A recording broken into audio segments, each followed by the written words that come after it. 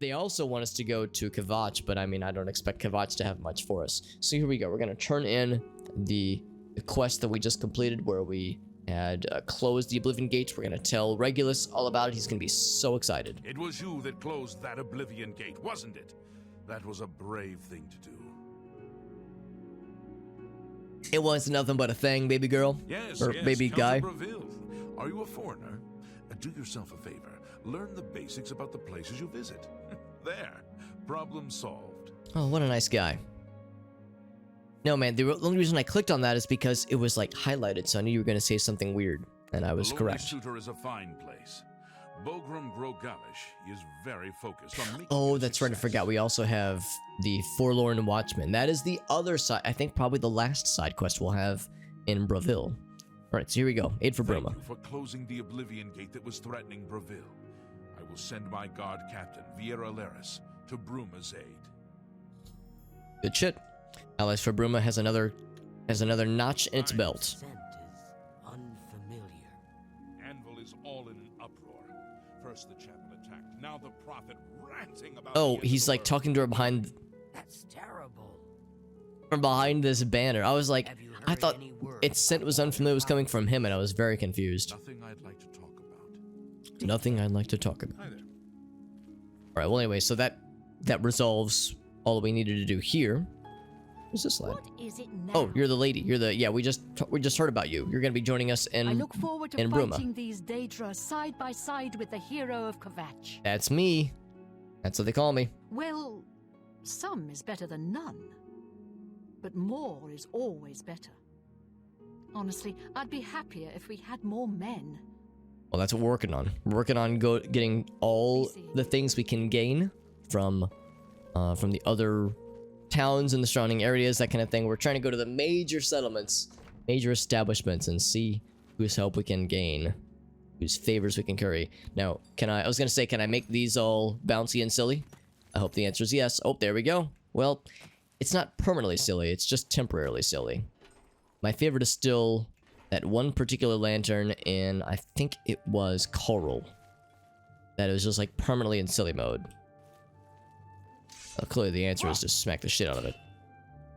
Maybe not. But this one, same thing? Yeah, we can very temporarily make it silly mode, but sadly it is just that, temporary. Yeah, so let's check our list of current quests. Knife in the dark. Oh, that's right. We also know that that's in what? Chain Hall? Yeah, Chain Hall. We know about the abandoned house with the basement that has a spooky door along the bottom that's like covered in blood and all kinds of horrible, scary things. Skulls and skeletons and black moons and red, like dark red ominous glows everywhere. So yeah, that place is in Chain Hall, which I think we actually haven't done the Chain Hall portions of the Aid for Bruma yet, have we? We have not, so we actually might knock that out tonight anyway. But yes, the Forlorn Watchman, though. I think that's the last piece. Here, at least here in Breville.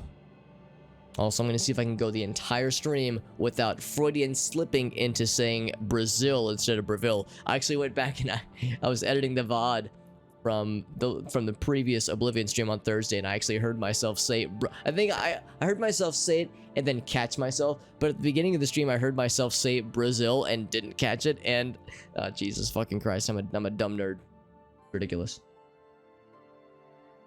But anyway, so as far as let's see.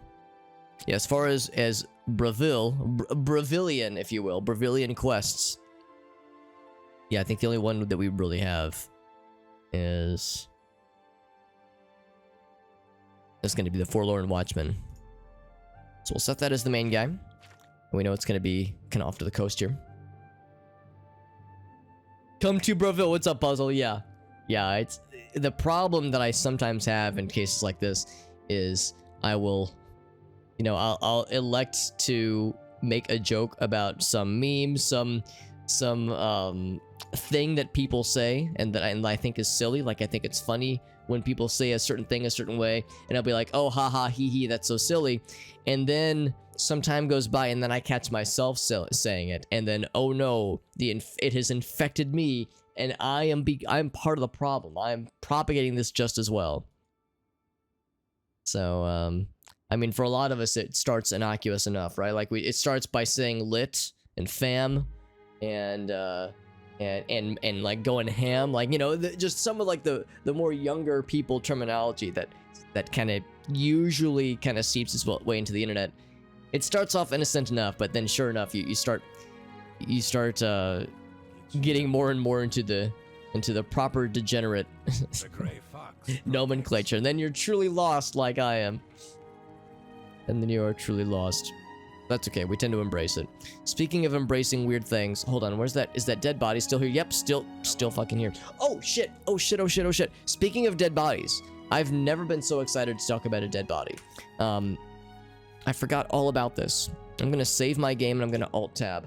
I set this up through my bot, but I forgot to add it to the command list. Also, I don't have a cursor, so I'm gonna have to quit the game anyway. Let's quit the game. I just saved. It's fine, it's fine, it's fine.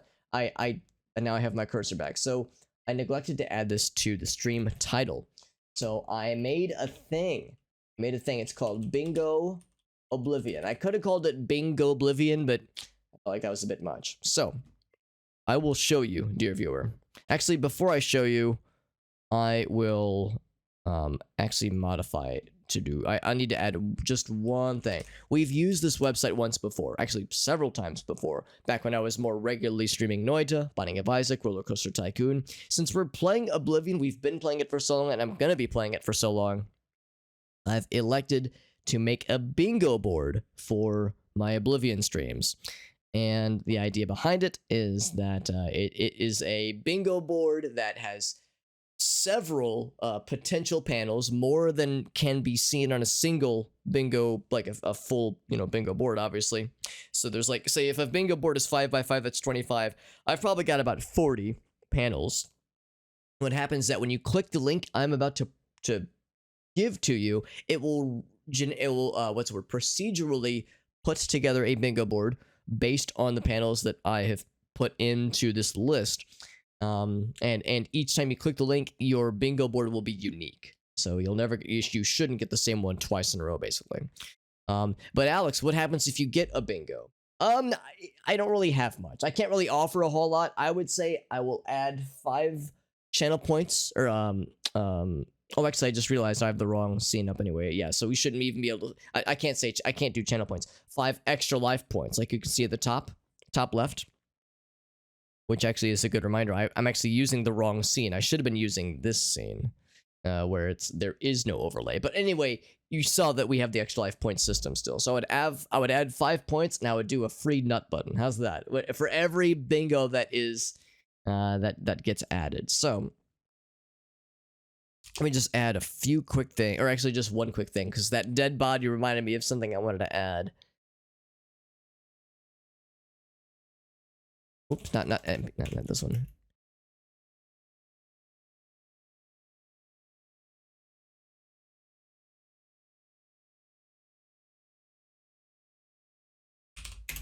Okay, so what's gonna happen here is I'm gonna hit the save button.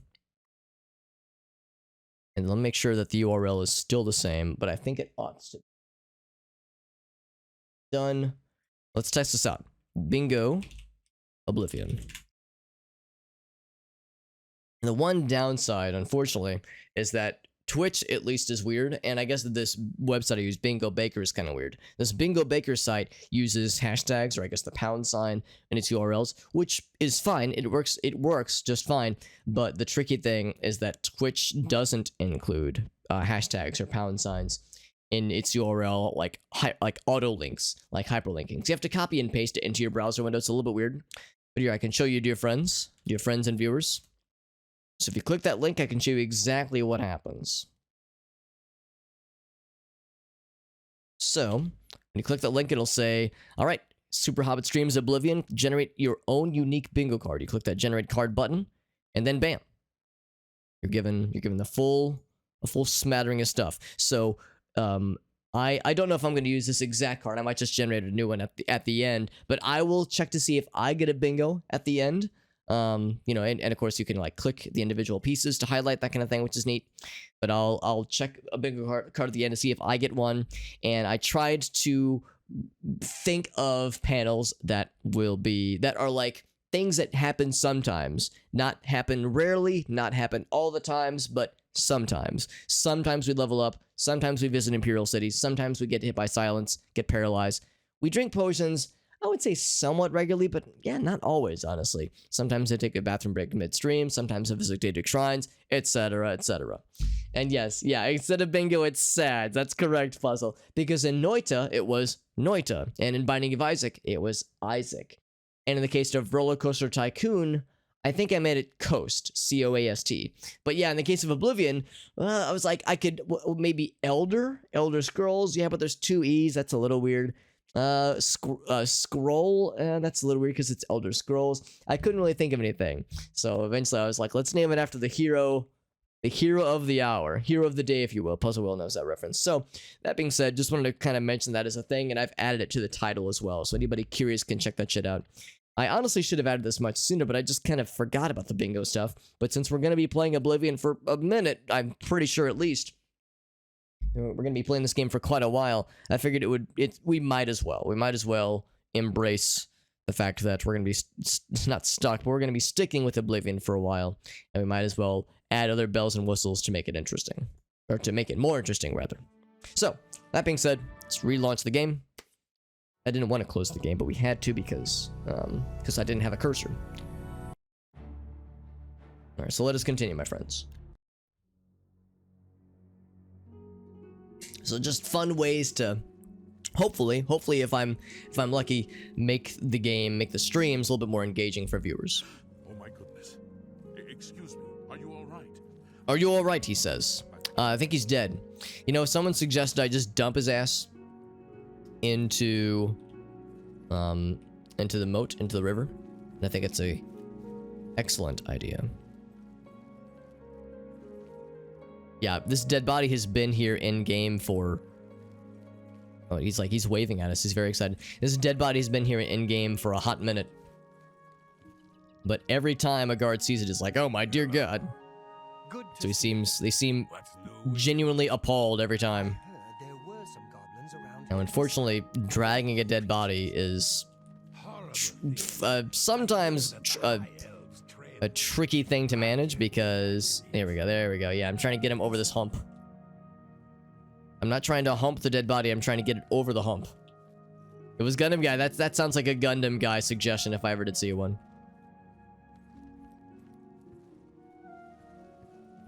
There we go. Trying to get him over here. And if nothing else, it'll prevent the guards from every 30 seconds from being like, dear God, there's a dead body here. And then being like, oh well. And of course, this particular GIF has been making the rounds for a while. But that one guy from Top Gear going, oh no. Anyway, and moving on, just, you know, briefly saying, oh, that's unfortunate. And then, like, very facetiously, and then be like, okay, I don't care. Because that's what the guards are doing. They're like, oh, that's upsetting. Well, not gonna dwell on it. Kaplump. And try as I might, I never could find where this guy came from.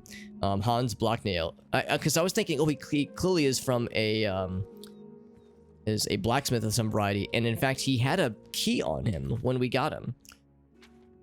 But I could not find his house anywhere. I couldn't find a house. I couldn't find a blacksmith place. Of course, I clearly need a blacksmith given the state of our armor. But we looked everywhere, and I could not find... The only blacksmith we found was the one that is inside the bowsmith. Hold on, what's this guy's name? Hans. Oh, okay, well, maybe I'm wrong. Maybe he does not have one, or unless it's like blacksmith's key or something. Okay, yeah, maybe not. He did have some kind of key, but I can't remember what it was that he had on him. Actually, yeah, we'll drag him this way. We'll be, I suppose, comprehensive about this. So I want to dump him like right there, basically. So it's like he's truly in the water. There we go. But anyway, well, exactly. This is one where they don't dwell too long. They say, well, what's happened has happened. No use dooming about it. I've had to describe to friends what it means to doom. What dooming means and what it means to be a doomer. You know what? I actually think it's funnier if it's just like this, just his head is in the water. He's just going for a swim. Okay, never mind. I guess he's going all in. All right, bud. Enjoy yourself. Let this be a warning to anybody who crosses us, anybody who tries to fight us in broad daylight like he did. We're just minding our own business, just fucking around. That guy decided he was gonna try to piss on our cornflakes, so I turned it around and made it piss into his own bowl instead. I showed him. Alright, so, Forlorn Watchman. That's the next thing. And like I said, probably the last thing that we'll do for a while, at least in Brazil. Not Brazil, Brazil. I've actually never been to South America. But I've heard there's a lot of nice things about visiting, so it would be nice to check out at some point. But before I leave, yeah, we should get things prepared, so we'll stop by the Fighters Guild. What's up, doo-doo dad? Piss in his own bowl? That's right, that's right. We sparring?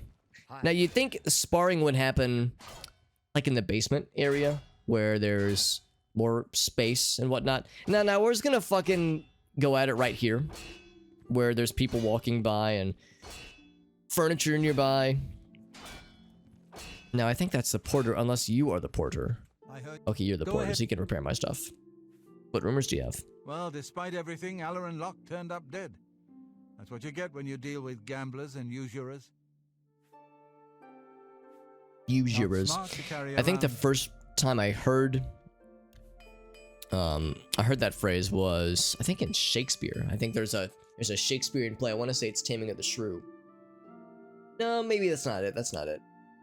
I can't remember which one it is, but one of the Shakespeare's plays, they describe what usuring and a usurer is, and they're described as a villain in that particular story. That's like how it's portrayed here. All right, everything's prepared. Good shit, fam. Bye. Bye. We're just still going at it. And I think we did determine that, yeah, no, but there's nobody that has any quests for us from this place, at least. From this location. I think our next Fighters Guild quest would actually come from Anvil, most likely. Alright, so I thought it said brainwash camp. No, it's brawn watch camp. So I'm just gonna go out this way. Have mercy. Just one coin? One coin. I can eat for a day. A single coin, you say? Here you go, bud. Actually, hold on. What rumors do you have? A lonely suitor is a fine place. I love when they do this. Listen to the voice when we give him a coin. Thank you, kind sir. And then when we ask him about rumors. A lonely suitor is a fine place. Bogram Grogamish is very focused. I love on that disconnect. Blessings of Mistara upon. One more coin, and I can get a pair of shoes. I'm just a lonely beggar. I just need some coins. A lonely suitor. The Lonely Suitor is such a fine place. The orc who runs the place has a fine establishment. I just need a few coins to buy some shoes now. The goofy ass leveling system. Yeah, I mean it is weird, and it's what I'm used to because I've the joke is every time I mention Morrowind, everyone's supposed to take a drink. As I mention Morrowind frequently. So, because the leveling system is very similar to what Morrowind had, it's what I'm used to. But yeah, I will admit, it's kind of goofy. It's kind of goofy, and I recognize that plenty of people are not the biggest of fans. Although I don't know how Skyrim does it. I know Skyrim does not have attributes per se, it's just skills. Nistara would be from D&D. Really, I did not know that. I don't recognize the name Nistara. I just assumed it was a somewhat obscure Elder Scrolls reference or something. Oh, from Nernwood, by the way. Oh, there you are. I was gonna say some warrior has challenged us, and they'll regret this moment. A little bit inconvenient that we just swim all the way across. Because it's not this one. That is the strange door that is probably part of other DLC things, though I don't think we should do yet. I suspect we'd do well to wait until after we beat the main quest for that, Jeffs. I think they were saying we're supposed to check this place out, I think right at dusk, so we're a little bit late in the day for this, but we can still scope it out at least. A level with use, but there's no major minor skill. Okay, right. Because yes, that's exactly it, Dad. That is exactly it. The fact that you can like manually avoid leveling major skills is a way to keep it all in check, or at least somewhat in check. Because yeah, obviously, if you level your major skills a whole bunch, your character will level up. And if you level your character up too much, then encounters will start to get scary very quickly, like very suddenly. And that can cause problems because then you have like pretty good skills, but you might not have good equipment to handle these new encounters, these new scary encounters. So yeah, it's very easy to kind of out-level yourself and kind of like have it kind of get pulled out from underneath you. So that's why I would say 90% of this playthrough, you can see down where my cursor is right here, kind of that bottom center part of the UI, I've had that arrow pointing up. It's because I've had several levels banked. I just have been choosing not to level them because, or at least I've been slowly leveling and not like power blasting all the way through, because I recognize that the level scaling kind of screws you over if you do. It's kind of busted, yeah. It's a little silly, and there are ways to make it more busted in your favor if you know what you're doing, like just like Dad was saying. One-handed weapons, the more you're leveling, the more you level up in the one-handed, right. Perk points for specific perks. Oh, okay, so they have like, they're like, it's more of like a perk or like feat system, I gotcha.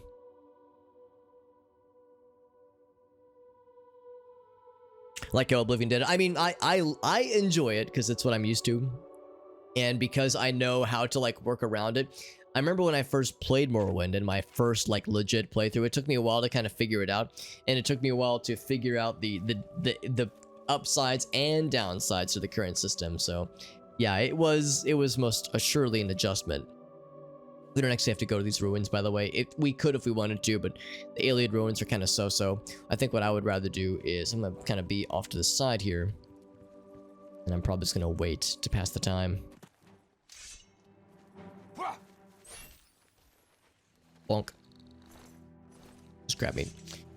But yeah, it took a while to get the hang of and to figure out the ways to make it work for you, because yeah, I think it's like for new players. I guess when Morrowind was new back in the early 2000s, it wasn't like that weird, but nowadays it's kind of antiquated. All right, so let's see how we need to do this exactly. Every night at 8 p.m. Okay, so I was wrong. Not at dusk, but it's at nighttime. So it's right at Brawn Watch Camp. So this ghost doesn't try to hurt anybody necessarily, but everyone tries to keep their distance. So let's do this. Let's get to 7:40 p.m. So let's put it at 6 hours. See how that do. My major minor skills, yeah, of course do. Of course, when it comes to Oblivion, it's just major skills, and then everything else is a minor skill. In Morrowind, I liked how major skills and minor skills contributed to your levels, but it took longer to level each skill, whereas in this game, it's pretty fast. So my skills aren't crazy exciting. I'm mostly a spellcaster. Alteration, Conjuration, these guys.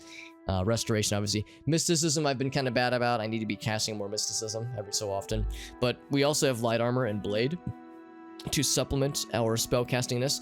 You can see I get my ass kicked a lot in melee, so our Light Armor, skill is looking real good. Blade, it's taken a while, and you'll note that I'm like opting to use Blade primarily more for like low-level fights, because my Destruction skill is maxed at 100, so I don't have anything more to learn by using Destruction, but I have plenty to learn by using my blades. So that's kind of where we're at. We made it a custom class because when you make a big, sad purple man like this, you got to give him a custom class that fits the bill. The downside is we wanted to make the custom class something funny sounding, like Wedding Singer or notary public, or marriage counselor, but we didn't have enough letters. It was like a character limit, so Bulbous Boy had to do. Also, we can drink legally, 21. Hell yeah. I just finished the quest. Now I can suddenly use pistols. Yeah, I've thought about that in other games where it's like, yeah, I did a thing, and now on a completely unrelated note, I suddenly, like, light bulb moment, know how to do XYZ. Like, you know, I just suddenly learned this new skill unrelated to the task I was just doing. So it is very silly sometimes. But yeah, so that's where our character's at right now, and I think we're like, you know, decently far along. We've got quite a ways to go. There it is.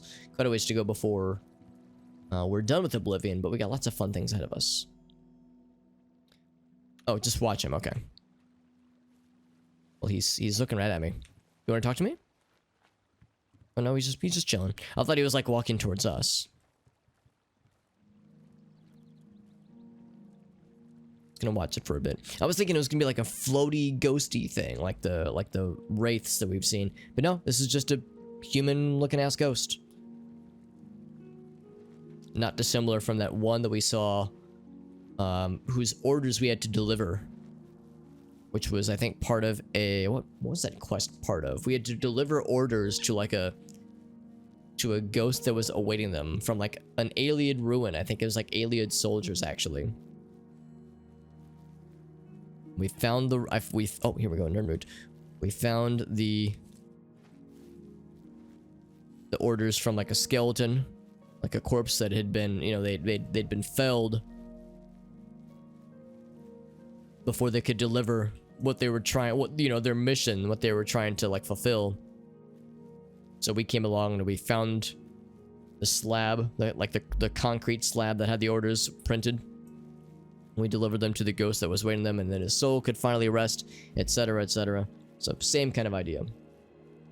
Little evening stroll, just chilling. That's the thing they were saying in the info for this quest, that it's pretty chill, that he's never hurt anybody, but people try to give him a wide berth so that he's so they're not bothering him. Oh my god, King Ramses. Oh my god, what was that, dude? Was that Courage the Cowardly Dog? So, because that's a throwback, if it's what I think it is. That's the one, that's the one. Was that the one where he had his own theme song? That is like his buddies would sing? Something about like the man in gauze or something. It's like, this is tickling a very specific memory. I was gonna say, I can get this motherfucker out of here. What is your offer? Yeah, wow, throwback, dude. I was just watching a number of streamers, Lamalicious and Jabroni Mike. They were all playing Splatoon 3 together, because that just launched a couple days ago. And Limes was saying how she was talking with another streamer about some potential collaborations, and they were just making casual chit chat. And they had asked her what shows she liked, and they talked about anime, a few things. And at one point, they had asked her if she liked any cartoons, and she said, "Oh yeah, I loved Courage the Cowardly Dog and Johnny Bravo back in the day." And the person was taken aback because he was like, "Yo, those are old cartoons though." And she was like, "Hey man, I'm not that old." One of those moments where you're like, "Oh dear God, that was like 20 or so years ago. What the hell?" It left an impression. It is. It's memorable. It's very memorable. It's a memorable show. Courage the Cowardly Dog was a fun show, but there were aspects of it that were like legitimately kind of scary, like kind of creepy. Perhaps even traumatizing for some of us, at least as kids. Like some pretty scary scary imagery and such. Anyway, so it seems like he's found where he wanted to be. We know that he looks out over Neben Bay at night, and sure enough, right at Fort Irony. What an odd name for a fortress, but here we are. I was once the man known as Grantham Blakely. Look for me in the mouth of the panther. Please, release me. Now what could that possibly mean then? Grantham. We can maybe ask people about the mouth of the panther. Who's this person? Gilgundoran. Was that a person back at Breville? A Brevillian person? Yes, apparently was. The fact that he's looking out this way makes me think, well, there's probably something out here that he wants us to, maybe not he, but that he, like us specifically, he wants somebody to resolve. Now, before I get to it, I was gonna say, I bet there's Nirnroot. And true to form, there's some Nirnroot. Ouch, and some fall damage. It's our third Nirnroot to find tonight, my friends. And I've only been live for like 30 minutes, 40 minutes. Ooh, Ed, Ed, Eddy. Yeah, I loved Ed, Ed, Eddy. It felt gross. It was. You were not wrong. You were not wrong, Doodoo. It was a very weird and gross show, much like many of the shows in that era of Cartoon Network. And the cartoons. That's spooky, by the way. And I loved it, though. It was, I would say it was my favorite show. At that time, like, as a kid. My favorite, like, childhood show. And it was so fucked up, and it was so dumb and weird. And I've told the story before, how I feel like it was, talking about shows that left an impression on us. I feel like that show very much colored so much of my, like, humor and personality, and just a lot of things about the hobbit you see before you today. And I was having a conversation with coworkers about, like, shows we enjoyed watching when we were kids, that kind of thing. And I name dropped Ren and Stimpy, and I name dropped Ed, Ed, and Eddy. And one of my buddies, who was a coworker at the time, kind of took a moment. He was like, "That explains some things, Alex." It's like, that does explain some things. I was like, yeah, it probably does, honestly. So doesn't fall too far from the tree, as we say. Let's go ahead and warp back then. Let's warp back to Breville and see if we can find this other person. It's more intel, maybe. I like Ed, Ed, and Eddy so much that I have a command for my reserved specifically for my favorite moment in the show. Well, I don't know if it's my favorite, but one of my many, many favorites. The fourth wall breaking ones, yeah, removing the outlines, yeah, where they're like discovering more about the universe, and Double D is taking notes, and Eddie eats the motherfucking moon, and Jimmy loses his outline, and Rolf has 3 heads. Life has many doors, Ed boys. Yeah, it is all permanently in my brain where it belongs. Yeah, trippy and self-referential and all kinds of goofiness. Rumor has it the Nerevarine has left Morrowind on an expedition to Oblivion and has not been heard from since. We heard about that as well. Surprising, considering Morrowind's violent past. We can only hope the troubles subside quickly. Yeah, so it's kind of cool hearing those little tidbits. For closing that Oblivion gate. Thank you. Ain't nothing but a thing, baby girl. Have you looked around? Breville is Tamriel's cloaca. Oh, Silverhorn is the only mercy me. Place in town. Don't know why I stay here. That face when you're inside the cloaca, flushed emoji. Sure, I know what that is. Any sailor worth his weight in sea salt could tell you. The mouth of the Panther is what they call the delta where the Panther River meets Nibbin Bay. It got its name from the pointed rocks that jut out of the water there. Sort of look like teeth. Mouth, panther, teeth, get it? I do get it. Ships are always careful to stay away from it, especially when it's foggy on the bay. The rocks would tear right through a ship's hull like parchment. Maybe that's exactly what happened. The heedless passing of one's digestive system. I just love when Double D walks in and he's like, Ed, have I had a chance to talk to you about the good Lord, man? And he's just unhinging his jaw like a snake.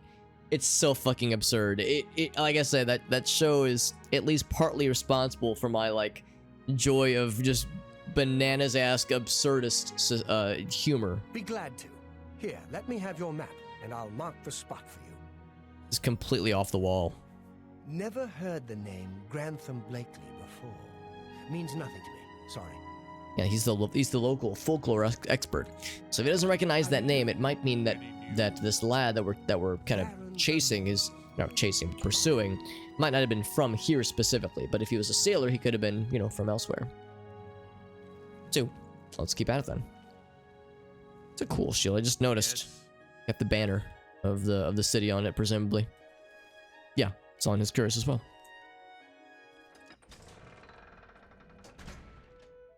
Floating down a river on the... Yeah.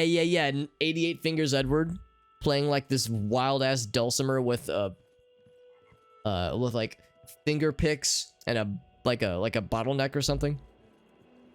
Because they're making their own like bayou boggy river float experience, so they can of course make money for jawbreakers and that kind of thing. And of course the Canker sisters are pirates. Yeah, it's some good shit, man. Some good shit. Mouth of the Panther, there it is. So let's go ahead and warp to Fort Irony. This doesn't feel particularly ironic. I mean, there's probably stuff in here. Should I explore it? I mean, a lot of these fortresses and ruins feel kind of samey. But with a name like this and its proximity to this particular quest, I wonder if it will be related and like would have some benefit to it. So I am kind of curious. I'm gonna see if there's any like treasure thingamajiggies on the outskirts. Just sometimes how these things go. Okay, never mind. I was thinking maybe there'd be something out here. All that we really found was that skeleton on the outskirts, which is weird. Not necessarily, you know, unheard of. Skeletons and dead things around places like this are not that uncommon, I would say. Torch. Bloop.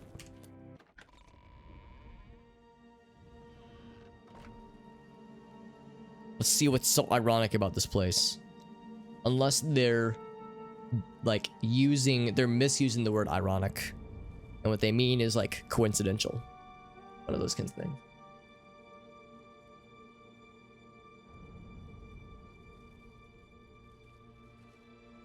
Are the bad guys? Well, maybe not. There's no villains immediately nearby.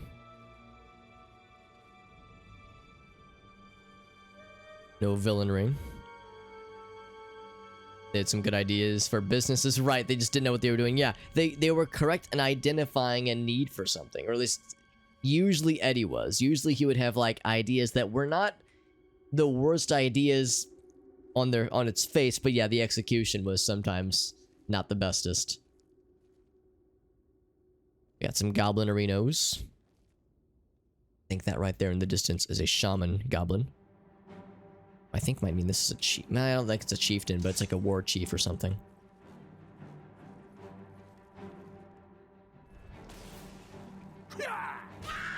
It's a warlord, not war chief. Who's taking very little damage from my stiff. Forgot how fast these lads are. Oh, he canceled my spell. Cancel this. Yeah, they resist a lot of things, it seems. And also just have a fuck ton of health.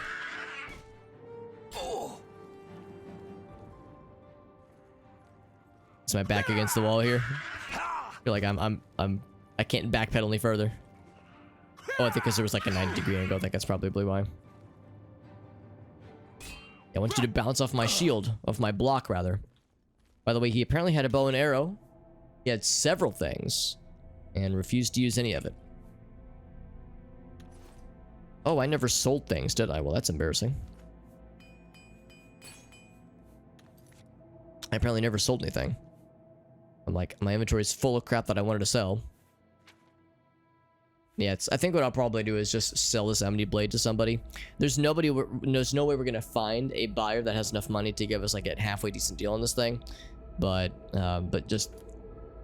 we just really want to offload it. So what I'd probably do is probably go back to the Imperial City and sell it to that one guy that has like 1,500 gold on him as the maximum amount.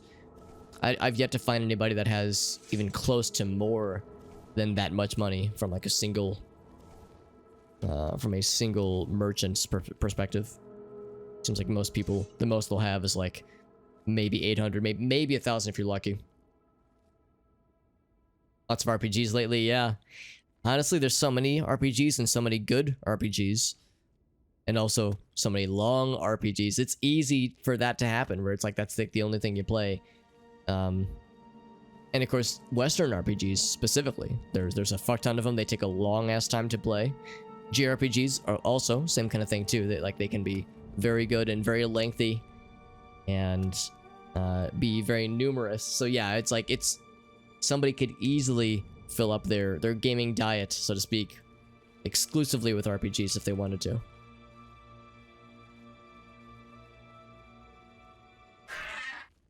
Just 1 times damage. And of course, she summoned a headless zombie, which is annoying.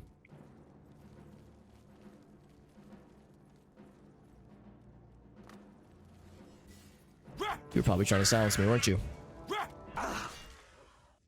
Thankfully, the shaman and sha women are much squishier than their war chief counterparts. Or warlord, I suppose. Warlord counterparts. Same thing.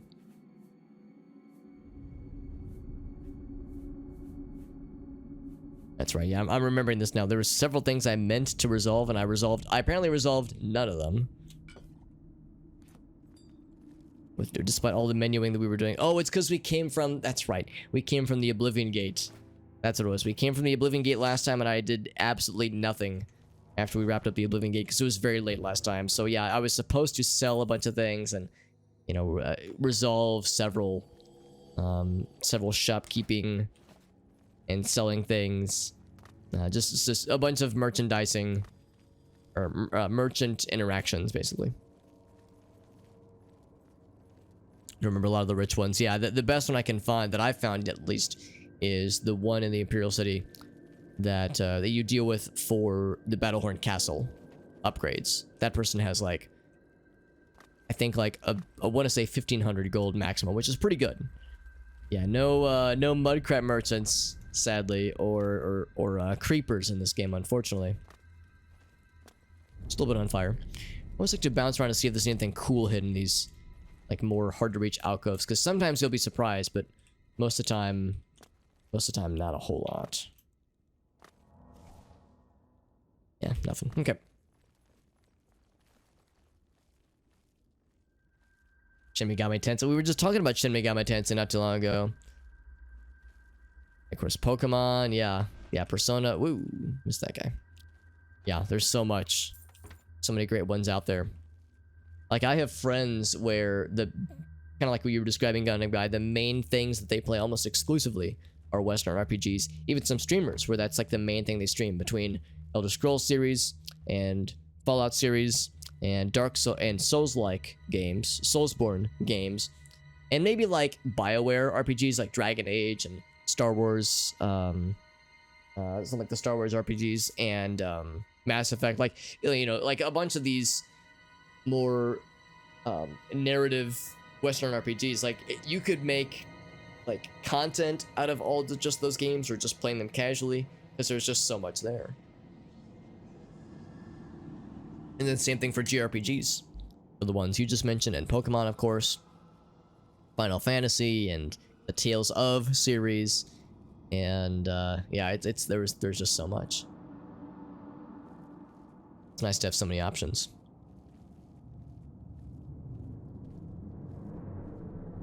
Some ones you got on Steam, yeah, I got you. Stone Shard, I've never heard of Stone Shard before. Is that a new one?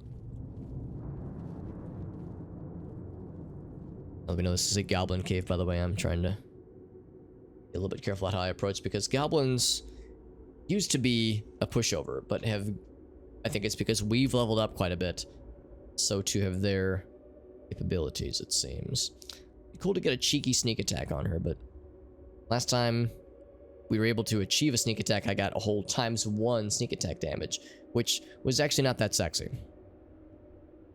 Just turn around, lady. I think it's a lady shaman. Sha woman. Came out a while back, but there's been a resurgence recently. That sounds kind of cool. I don't think she's turning around.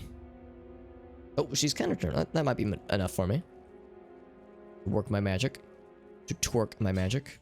×1 damage. So exciting. And she absorbed the spell, at least somewhat, but she didn't reflect it. Of course, if she wants to reflect it, she can. I don't care about fire damage. I'm a motherfucking dark elf. What's she gonna do? When you're a dark elf, you tend to just not give a shit about fire damage. It's pretty sweet. It's one of the more challenging ones. I gotcha. When I think of turn-based RPGs, I would call this game an RPG. When I think of turn-based RPGs that are infamously difficult, the first thing that comes to mind is Darkest Dungeon, which is a game I have not played yet, but I've watched other people stream, and it's a game I very much want to get into and wants to stream, but I'm a little bit intimidated by it because it is a tough-ass game from what I've seen. Real brutal shit. The D&D collection, or is that like the old school D&D RPGs? Like the arcade, well, maybe not arcade, but just like old school ones. So not played them, but I've seen them on Steam.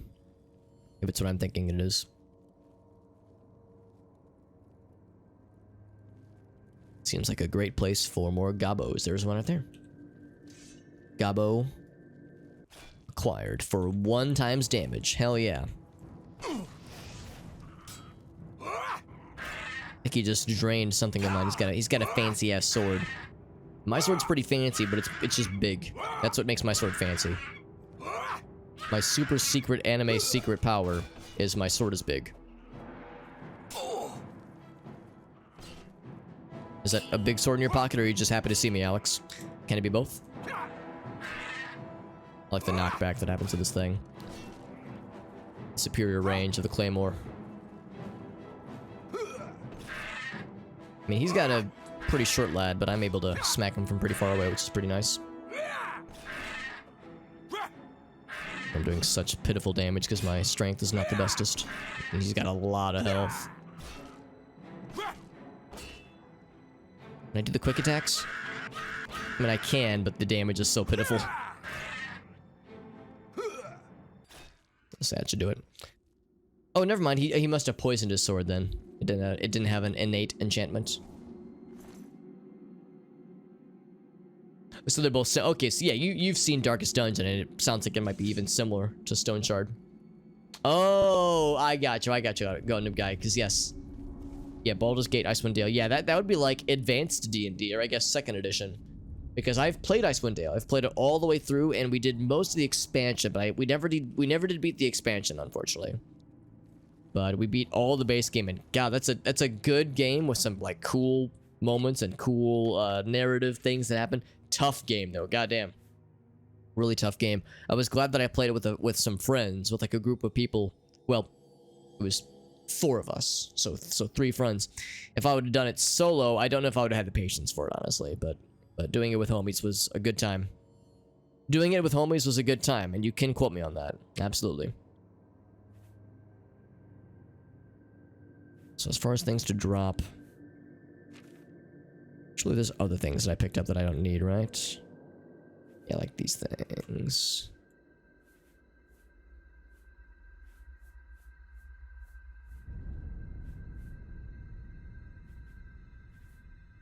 Actually, I'll just repair things first.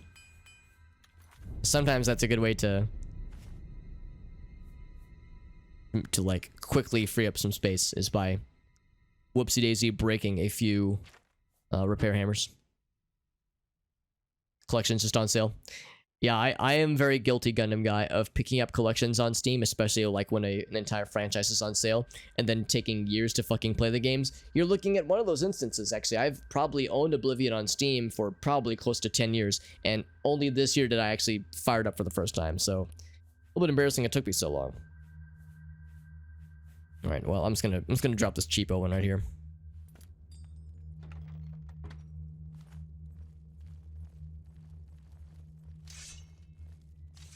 And this appears to be... Oh, never mind. I was going to say this is the end of the line, but nope, there's indeed more. Where that came from. Schedules and conflicts. Too fucking real, man. Too fucking real. That is the final boss of so many D&D campaigns, including my most recent one. My most recent one did kind of fall apart recently. Well, and by recently, I guess I mean a few months ago. In all fairness, it wasn't Dungeons and Dragons specifically. It was actually Shadowrun, but really just tabletop gaming. Tabletop gaming, final boss, challenge, schedules and conflict. Challenge rating, : impossible. Yeah, that's just how it goes. And of course, it only gets harder as we all get older.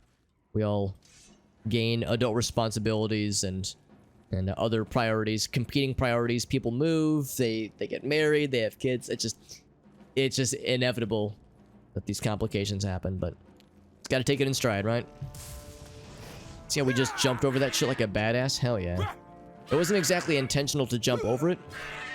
I really just wanted to jump so I can get an easy shot with my fireball. But that was deeply satisfying. Now, I'm actually going to move back this way so I'm not leaving myself open for other goblin lads and ladies to just hop over when they see us fighting, as there will be more where that came from. I can't try to disarm him because he has no weapons out. I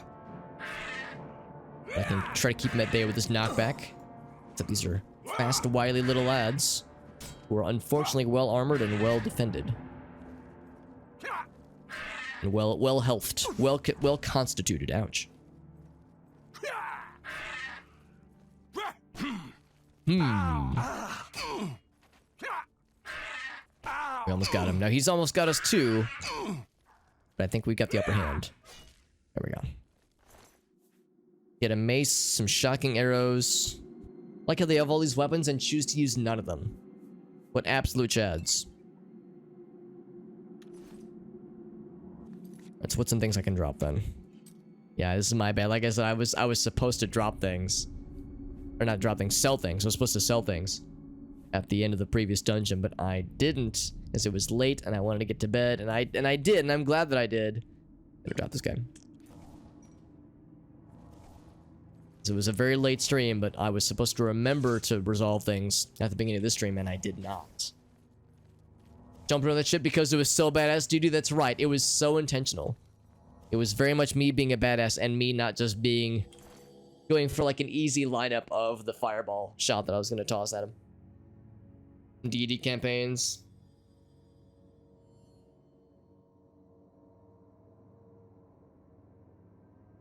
Yeah, that's, I mean, there's a lot to be said about that Gunham guy, like you were just saying. The idea of like trying to get into Dungeons and Dragons for a first timer. Because, you know, I've always had it pretty easy. I have a number of friends who are very good at DMing and are very like experienced and have a nice pool of people they can tap at any given moment, myself included, for campaigns. So I'm pretty fortunate. I've got like a pretty good I would say series of options available to me if I want to get back into D&D and that kind of thing. But that's only because because I'm old. I'm in my mid-30s, man. Because I've been around for a while, and I've had a long time to kind of, you know, acquire a number of friends and connections who have similar interests to me. And I like went to high school and college with a bunch, again, you know, a bunch of like-minded individuals who were into this kind of thing. So, you know, I had it pretty lucky. I had it pretty easy, relatively speaking. But for those, yeah, who maybe went to like smaller high schools, what have you, or didn't have like a reliable nerdy friend group, or even if you did but didn't have like people that were into that kind of nerdy stuff, or into the tabletop stuff, then it is tricky, of course, finding pickup groups. It's easier when it comes to playing online, obviously. When it's an online group, you know, you can play remotely, but the purists will tell you that, you know, there's nothing that beats the in-person IRL experience, and I wouldn't disagree. Playing in person is really special, but I actually haven't played an in-person game in a few years, actually, probably several years. The last few campaigns I've done have been purely remote, and they've still been very fun.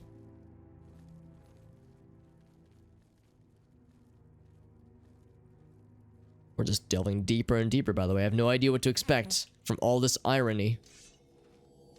Maybe it's not irony. You know, maybe it's instead, how do I pronounce it differently?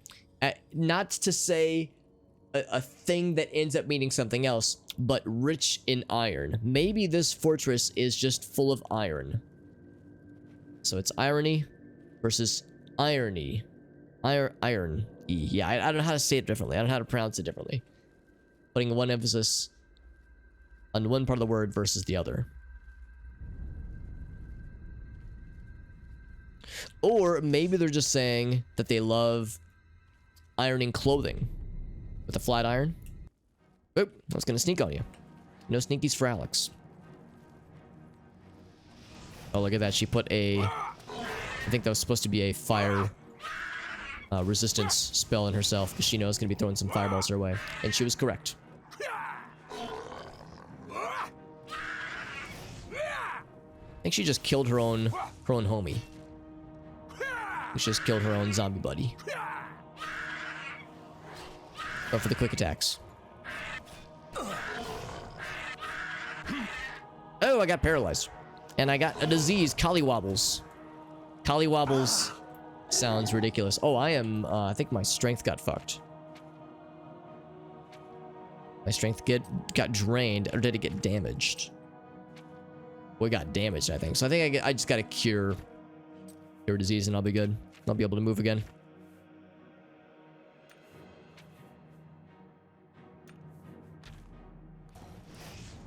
There we go. I can move.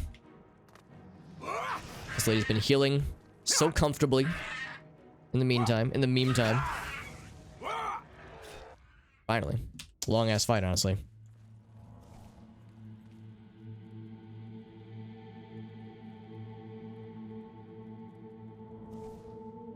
Isekai protagonist. Yeah, I will confess, I actually don't know what isekai means. But yes, just playing as yourself. I mean, that is when it comes to the role-playing aspect of the game, that is I would say, yeah, a pretty good strat to kind of learn the ropes. I'll be the first to confess, I'm kind of shitty at role-playing, honestly. I can get by, but I tend to play characters that are a reflection of myself, you know, in very predictable ways. So yeah, I'm not very creative. I think just in general, I'm just not a very creative person. So I'm oftentimes quite envious of my friends and co-campaigners who are much more capable at making like really interesting and unique characters and committing to their character types, to maybe even to a fault at times. Like, you know, I tend to so much of the time be the straight man in the groups I play in, because everybody that I'm around is around me plays like these goofy wild ass characters. But you kind of need characters that like push things along and get shit done. So like everybody's being goofballs, and it's like, all right, I frequently fall into the habit of being the, you know, the characters that try to, you know, like I said, get the show on the road. And I mean, I don't mind it, but I realize that for those who play with me, it starts to probably get very samey after a while. We got the collywobbles. Yeah, it sounds like such a ridiculous name. Collywobbles sounds like something that a British children's show would introduce. Bloodstained note. I don't think we need this anymore.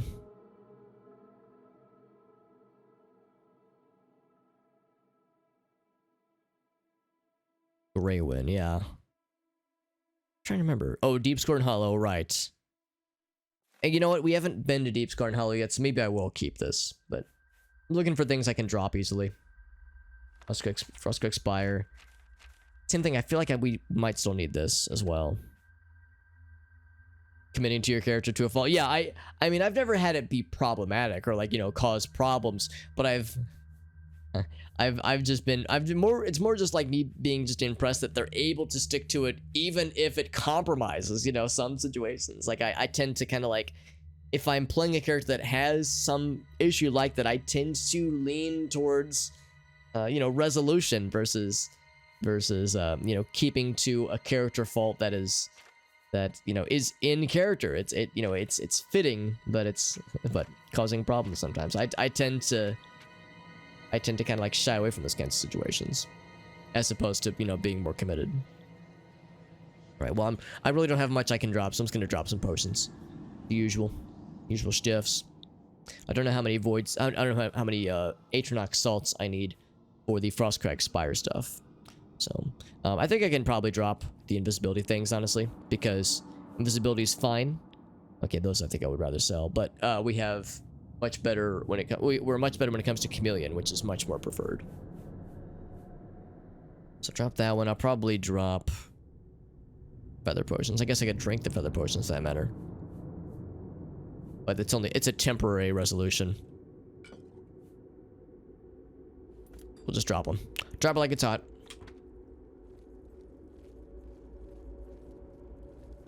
Anything else here? We found the rat corpse with lots of meats. Very much a role player doo-doo. I admire that. I would say I very much envy that because I wish I had that skill set, but I do not have it. And then of course a lot of it comes with experience. So, and I haven't played probably in about a year. It's probably been about a year since our last game. In a minute. Also, I guess this was the end of the dungeon. That's kind of disappointing. Our reward was, I guess, some potions and like a few things we can sell. But kind of disappointing dungeon, actually. I was hoping for maybe a little something, something. So we went all the way down this way. This loops back to the room we were just in. Or I guess the room preceding it. It's an anime genre, which just means another world. Get transported. Oh, I see. Yeah. So like, protagonist is like in a new time or place, and they have to like kind of get. They have to get good. They have to get used to the new surroundings. Okay, yeah, kind of a disappointing dungeon. Yeah, a lot of times these dungeons tend to have a final room, a final area that has some cool treasure chests, some like interesting loot, some cool whirly gigs and diddly boppers, but yeah, nothing that was like truly interesting here, so we'll just head on back. Problem solved with the DM, yeah. That's the thing too, finding a good DM is can sometimes be very tricky. Did I miss this?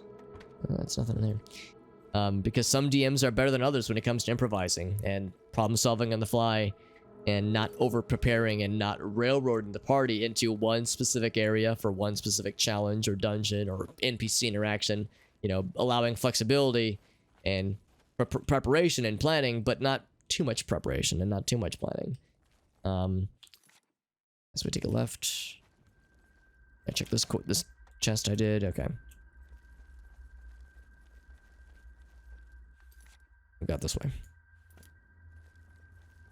Trying to find my way out of here. Did I check this one? Yes.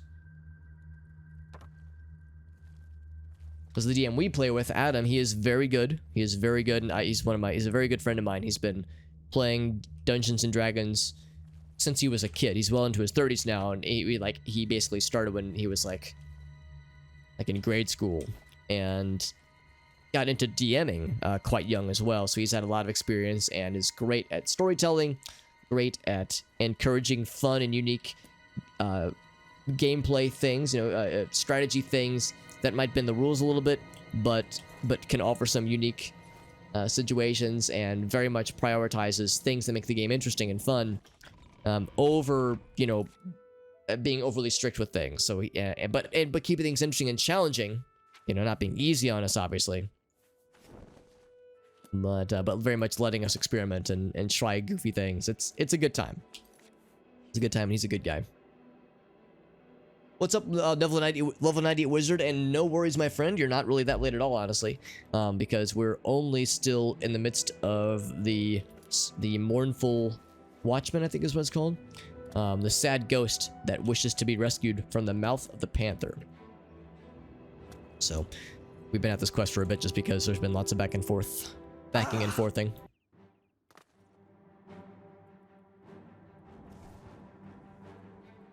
Is it the mud crab? Is the mud crab the battle music? I sure hope it is. Wish we could do Link's down aerial move, that is, from Smash Bros, where he just sticks the sword straight down. I realize it's from Zelda 2, where he has like aerial moves in Zelda 2, because in Zelda 2 you have a dedicated jump button, which is pretty cool. Yeah, I just want to stick the sword straight down as I'm landing on his ass. Yeah, that's a good point, Doo-Doo. Yeah, I'm just glad to have people here. That is always my philosophy. I usually don't worry too much about, view counts or, if I haven't seen specific viewers in a while, because no, I'm just happy people like to chill in any capacity. If you're here for 5 seconds or 5 hours, it's awesome. Smash Remix, I have not yet, Doo-Doo, but I do keep up with the updates, and I do have them downloaded. So I've got the latest version downloaded. That'd be a fun thing to stream at some point. In fact, maybe that'd be a fun thing to play with this weekend. I tend to do bonus streams on weekends. And lately I've been going hard on the corruption streams, which have been fun, but I like to mix things up from time to time as well, so. Maybe Smash Remix or Smash 1. Because there's like a number of very interesting and fun Smash Bros. ROM hacks and mods that have been making the rounds over the past couple months, couple years. And Smash Remix is one of the ones that I'm the most excited about. They've been going really hard on like new updates pretty frequently. They had their 1.0 release not too long ago, but even still, they've been going additionally hard. The mouth of the panther.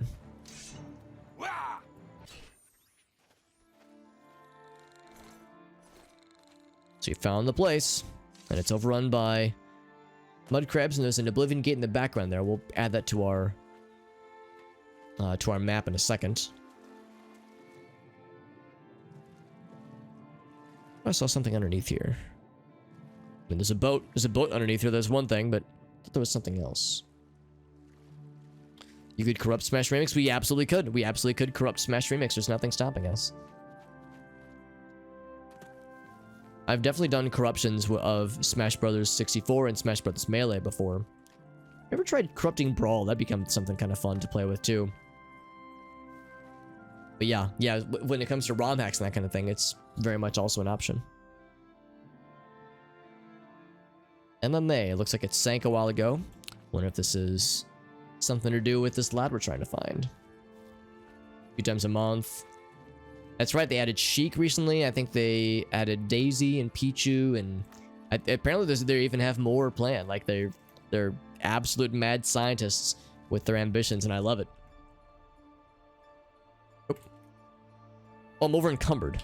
The Nern route pushed me over the edge, apparently. Just drop that one. Boop. Ooh, Slaughterfish, look at that. I was trying to find Slaughterfish previously for a side quest. This is a standard Slaughterfish, though. Yeah, so I need the fancy scales. That's like a normal... That's a normal motherfucker. It's a normie Slaughterfish. I need the weird stuffs. Sounds good, Gundam Guy. I appreciate you stopping in, though, bud. Always nice getting to chill with you, dude. And sure enough, this is a shipwreck, alright. It's been pretty hecked.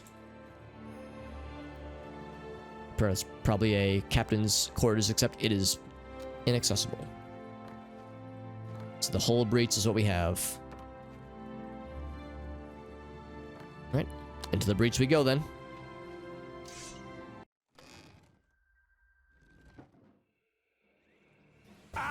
Oh, Jesus.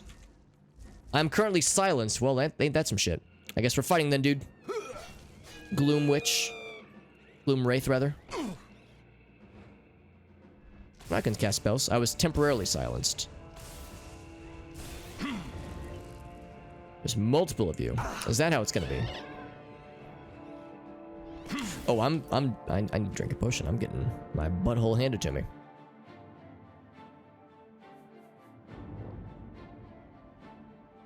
I'm not silenced anymore, am I? No, I'm not.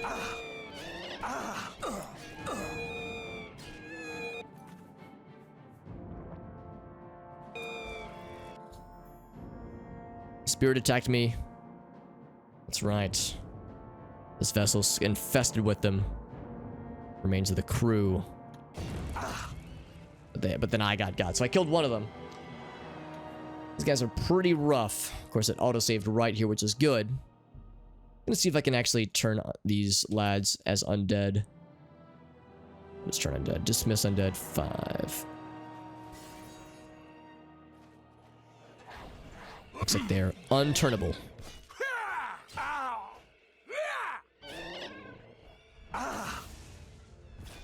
But actually, I would rather be close quarters with these guys, because then they're less likely to cast their spells at me. Jesus. They just have infinite stamina, I suppose. Hello? Are you dead? Or is your animation just goofed? I feel like he should be dead. You'll be dead.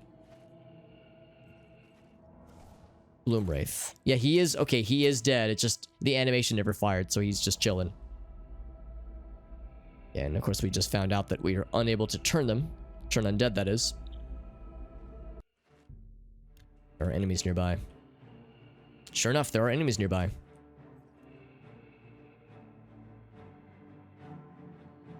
Wait for him to get close. Actually, no, I won't. I'm just going to do this from here.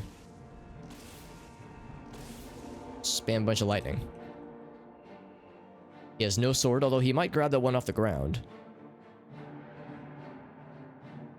Looks like he's going in for a hug. Also, they have crowns. That's kind of cool. These are king wraiths. King shit.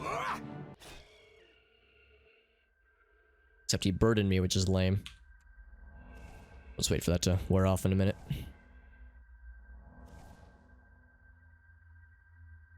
We keep exploring. But yeah, so weird and actually kind of spooky that this ghost corpse never actually went into corpse mode. He's just floating around, so it's almost like he's watching over us as we continue to release his fellow crew members.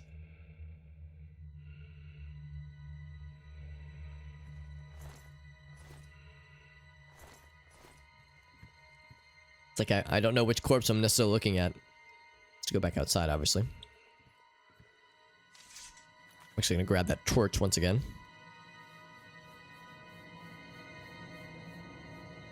Where are my torches? They're there.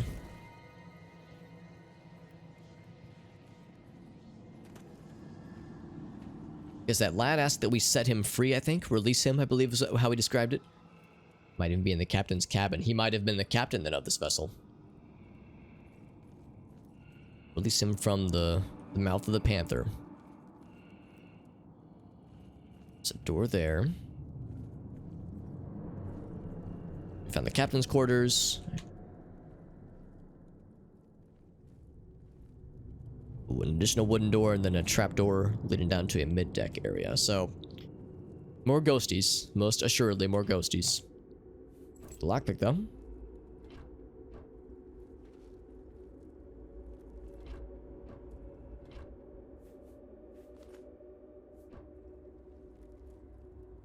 So yeah, when I see the repair hammer, every time I see it, it's like, well, yeah, I'll try to repair things.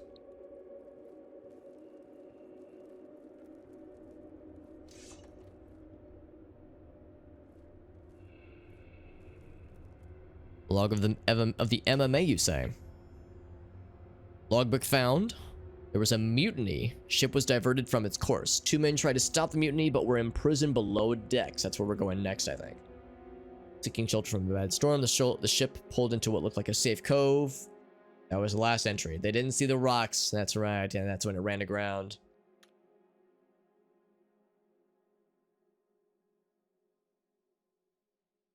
So let's get the highlights here.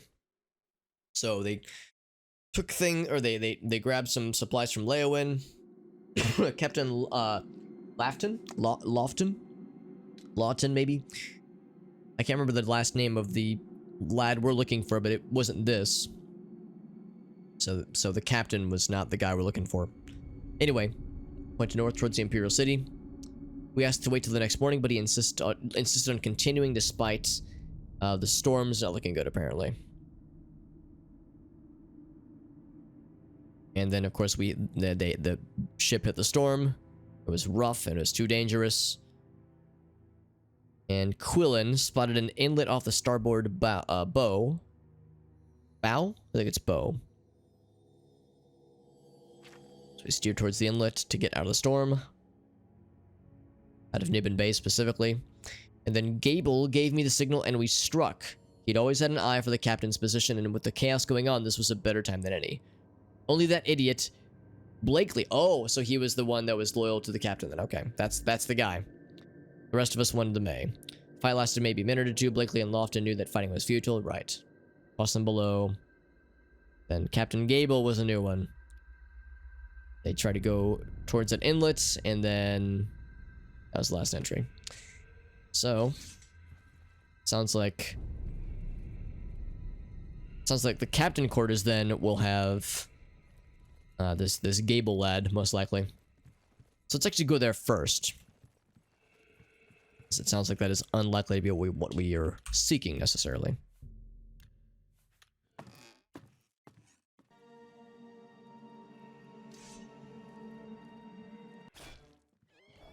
Sneak attack for 1 times damage. So exciting. Ouch. I've been silenced.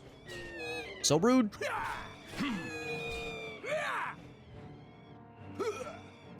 These guys are so fast.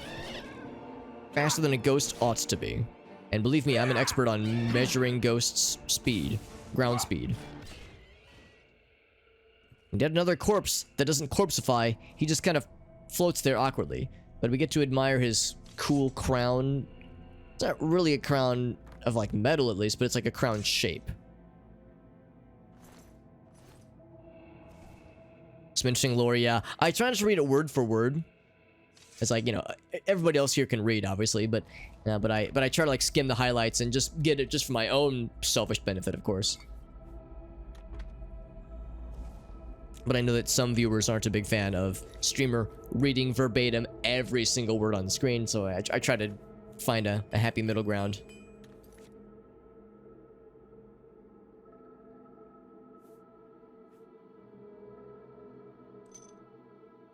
So looking for things to drop to clear out some inventory space. That's a hiccup. Hiccup from drinking water. I'll probably have to take a break in a little bit to grab some tea.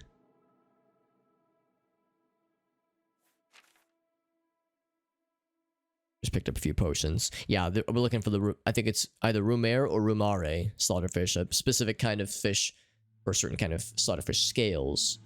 That's for a side quest, obviously. Bloop.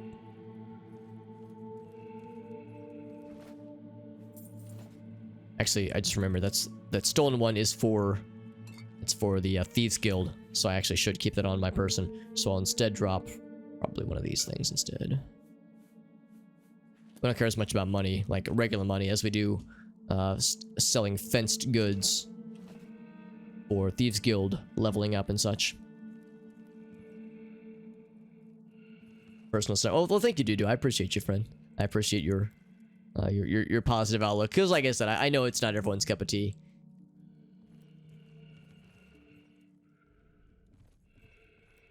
Like, I remember way back in the day, way back in the day. I'm gonna date myself a little bit, but back in like 2009, 2010, I was much more active on YouTube. I only got into streaming. My first stream ever was like 2013, I think, 2014. It was a while ago.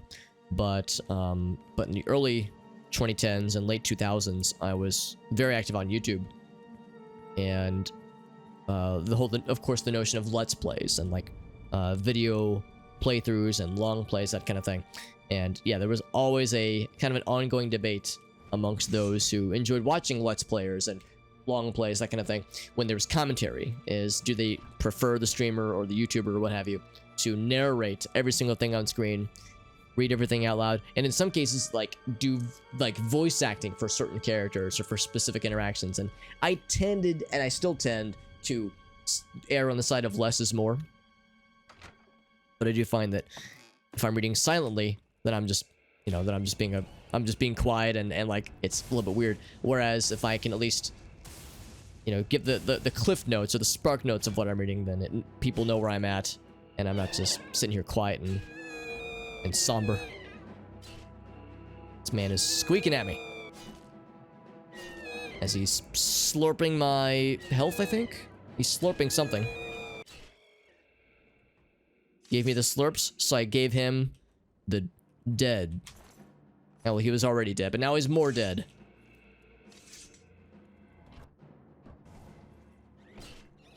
Oh, we're not done. We're still partying. Ouch. You silence me again. You fucking nerd. Silencing a defenseless dark elf with a Daedric Claymore and 1,000 spells at his arsenal. I'm a defenseless, innocent person, alright? This guy's fast, goddamn. I'm but a simple commoner who just happens to have weapons and armor that are more expensive than, and like have more value than the entire 3 towns we just visited combined. Clearly, I'm very much a defenseless simpleton. I'm a defenseless, yeah, bulbous lad, the bulbous boy. That's right, that's me. That's what they call me. My role is quite noteworthy, I would say.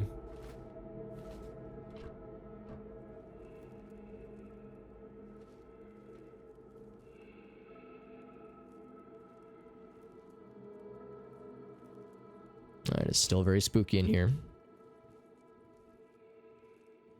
And there's probably... Oh, okay, well, if it allows that menu to come up, it means there's no immediate danger. But I have a sneaking suspicion we are not out of danger yet. Oh, there's the lower decks. Okay, so we're not there yet.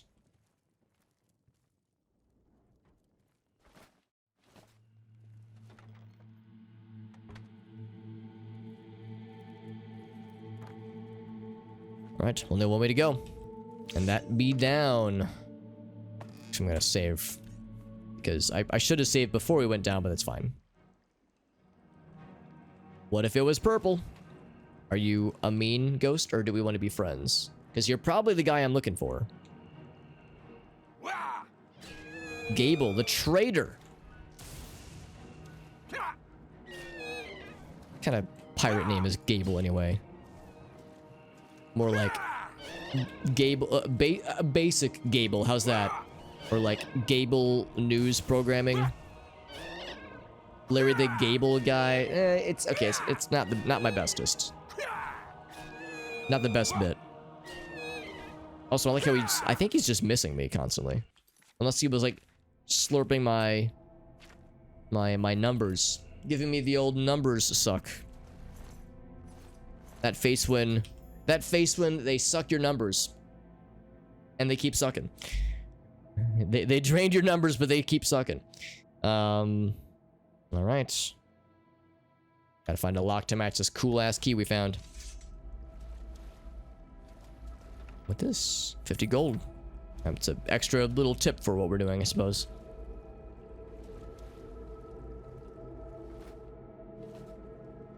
Interesting that they decided to lock them in the basement areas. Throw them in the brig, and the brig is where all the food is, and the money apparently. Lettuce. I mean, well, okay, this has been sitting in a moldy shipwreck for who knows how long, so I don't know if this is so good at all, but it's here. It would have been good earlier at least. We'll throw you where all the money and food is. That'll show you. As if I need more, you're not wrong. We have lots of goods. So looks like this is it then. Hey, JD, what's up, bud? Jet Dive, are you excited for Thursday birthday shenanigans? I saw Alina's doing her birthday surprise, or not surprise, but birthday stream today. And I was lurking in her chat for a little bit, but we got yours on Thursday, so this is the week of many births. Apparently, January, years ago, multiple decades ago, some action happened. Apparently January was a happening time. many years ago. Not too many years ago, but a good number of years ago. We can unshackle him and set him free. His soul is still partly bound to this horrible place. I knew one day someone with unyielding virtue would heed my words and speed my release. You risk much to perform such a selfless act. This noble deed will not go unrewarded. Look upon the ground in this prison. There you will find a map to my gratitude. I thank you with all my heart. Farewell. No problem, fam. Oh god, it lets me try to steal from him. It let me attempt to pickpocket him. I wasn't gonna, just because I was worried it was gonna fuck things up. Can I like interact with the corpse at all? I can't steal from it. Nope. What I can do though is grab his map of something. Yes, New Year's Eve. That's right, JD. Yeah, Happy New Year's. Let's celebrate. Dudu says, ooh, map to my gratitude, you say. I'm interested. I'll take it. And the location of some treasures. That is very exciting. Of course, we got more gold. Just like Dudu said, we don't necessarily need any more, but I'll still take it. is it for this particular quest. Until that is we find our reward. And I wonder if the reward map, or well, if the reward location has been added to our map, or if it's up to us. Hello. It's up to us to, you know, sort it out. Also, I realized that the dead body, it's not like having like an animation or anything. It's almost like he's T-posing. The ghost version of T-posing. Same with this one here. Ghost posing.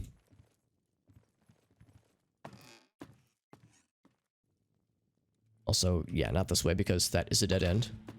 We go out this way. This hole in the breach. T-ghosting, there you go. So it looks like it is on our map, and they got a spot for it. However, what I'm gonna first do is something I should have done earlier. I'm gonna go back and sell things, repair things, etc., etc. I gotta free up some crap in my inventory because we're walking around with way too much crap. And I need to uncrap. I need to unload the crap. Start of the week, it's been pretty chill for me. JD. Work was pretty alright.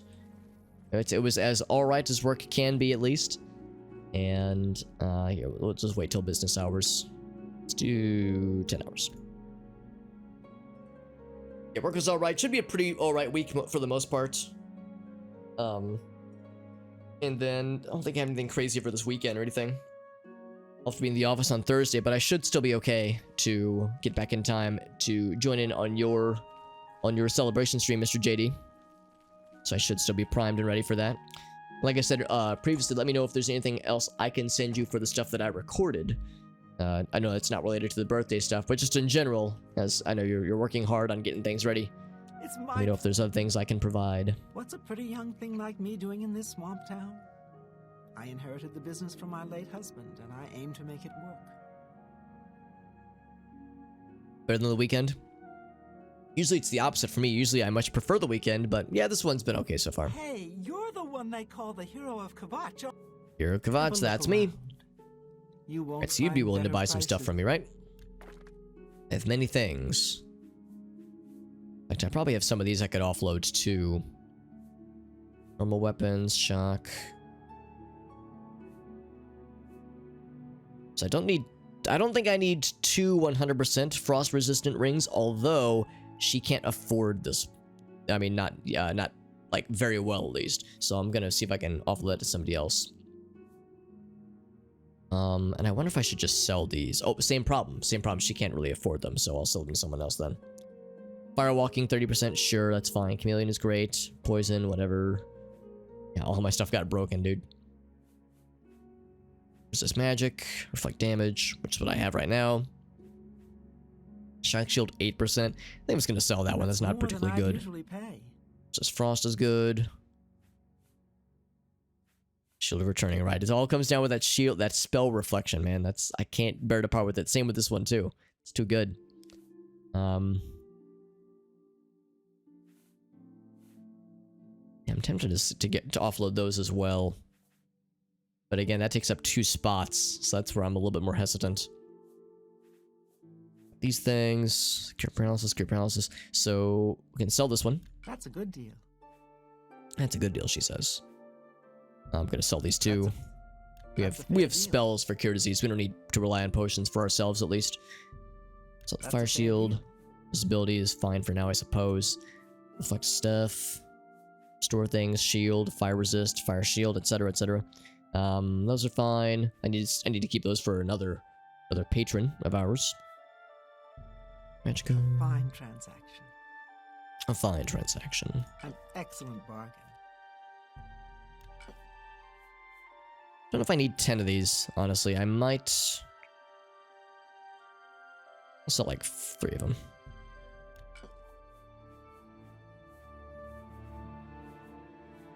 And then, as far as scrolls that we don't need, I don't know if there's actually a ton that I was planning to get rid of. The absorb health, yeah, I would need those. Restore health on target. We have spells we can cast for that. We don't need scrolls for those. Invisibility, actually that's fine. That's actually not half bad. Detect life we don't need. We have spells for that. Dispel other... maybe. Maybe we do need that one, actually. Heat shield, no thank you. Silence on target is very good. That's very, very good. Trap soul is good. Light and low, no thank you. Soul trap is good. Open average lock, we already have that spell. Good bit of gold. Good bit of gold. Just a bit. 80 damage on touch. That's pretty good, but we already have spells that do similar things, so we don't need to rely on scrolls for that. Damage health on touch. No, thank you. So these things. That's more than I'd usually pay. You got a great deal there. Okay, so we unloaded some things, obviously. And I think I'll just sell all 4 of these.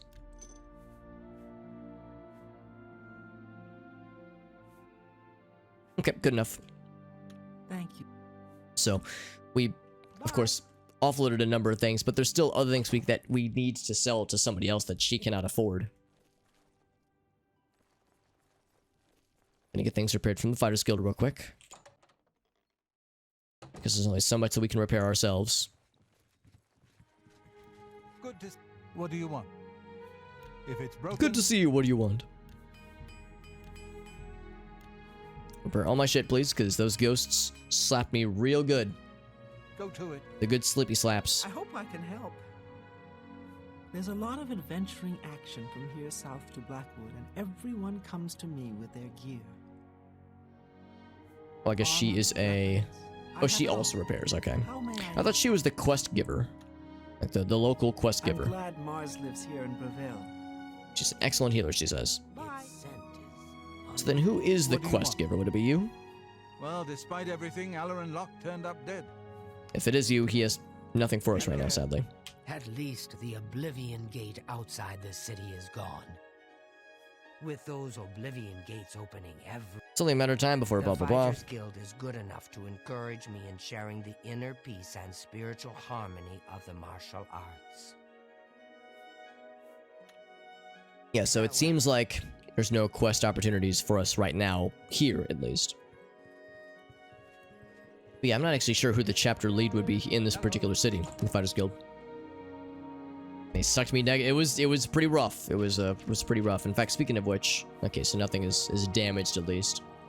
We're not damaged goods. I think what I'm gonna do is I'm going to warp to a couple of places to resolve a couple quick things. One of which will be I wanna say here. I need to offload the Shadow Banished wine, which we've been collecting for another it was for a side quest that we've since resolved, but she said that she wants any additional Shadow Banished wine. We shall provide.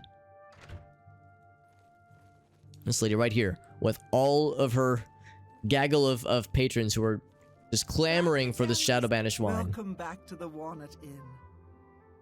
I got the stuff. Have more? Amazing. Well, as promised, your finder's fee once again. You have So more? we found 4 of them, I think. If I'm to buy the wine. Okay. So we found all 4 of them. She gave us 100 gold for each one. Pretty generous, I would say.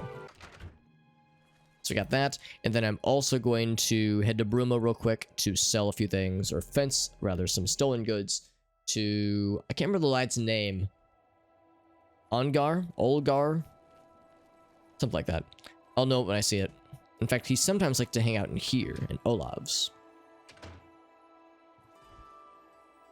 How are you today? Yeah, that's the actual shopkeep. Have I talked with this person? I heard you helped the guard close that Oblivion Gate. Apparently I've talked to her before. You're the one they call the Hero of Kavach. The Hero of Kavach, yep. You too. You too. I didn't say anything. Exactly, that's it. I say nothing to you as well. Alright, so he's got a house, I think, around the corner here. It's this one right here. On guard, that's the one. He's the man. I'm really tired. Can we get on with this? Of course. Yeah, my favorite customer. What do you I love that. He's like, I'm so exhausted. I don't really want to talk with people. Then he's like, hey, you're my favorite customer. I'm so fucking miserable. Oh, but you're my favorite, though. I think... So fence all these stolen things. We don't have a ton, admittedly, but we did find a couple of nifty little baubles and trinkets. Got anything else? I think I can move this. And I think item that's for it. you at that price. Got anything else? Oh, I lied. This one. And that is truly it. I'm glad that's done. I need a nap, he says. Shadow hide you. Now he says that regardless of what time you visit him, but yes. Got that all fixed up. And then lastly but not leastly, yeah, I think I'm gonna go to, I remember where this is. I think it's in the Market District in the Imperial City. I'll know the place when I see it, although it's kind of late now, so they might not be doing business. Actually, that's not true. This is the time when the inns would be prospering, I would say.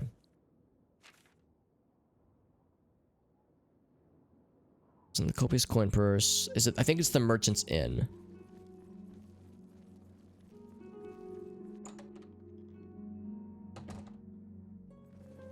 And it's gonna be this guy right here. Whatever you need, I'm at your service. So this guy has been, like, so far at least the best merchant we found that has the deepest pockets. Hey, you're the one they call the They all say that, don't they? Have a look at my wares. Oh, 2,000, so it's much better than I was thinking.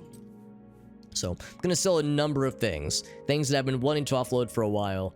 Ebony Blade is a nice Daedric artifact, but we've found better things since. It is a Daedric artifact, so, relinquishing it is not something to be done lightly, but I just have no need to carry it around, and I don't really have much desire to collect everything in the game, It's like, that's not really something that I'm going for necessarily. Same with this totem staff. I've been carrying it around for a long time. We cannot find a buyer that has, like, deep enough pockets for it, so just go with that.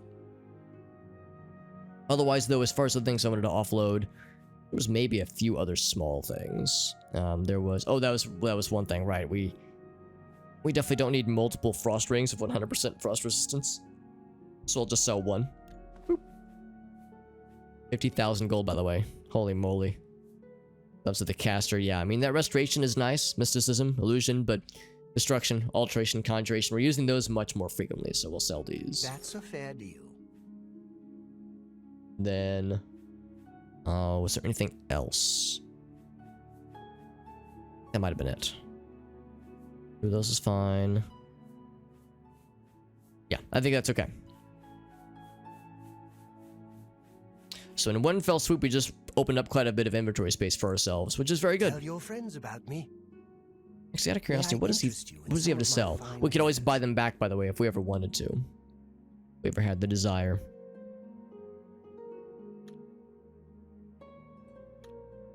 Good day.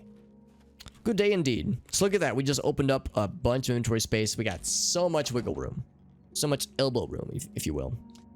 I don't think there's anything else in the Imperial City we need to worry about, so I would say let's just head on out and specifically head back to this cool place. Find ourselves some reward treasure. Maybe we'll get something good. And then once we get the treasure, I'll probably take a BRB to refill my water, go take a quick stop to the restroom, and maybe grab and get some tea started as well. Oh, that was right. I wanted to add this Oblivion Gates to our map. So I don't plan on going into it. I just want to get close enough to add it to our map so we can come back to it and warp to it quickly if we ever need to go on an Oblivion Gate spree. Also, I'm keeping an eye out for Nirnroot because of course I am. The Oblivion experience requires your eyeballs to be permanently open for the Nirnroot spottings. You'll never know when they'll spot. Or when they'll prop up, that is. You'll never know when you might nern. A late night nurning, if you will. Yearning for the nurning. We found the gate. This bridge is very striking. Very eye-catching. Is this person going to attack us on sight? Well, they're not, like, going aggro just yet, at least. This is Oh, yes they are. Hand it over or die. Highwayman. Take it from me if you can, motherfucker. I'll see if I can get by without using spells. This guy might be a bit of a spicy lad, though. He's got, pretty good gear. Well, not that good, though. He's actually already almost dead, so never mind. step. Oh, thank you, Dudu. Eat cake in bed? Kind of nice. That sounds super cozy, JD. Can I ask what kind of cake? Should I dump his body into the water? Actually, I don't know if we really could do so easily. Also, very brazen of this guy to just be hanging out just outside of an Oblivion gate to specifically, you know, shake down passersby. I can admire his dedication, but it's like, dude, maybe that's not the best time or place even to do such a thing. I'll take all these things. Okay, maybe not all of them, but I'll take several. What is this? Oh, a troll is here. A dead troll full of wine, troll fat, of course, and a poorly scrawled note. Now, pray tell, what is this going to entail? Wasn't expecting to find something like this. Me, worst troll ever. Nobody pays bridge toll. Me, not scary enough. So he drank himself to death and drowned in a goddamn river. Or maybe didn't drink himself to death, but got drunk on fairly nice wine. That's not at all what I was expecting, but here we are. Poor troll. That's a very good Easter egg. So this is he was a bridge troll, but he wasn't a very good bridge troll. That's scary enough. Nobody takes him seriously. Poor guy. So sad. Chocolate mousse. Oh, very nice. Yeah, mouse mousse. I know what you mean. Yeah, I know what you mean. That sounds excellent, dude. It sounds very nice. And JD, I know you've been working really hard in preparation for the stream on Thursday and probably other stream-related activities as well. So we all need those kinds of things as like little pick-me-ups when you're just grinding away at something. Even if it's a labor of love, that shit can be exhausting. So I don't blame you one bit for needing some chill times. I hope it's nice and tasty and refreshing. Tasty and refreshing, just like you. Alex, you're such a charmer. What can I say? Well, something has found us. Reveal yourself. Oh, it's this foul beast. So scary. It's okay, I protected us from the horrifying demon that is that mud crab.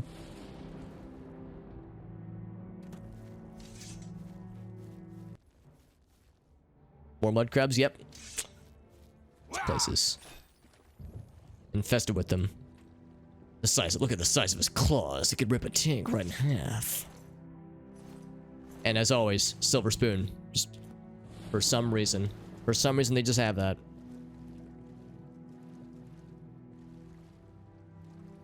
Snake, what's going on? Crab battle. Can I get the sneak attack on the crab battle?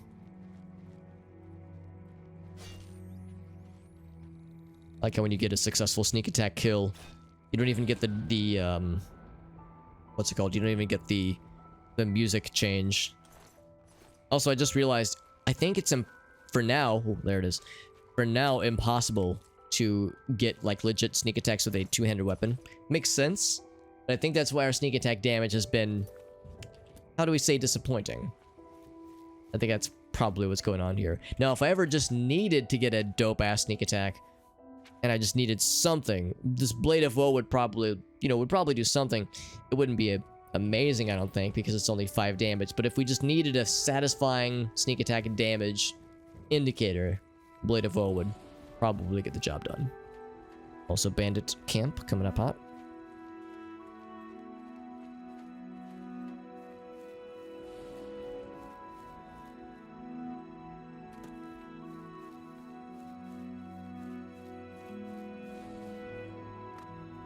In fact, that'd be a good thing to add to the bingo card. And a bingo card panel for either... Yeah, like, I would say, yeah, finding bandits or highwaymen. In like an exterior area. An outside area. So I'm gonna assume these guys are all baddies. Black Dog Camp. Are there doggies? Hey there, mama, said the way you move, gonna make you great. I don't know what the lyrics are, but we all know the Led Zeppelin song. So that was a successful sneak attack. Oh, it's because they were both here. Actually, I should be using this spell. Ouch. Ouch. Now, your stuff is not that good, though, so... We're not long for this world. Bonk. Light armor increased. Actually, our light armor skill is almost full 100. We're almost a master of light armor, which really just means we've almost gotten our ass kicked so well and so efficiently with melee damage, that is. We've taken so many melee punches to the dick, we're getting really, really good at taking those hits like a boss. Hey, what's up, Jim? Lunatic Chef, that's right, he stopped in yesterday, or Saturday, that is. And that was very generous of him. Lunatic Chef pops in, I would say maybe once or every week or so. Once every week, maybe once every other week. He's a pretty busy guy, and he follows a lot of streamers. He follows a lot of streamer friends that I have, so I'll see him in other streams from time to time. But he does pop in from time to time, and yes, he gifted 10 gift subs on Saturday, which was extraordinary. That was well above and beyond what I would ever ask of anybody. So very generous of him. He's a very generous lad, and he always has been. Honestly, there's always that twinge of like, oh, I hope he knows that's not an expectation, but of course it is very much appreciated. Let's try to make that abundantly clear whenever anybody ever even considers something like that, because it's like, no, that's not why I do this. I don't do the streams for that kind of stuff. I just do it for funsies. Good to see you though, Jim. We're doing some questings, and ooh, that's a big jump. I think we are near our destination. That's right. We're apparently right in front of it.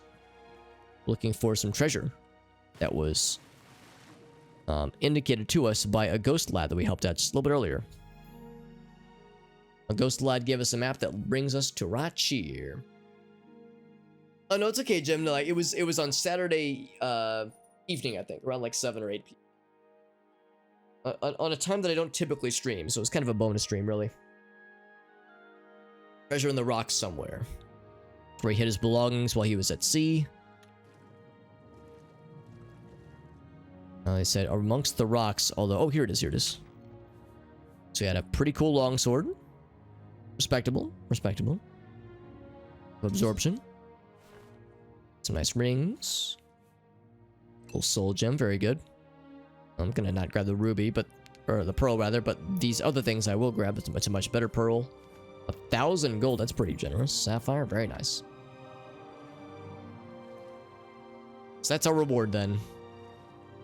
A reward for helping out the ghost friend.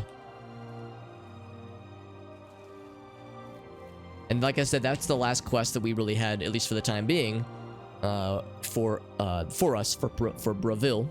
Now, Sundercliff Watch is something that is, I believe, a DLC quest. Deepscorn Hollow, same kind of thing there. I think we also saw Malata. It's not too far from here. I thought it was up around here. Maybe I'm wrong. Oh, here it is. Okay, so we're as close as we've ever been to Malata. Actually, I guess that's not true. We've been... Actually, no, I don't think we have been to these places.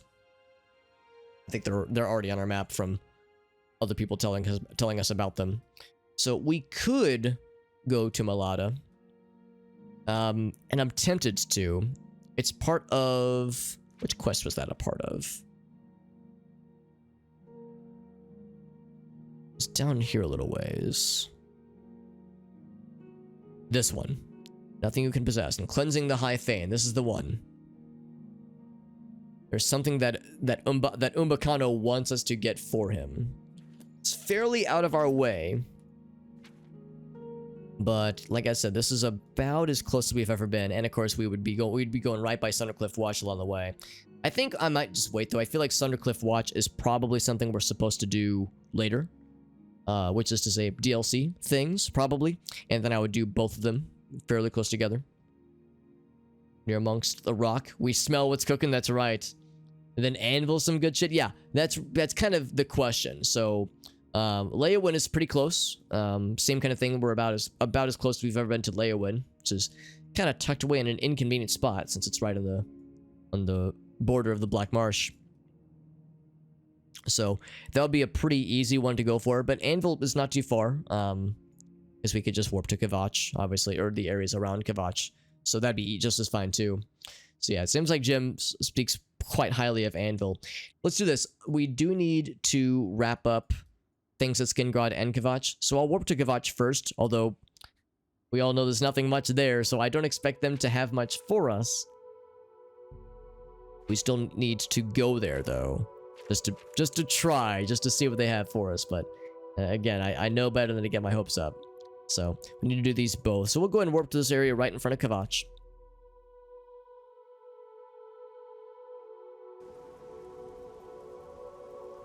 And it's very sad and rainy and miserable. Do we actually go inside? I guess we do. Place got hacked pretty badly. Go into what we refer to as Kvatch, which is still very much on fire.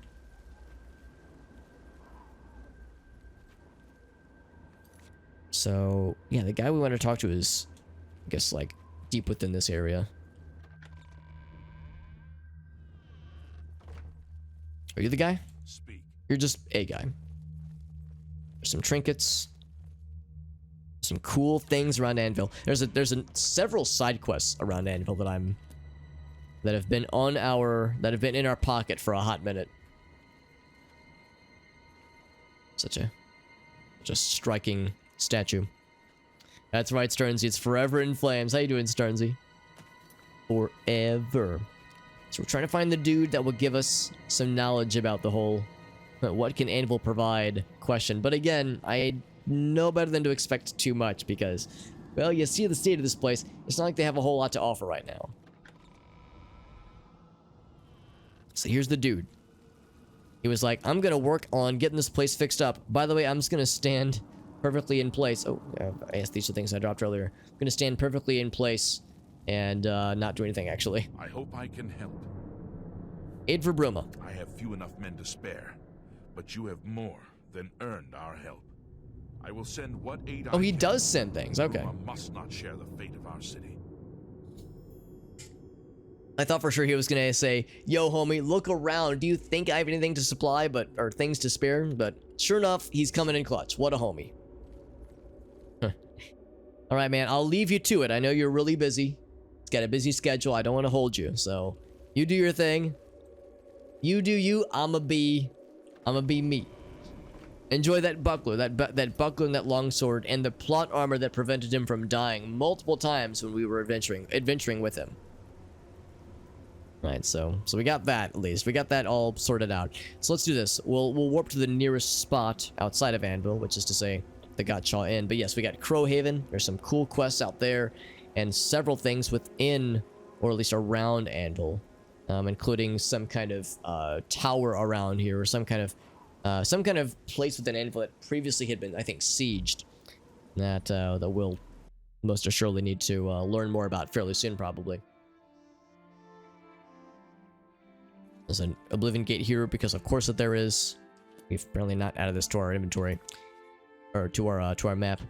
Have we been here before? Like truly been here? Because if it's what I think it is, it might be pretty empty. Or like it might have people that don't have much to do with us. Greetings and salutations. Farak. A pleasure to speak with you. I don't like to think about zombies. Me either, honestly. Have a look at my web. And he trains. He trains in Merchantile. What a cool dude. You too. This guy's being all broody in the corner. Speak. He's just a soldier. Boring. So I guess this is just an inn. Nothing more, nothing less. Dead Milkman. I'll confess, I've actually never listened to the Dead Milkman before.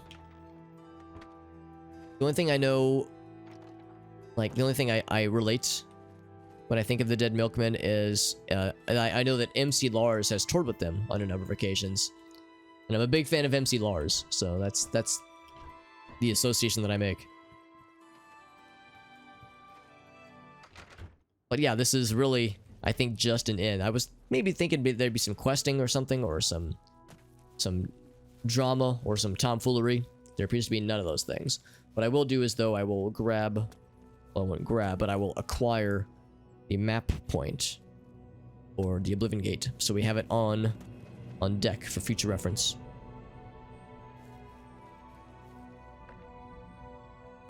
And of course, I'm just, you know, inspecting their stuffs. Weird that there's a bedroll out here.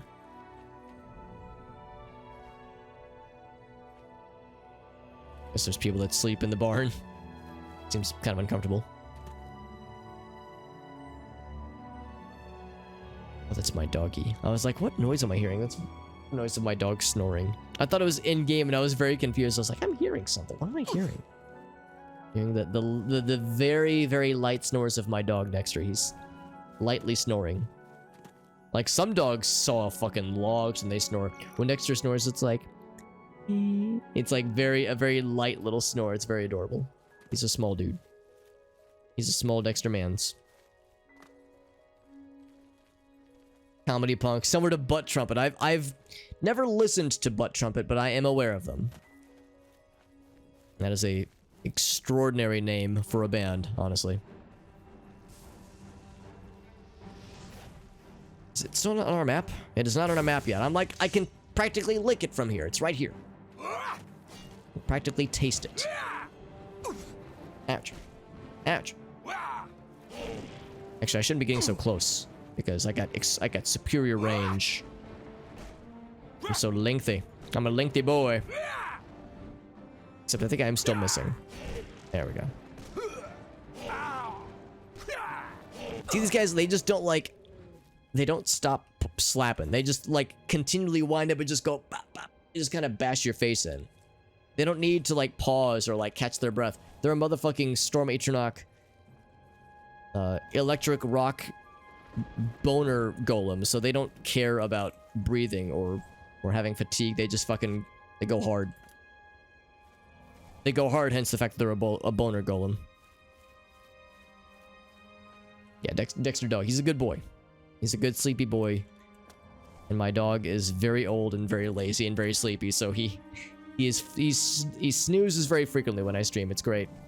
And every once in a while I'll like hear him snoring. Just I wasn't expecting it as well. Alright, so yes, we're indeed on the road to Anvil per Jim's recommendation. However, I need to take a brief BRB so I can use the restroom. Get my water refilled. My water is actually empty right now. An Elden Ring to the knee. That is how it goes. I used to be a productive member of society until I took an Elden Ring to the knee. Because, man, when that game came out, when that game launched, motherfucking everybody was playing that shit. Like, my Steam list was just, you know, Elden Ring, Elden Ring, Elden Ring. The list of people I follow on Twitch, like, everybody was streaming it. It was inescapable. Like Skyrim too. I've heard like kind of different things from different people. Some people love Skyrim the most. Like for some people it's their favorite. And then for others, they liked Oblivion and Morrowind, but Skyrim kind of got away from some of the lore depth that they liked so much. So it's different for everybody. But I definitely want to play it myself so I can, you know, kind of see how it compares to the games that I like. But yes, the Fallout games, I've only played Fallout 1. I've never played anything beyond the first one. And I liked it, and I beat it all the way through. It's a very good game. It's a tough game. It's a very tough game. I want to play Fallout 2 as well, because I've heard Fallout 2 is just Fallout 1, but better, and more. Just a longer game. But I know that for a lot of folks, 3 New Vegas are where the real excitement is, because, of course, those games have been out for a while and are well beloved by many. Seems like New Vegas in particular is really special for a lot of folks. So there's many games on my radar for me to get to in the future. Like I said earlier, I'm only a little late to the party with some of these games, but there's a lot that I want to get to for sure. Attributes and spell. Yeah, there's things that obviously that are not in Skyrim that they got rid of, and things they added. I mean, it seems like the combat's really cool and really snappy and full of finesse, which is neat. So yeah, like I will probably be sad about some of the depth that was removed from Skyrim. Well, from this game in Morrowind in lieu of Skyrim. But I'm sure I'll be impressed by the things that they did add and the more modern features that were kind of tossed in for good measure. Oh, and then there's the VR mode. That's a good point too, because I have not done anything with VR. I don't have a VR headset, but I know that, yeah, there is the VR mode for that game, as well as I think Fallout. I don't know which Fallout game it is, but one of them has some kind of VR thingy. Excellent gameplay. Exactly, yeah. The gameplay is just like super solid. That is pretty much tracking with what I've heard. Kind of cool little place, by the way, with a is the horse floating? A little bit. Mildly floating horse. Now it is very much past everyone's bedtime, so oh, never mind, it's open. stop in for a spell and see what people have to say. Oh, hello. There are islands in Nibbon Bay no one has visited in 100 years. No telling what you'll No telling what you'll find. Oh, Heard any news from the other provinces? I have heard things are bad in Vardenfell. The Telvanni, oh yeah. Oh, it's the Telvanni are trying to get the Oblivion gates closed. That makes sense, actually. It seems it is a dire situation. Something I remember from my Morrowind days is the ridiculous lunacy of the Telvanni and the bureaucratic bullshittery of the Lalu Welcome to the and Brina Cross Inn. the Can I fighting interest old you in schoolness something of to eat, or perhaps a Redoran. bed for the night? Those who live by the commands of the Nine receive blessings of strength when they visit way shrines of Tiber Septim. Yep, we've heard about those too. Be seeing you. Any cool side quests to offer around here? Hello there. I must say I'm quite surprised to see anyone else here. With all the trouble on the road recently, I expected to be the only one staying at the inn. It's a welcome Trouble on the surprise, road, she though, says. believe me. Are you staying for a while, or simply just passing through? I'm a merchant, apparently. That's what I know. My face and webcam and banner are kind of covering part of this, but apparently I'm a merchant. Ah, how brave of you to walk the roads with all of the recent trouble. I myself have been here for some time, hoping to find out what's going on. No luck yet, though. Well, you watch out for yourself, and be careful. That was an odd interaction. Anything else? Yes. Rumors. The council runs the arena to amuse the masses, and it pays for itself, with all the fools who lose their shirts gambling. What an odd person. I wonder if there's more interactions that we'll have with this person later on. Part of a side quest. Usually if somebody has Greetings. zero interactions other than rumors, it's a little bit suspicious. What? What? This person too, actually. Necromancy may be legal in Cyrodiil, but few will openly admit to practicing it now that the Mages Guild has banned it. Yeah, nothing else. Alright, yeah, so nobody here likes to talk about a whole lot, apparently. Hi. Anybody down here? Of course, this is probably this person's living arrangements.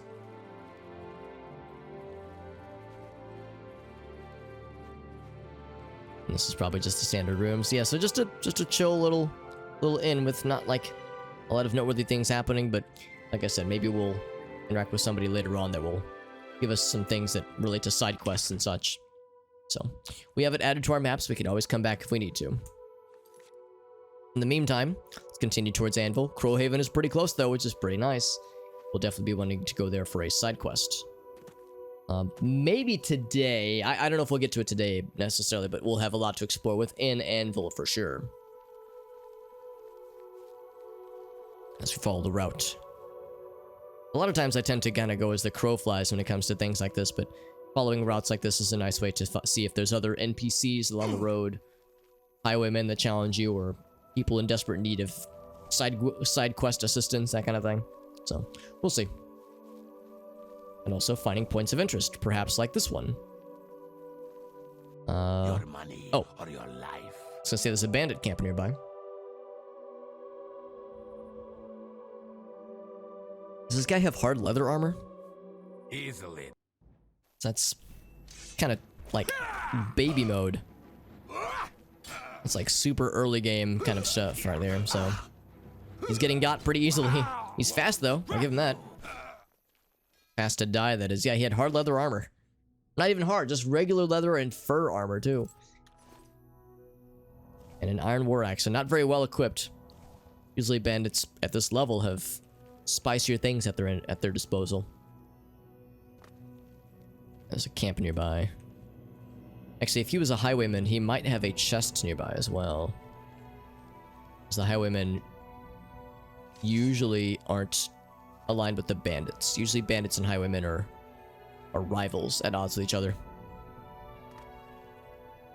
Same with marauders. In fact, we've actually watched marauders fight bandits, which is kind of cool. Yeah, I'm like checking these rock areas to see if there's any treasure chests, but don't see anything though. But yeah, I want to check out this bandit camp though. That's an easy way to get some Some easy kills. Some easy loots.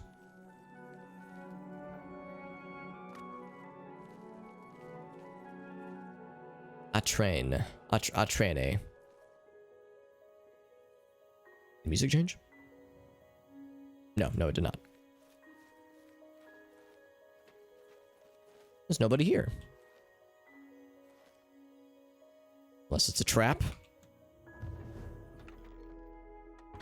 Nope. Okay. Whenever I walk into a place like this with loot, alleged loot, and a skull in the middle of an empty room, I think like, oh god, is it gonna like explode when I interact with it or something? Okay. Well, I was all excited to fight some shit, but there's nothing out here, so never mind. Just sip my tea and be on my merry way then.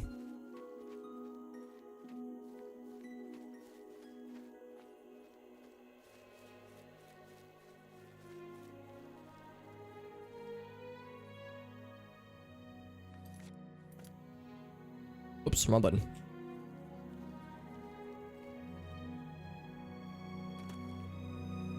And of course, yes, we're just gonna leave that dead body as a warning to any other potential highwaymen or highway women, if they were to get any bright ideas.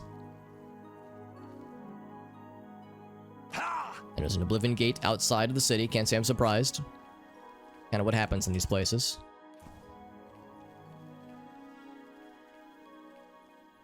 There's Anvil in all of its glory. And we see the Oblivion gate from here. It's probably that smoldering, billowing plume of smoke. Ouch, and fall damage. Yep. That's probably the one we'll eventually need to resolve in order to make the Anvil people happy. The Anviliers, if you will. The Anviliers, or the Anvilese. Anvil dwellers.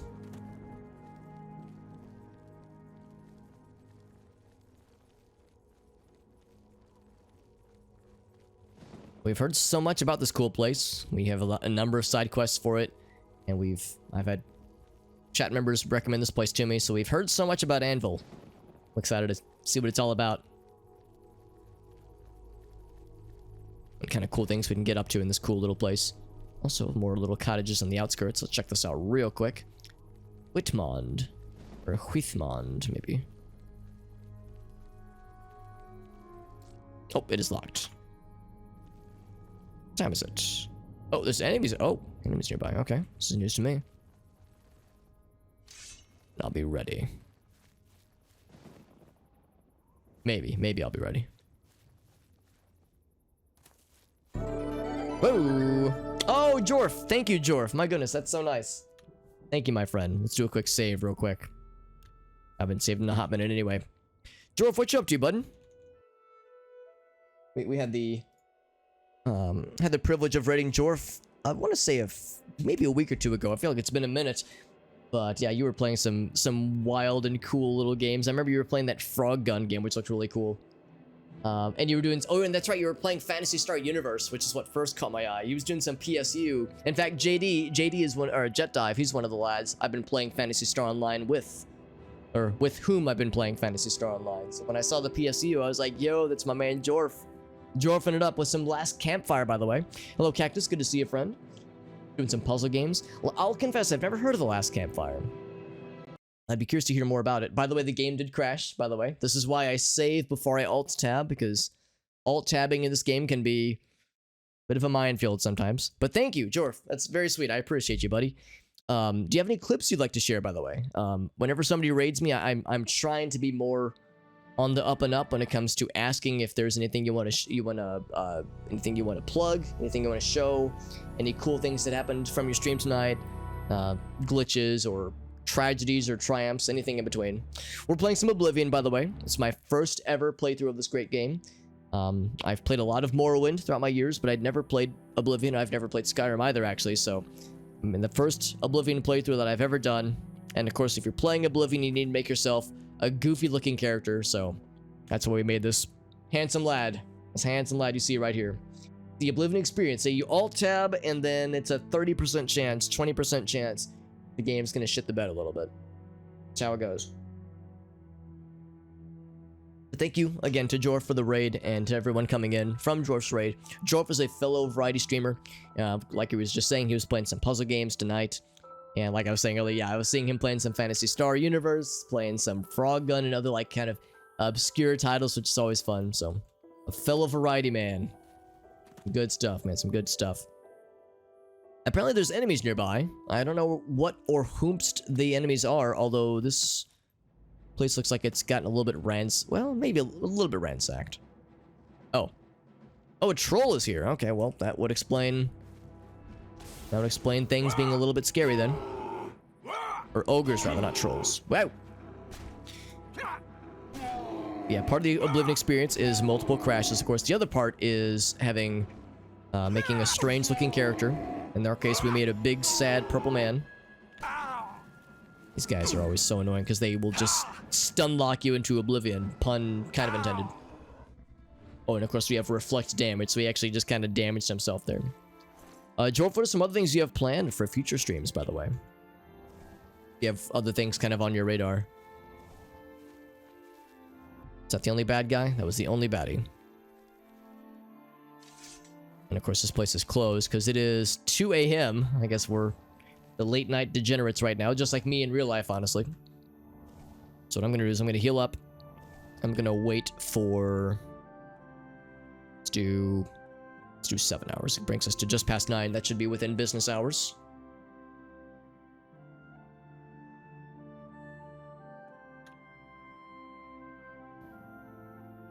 Excellent. Excellent. So. Oh, it's still locked, though. Okay. Are people in the fields? No. I want to learn more about this cool place. I'm going to do another 3 hours. Yeah, it's just past noon. See if that's getting into business hours for these folks. Gotta pick something for the next stream. I got you, man. Well, like I said, Jorf, offers on the table. If there's any clips you want to share or anything you want to plug. Here we go. Here's the person. As you did me a solid by rating me, the least I can offer is like if there's some way I can, repay the favor, turn the spotlight onto you, because all your nice folks joining in, which is very much appreciated. Maeva the Buxom. Now, doesn't Buxom mean... Well, you know what? Let's just talk to her. If you see my good-for-nothing husband, Yalfi, tell him I want back what he stole from me. Yalfi, by the way. It's quite the name. Where does our food come from? The Heartlands, and the Nibinian Valley, and Skingrad, great wines, cheeses, and tomatoes. That all sounds about right. Tell me about your good-for-nothing husband, what was it, Bialvi? Perhaps you can help me. Yalfi. My husband's name is Yalfi, the Contemptible. Oh. My father said I was a fool to marry him, but I didn't listen. It's not even, you don't even pronounce the B. At our wedding, my father gave us a family heirloom as a gift. Rock Shatter, a mace that's been in my family for many generations. Yalfi snatched Rock Shatter from our mantle and took off to find his fortune with the local marauder gang. Oh at my Fort fucking Strand. god. I want that mace back. Please, I don't think he's ever coming back, and I'd hate to lose such a precious heirloom to a gang of thugs. My precious heirloom, and I guess my husband, What was his name? Yalfi the Contemptible or something? What a nice sounding lad. I'm surprised that he turned out to be a freaking jabroni. I'm sorry, I'm stuck on the fact that her surname is the Buxom. I think Buxom is like an adjective to describe, I don't know how do I say it like in a gentlemanly fashion, but the well-endowed woman, ample bosom. I don't know. I mean, I don't know. I don't want to stare. I don't want to be rude, right? My eyes are up here, that kind of thing. But anyway, Great deal to me. she wants the Rock Shatter, and she's toiling away in the meantime. All right, well, I'll help you out, lady. Rock Shatter. I'm such a fucking degenerate. My brain goes to Rock Shitter, and I wouldn't really wish that on anybody. Rock Shitter. When the vow breaks. So we need to find this marauder gang then. Oh, in Fort Strand. Okay. And that's pretty close by, actually. Yes, Jim, that is precisely it. That is precisely it. Which, I mean, good for her. That's great. Good for her, and I guess for her husband.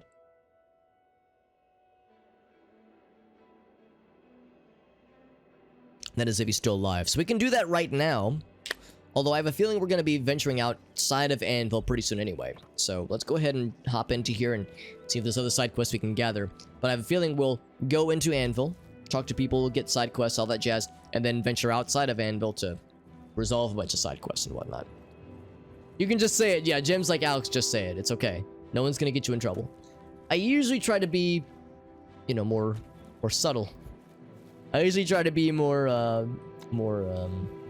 try to offer finesse, you know, with these kinds of things. I don't try to just come out and say it. If you're looking Ernest. to buy a horse, go inside and talk to Klisa. Tell me about the chapel attack. The prophet speaks true. This is the start of something terrible. I can feel it in my bones. So yeah, that's one thing we've heard a lot about from far away even. This notion of the Anvil chapel attack. We're all wondering when more of those evil gates are going to open. I'd leave town if I dared. Leftover pizza CD. Now, can I ask, by the way, what kind or what like combination of toppings of leftover pizza are we talking? Now, there's no incorrect answer, but I want to hear about it because I want to experience pizza envy. You should listen to him preach. He may sound crazy at first, but the longer you listen, the more sense he makes. Don't know if this is true, but I heard a gang of all-female thieves is preying on the married menfolk of the town. Oh, maybe that's what happened. Maybe it's not just a plain old gang of thieves, but a gang of lady thieves whisking the lads away. Maybe that's what it is. Jim says, my phrasing, not yours. So I am free. I'm absolved of guilt, says Jim.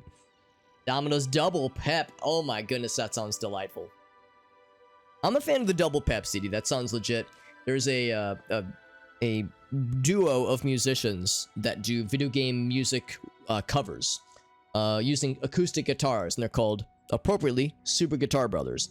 And they do video game music remixes and covers using just their two acoustic guitars, one nylon, one standard acoustic. And one of the dudes has, I follow them on Twitch, I'm friends with them, and one of the dudes, his name is Sam, his favorite pizza order whenever he like orders like from Domino's or Pizza Hut is one I want to try out sometime. It's double pep, extra toasty. I think that's a power combo I would love to try sometime. Get that crispy pepperoni combo. I think it would be pretty sick. So one of these days I'm gonna get off my lazy ass and try that shit. An all-female gang of thieves has been recently plaguing Anvil with a very unique method of robbing. They pick on only the men. If you want to help us do something about it, go talk to Gogan and Malona. Let's just say Gogan is intimately involved and leave it at that. Oh my. Intimately involved with an all-female gang, you say? I mean, if there's one way you have to go, if there's one way you gotta go down, if there's, you know, if you're gonna be felled by something, I guess an all-female gang isn't the worst way to go. I guess if it came down to it, I wouldn't wish to be undone by something like this, but by anything. But if it had to be something, I guess this would be it. Goodbye. Otherwise, this would be for buying horses. Horse Whisperer, that's actually kind of cool. Extra, that's what I'm saying. It's like, I want to try that out sometime. It sounds nice. Pizza on top of pizza. Little miniature pizzas as a topping on top. That'd be kind of fun. Yeah, and Samus the popper, that's right. Gonna pass out once the pizza is consumed. That's a proper pizza experience, is subsequent food coma. Want to try it out? Yeah, every time like they talk about it, like they haven't streamed in a while, but every time I've like seen them talk about it, it's always been like, man, one of these days I'm gonna try it out. The thing is, I don't order out pizza all that often. Usually I'm cheap. I just get like, I buy like the store-bought stuff and bring it home with me, but every once in a blue moon that can be pretty fun. The pilgrimage, right? We know about that with this prophet lad, I think. I think I recognize what statue that would be. It's probably not a Zero. Hello there. Actually, just heard about How you. would you like to get my husband Gogan out of hot water? That's right. We heard about him as well. I heard about Gogan's incident. Oh, you heard about that?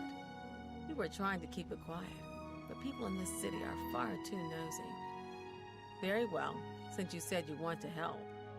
I don't suppose you've heard all of the details about the gang of harlots running their little charade here in Anvil, have you? Go on. Some Bigobites on ooh, that's actually pretty legit. Bigobites on top of the pizza. Some might say it's too much, but I would be willing to try it out. Give the old couch try. A nice sleepy once the food hits. Yeah, oh yeah, of course. It's always worth mentioning, by the way, that yeah, I know it is getting kind of late. And Jorf just hit us with a very generous raid. And Jorf, I hope you and your viewers know that you don't have to stick around if you want to get some sleep. I wouldn't hold it against you if it was getting late and you need to do other things and, you know, get some rest. But we're happy to have you here in any capacity, so I appreciate you folks stopping in. I promise, I'll never be sad, like, if the view count goes down. It's, you know, it's totally fine, of course. The women in the gang use their wiles to lure men out to some remote location and rob them blind. It's been going on for some time now. The city guard hasn't done very much about it, because frankly, the men who are robbed are so embarrassed, they don't want to report it. Take, for example, that good-for-nothing husband of mine, Gogan. He cared more about their charms than my own. Sure enough. So there's more about this whole deal. I had a feeling that the incident we learned about at the outskirts was not an isolated incident necessarily. Bleach the fun color. Let's see. I can't remember what the fun color was as you described it. But you got a hot spot of super blonde hair. Oh, so it's like a certain spot of your hair is like golden and shimmery. Maybe even Super Saiyan. Didn't you see that Oblivion gate just outside the walls? Excuse me. Mara, preserve us from the fate of Kavach. 12:30 a.m. It's late for some people. I mean, of course, here in Central Daylight Time, it's only 11:30 p.m. But yeah, for some people, they have to get up super early. With the women, they took something quite valuable from him. No, it's not what you're thinking. He was carrying. What was I thinking? I actually don't know. Family heirloom with him when he was lured out to their lair. It was a small ring given to him on our wedding day. The ring belonged to my mother and has been in the family for generations. I'm willing to give you all the money I have to get it back. 100 gold. It's not much gold, obviously. I'll do it. Thank you. I'm afraid I can't offer you much help, but I'll do what I can. Scoop up all the side quests. Hell yeah. All I can tell you is that the best place to start is at the Flowing Bowl. It's a tavern located outside the city walls near the waterfront. Gogan may be able to give you more information beyond that. He's been intimately familiar with their antics, he says. Says he. You're the one they call the hero of Kavach, aren't you? That's me. Oh, yeah, everybody says that. Gets a little bit old after a while. Oh, sorry. I get that all the time. Always be on your guard. Good to know. So this is Anvil. We've heard a lot of cool things about this place. Looks nice. Got a cool aesthetic and, of course, chapels and castles and usual stuff. Good afternoon. Welcome to Anvil. If you need a guard, just look around. If you need a guard, I'm busy. Things are so peaceful here. Just look around. And there's a town guard. Prevents all sorts of misunderstandings. Pippi's being a little goof right now. What's Pippi's, like, attack strategy for being in playful shit starter mode? Because Gracie has two kitty cats, one of which is, like, very playful. The other one's older and sleepier, but one of them, Ferret is his name. And sometimes he enters, like, silly mode, and he will very much play with any piece of string that he finds. He just gets, like, the giant eyeballs, and that's when you know he's entering murder mode. Be ready if the Daedra decide to attack. Don't worry. Launch himself at your thigh. Oh, very nice. I've never had like a cat like if I'm just sitting there, I've never had a cat like just go rah and just like attack, not literally attack, but you know, like play attack something by just sitting there. Usually I have to be the one to instigate it, you know, grab a string and dangle it in front of them, that kind of thing. By the time we got there, it was too late. We have no idea how they got in or out without any of our patrols seeing them. Sometimes the claws of the Tiefers, yeah. That's the thing. It's like sometimes it's like, oh shit, that actually hurts. But usually it's like, oh, they're just playing around. Sure. Go down to the chapel and you can't miss him. He'll be the one outside, ranting at passersby. Whoops. You hear about Gogan? A gang of thieves is running a scam in town, and he fell for it. What an idiot. That's right. We all got to go over and play with Kitty Cat. That's the rule. We're all invited. Bye. We're all invited over to play with Kitty Cat times. I'm Newheim, Anvil Harbor Master. I'm responsible for all harbor traffic, docks, duties, and fees in Anvil Harbor. He said duties, by the way. Also, his face is nearly as round as ours. Nearly. But I think we've got him beat. I'd like to get my hands on the cowards that did that. I'm even thinking of joining the Prophet's Holy Crusade. Oh, Jesus. That sentence right there makes me nervous. Historically, anytime a group of individuals has thought, yeah, we're gonna embark on a holy crusade, it has not gone well. Sure, the guy down by the chapel. He's the one calling for some holy knight to return. Maybe we could use a few more holy knights these days.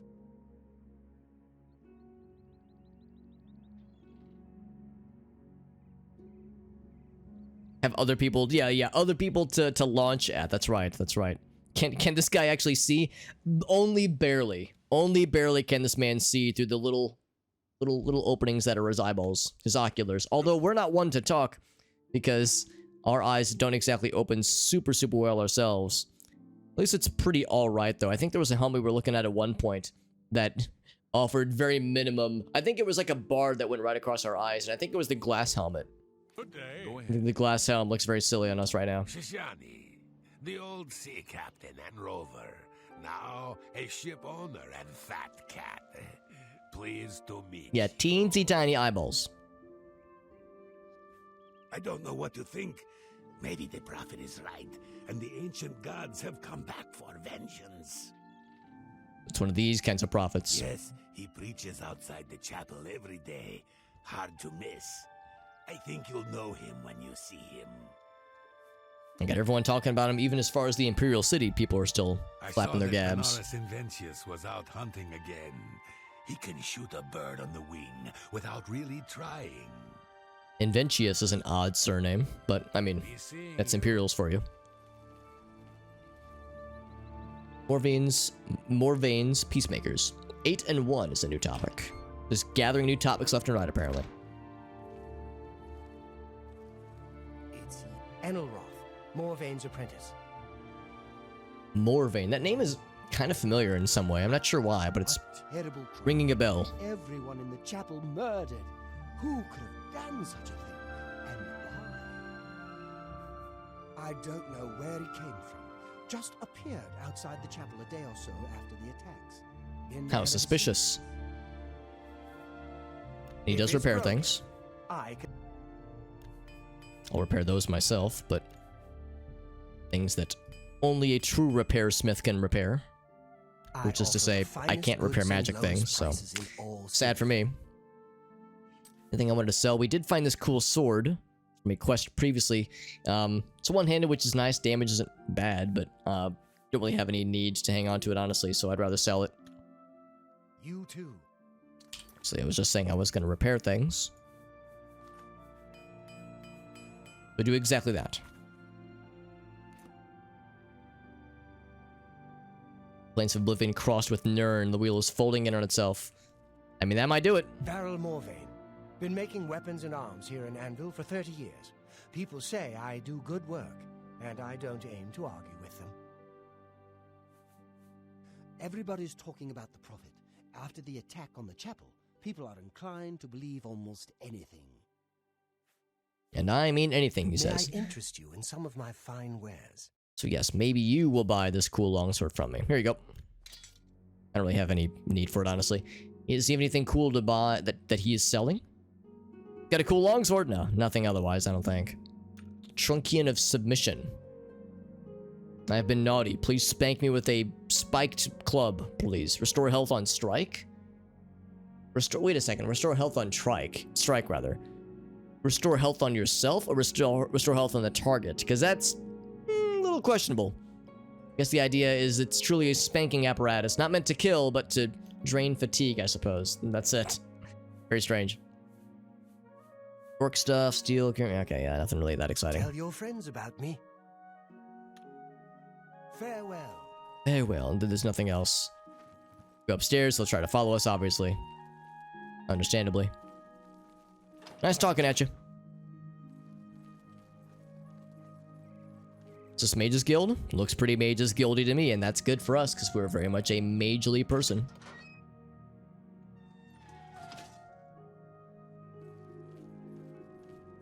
Hello, associate. To earn a recommendation from me, you need simply prove you are able-bodied and prepared to learn something in the process. Her face is very, very luminescent. She's glowing in the dark. Archmage Traven was right to ban necromancy and place restrictions on the addition of new members to the guild. He's served us well. She's the receptionist, but she's also like the quest giver, I guess. So she's like the receptionist, but also the boss. Unlike some frivolous tasks you may be given at other guild halls, this is a serious matter and has consequences. Are you prepared?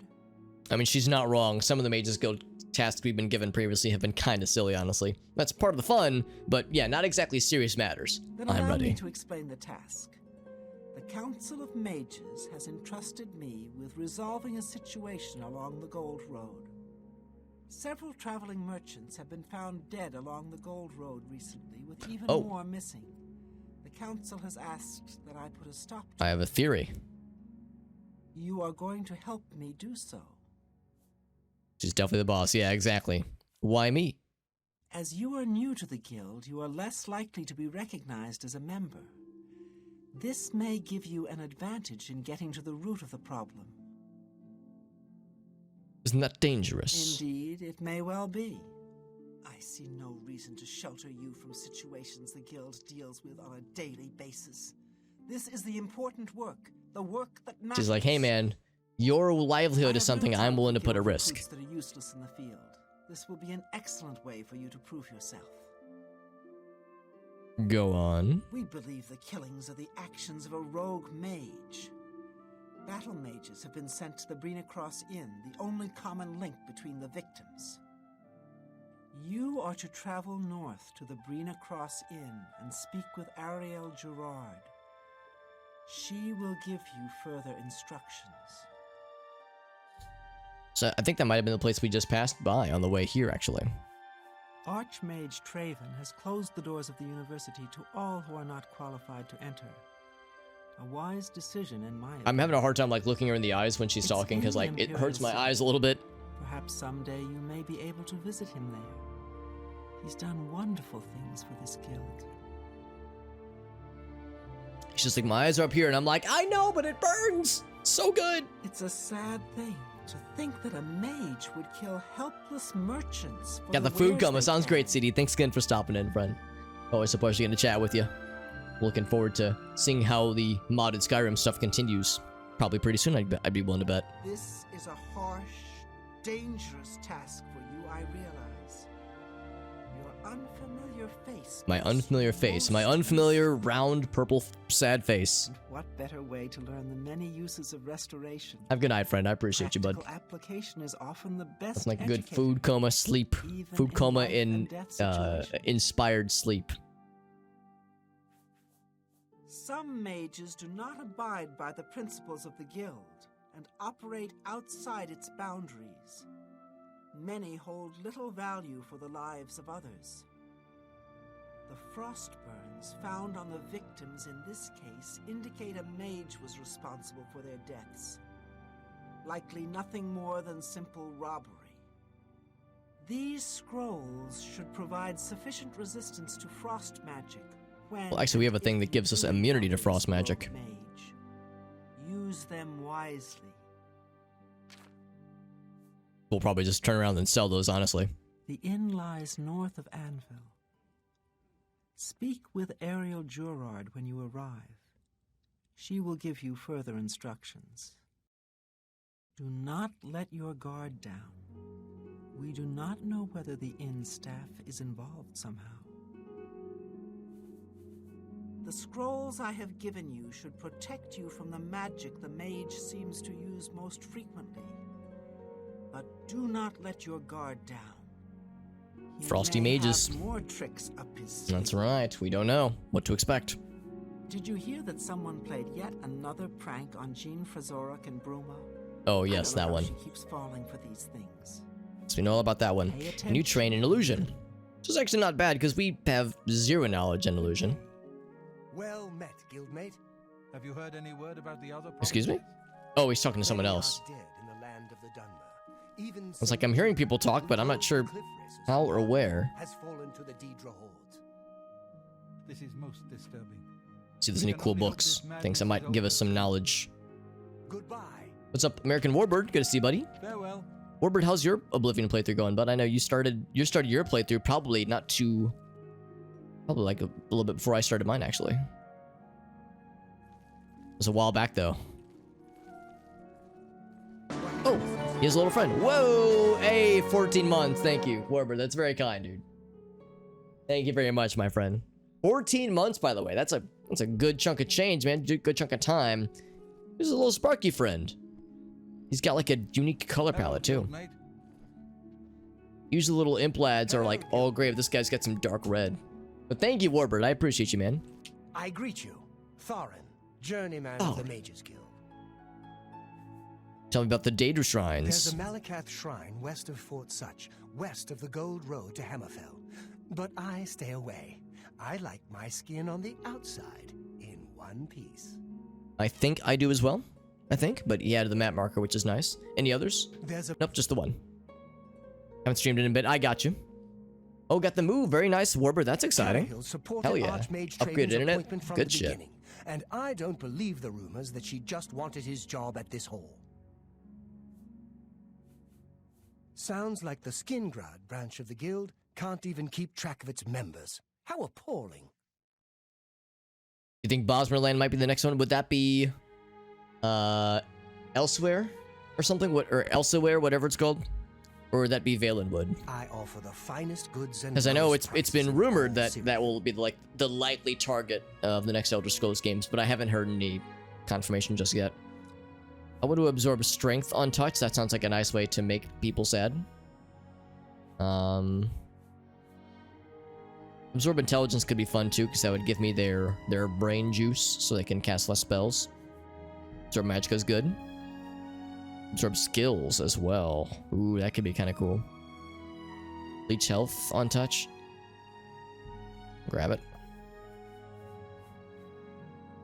Minor magic resistance. I think we have a... Do we have a better one? I guess I'll grab it. Might as well. Restoration, mysticism. It's not so much thinking of things that I would want to restore myself. It's more things I would want to drain from my adversary. And most of these are things I wouldn't really care as much about. Because this would have to be like touch spells. Which is to say somebody I'm like in hand-to-hand combat range with. So a lot of these I wouldn't really bother with too much. Absorb fatigue. I guess I'll buy it. We could maybe do cool things with it later on. Willpower. It's like that's for resisting spells and whatnot. Sure. Why the hell not? Thank you. The rest is probably good enough for me though. You too. So Valen would be where the Bosmer hail from. It'd be cool. I mean, I would love to hear some official announcements, but it seems like it's been pretty quiet for really a long time. Actually, I guess ever since they hinted that Elder Scrolls 6 was in development, or just said it was in development. I don't know much beyond that, sadly. Well met, guildmate. And there's Mark. Marky Mark. Bullet, Mage's Guild Evoker, advanced instructor in the arts of destruction. I like destruction. That sounds nice. The monkey people that shave their skin. Interesting. Also, where's Khajiit? Oh, okay. Ultimate would be Somerset. Yeah. So we'll see. We shall see. Carahill's a good leader. She's been a staunch supporter of the Council of Mages for as long as I've known her. Half of the Council of Mages we've heard that one before. If you want to learn more about training destruction magic, you'll have to find Brolsa and Darren. Good day. Alright, I'm gonna go ahead and unlock this. I mean, we don't need whatever's inside of it, probably, but my curiosity is getting the better of me, so I need to find it. I desire the stuff. Or I just desire the knowledge of knowing what the stuff is. Will I get a first try? Oh, no I won't. No I won't. You think Valen would, Jim? Have you, like, seen things that have indicated such? Because I haven't heard any announcements, so if there's been things I've missed, then that'd be pretty exciting. There we go. Piazza, what's up, bud? You think High Rock or Hammerfell? Interesting. Hammerfell is one I've heard as well. That'd be Redguard, I think. Redguard peeps. Enthralling presence. It's good to see you, bud. We're playing more Oblivion. You probably already figured that much out. You probably pieced that much together. Hello, guildmate. Look at this one. It's a little bit bigger. I don't know why, but I'll take all three of them. me to sell elsewhere. We have an upstairs area that's probably like places for sleeping, that kind of thing. And look at that. That would be considered thievering. So I will not be a thievelrous lad. I'll just talk to him. I'm Felon Relis of the Mages Guild. I handle alchemy training for the Anvil chapter. I like that his first name is Felon. I hope he's not committing any felonies out here. I can't imagine how the average person gets by without our extra services. No spellcrafting and no enchanting? It must be awful. Yeah, it's a little bit sad sometimes. The Mages Guild has made more than a few enemies. Necromancy band. Yeah. Our big purple lad. That's right, Piazza. We're still purple, we're still sad, we're still killing it. You never know when you might need a good, strong potion. Best Good, to strong stock up potion. now while you can. Okay. He's got more of what you'd expect. I'll just sell, actually, all the crap I just got, I think. Boop. We just stole that off the shelf and selling it to him right then and there. So easy way to make some monies. We'll also sell these cool things.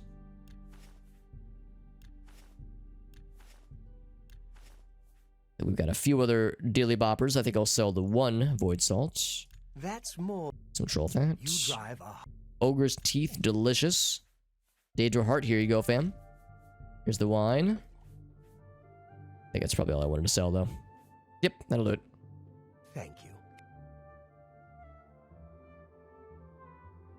Bethesda panel. Oh, wow. So that was a while back then. 2018, 2019. So if they've been planning for a while, and yeah, if you've got some, you feel like, yeah, if you feel like that's like probably a decent sign of what they might have been working on for a while, then yeah, that could just be it, Jim. So well met, guildmate. Sounds pretty enticing to me, I'd say. Pretty encouraging. It looked a lot like Valenwood. Interesting, yeah. Well, if that turns out to be the case, Jim, then you called it, dude. Will this say library? We're in the library.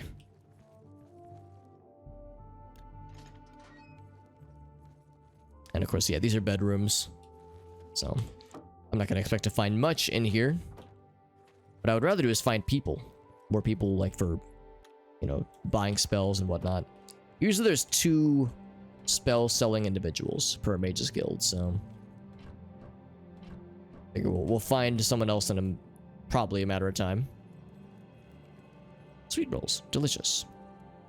There's the Elder Scrolls official cookbook. Official Elder Scrolls branded cookbook that has recipes for sweet rolls. And apparently it's quite nice.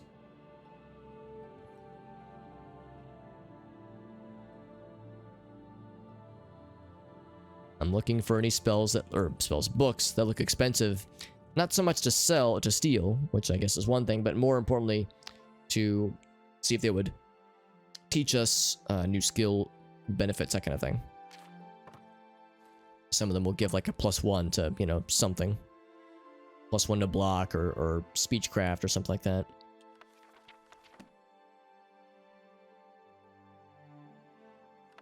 Like that one, yeah. Arcana Restored. That looked encouraging. It's also very large.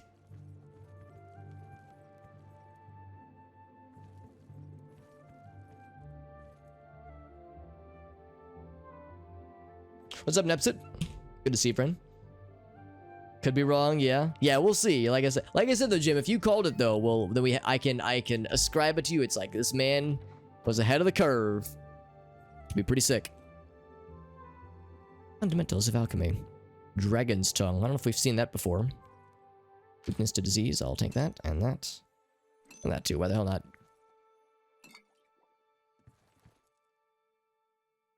Tamrielic lore, the madness of Pelagius. Summon headless zombie. That sounds like a party.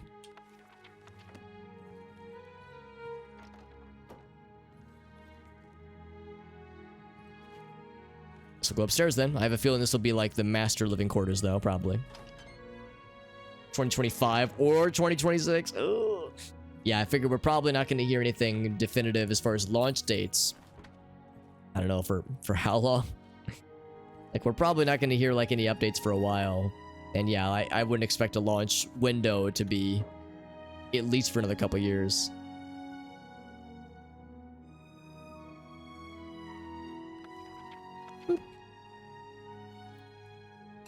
Just going around stealing shit, honestly. I primarily was looking for people, but while I'm here, I can't help myself.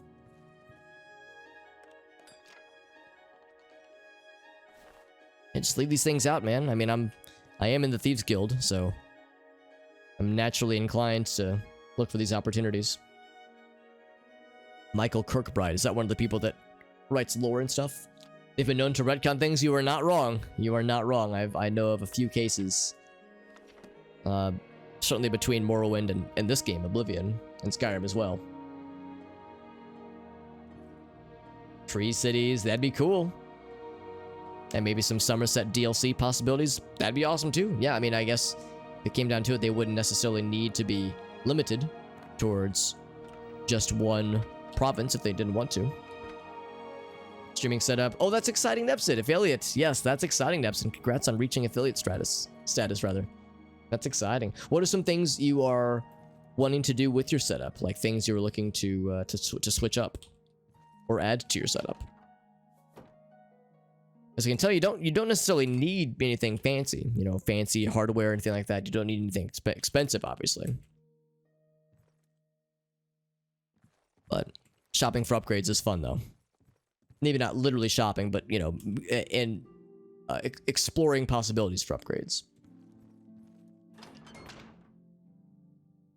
Redcon some things. Yeah. Might not be a shabby idea in some cases. Up past my bedtime, says Neps. That's right. I know a thing or two about being up later than we mean to. I know a thing or two about this.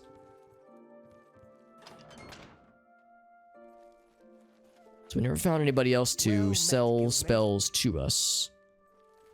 Hello, guildmate. So it might just be the one person then. Unless she sells spells and I just missed it. Let's see if we can. Nope, she trains and that's it. And you're the A pleasure to alchemist. speak. Take care. I think we've... Good day. Wait, did we? I think he did not have anything earlier. I think he was on his lunch break or something. Oh, the 36 lessons. Right. Abusing benzos and liquor. I've heard that rumor, but I've heard it was in question. I've heard people have questioned its veracity. It's a hilarious rumor, but yeah, I don't know how you know, how much evidence there is that he truly went on a bender and just went fucking nutty on some lessons of Vivek. I'm not sure if I'm down for the absorbing a whole bunch of these things. Devour health on touch, sure. And then the rest of this, I think Come I'm back good. and see me again. Minecraft story, is that like a single player Minecraft? Well, I guess It's my pleasure. Minecraft is by default single player, but like a narrative Minecraft game? Bye. Story mode, okay. Okay, we have our quest for this area. We've gotten several side quests in a pretty small amount of time, too. Yeah, the Brina Cross Inn, which was... right there. Sure enough, that's the one. To a subscriber. Oh, right, yeah, a little text prompt. Or like little text pop-up things, yeah. Trying to get it figured out.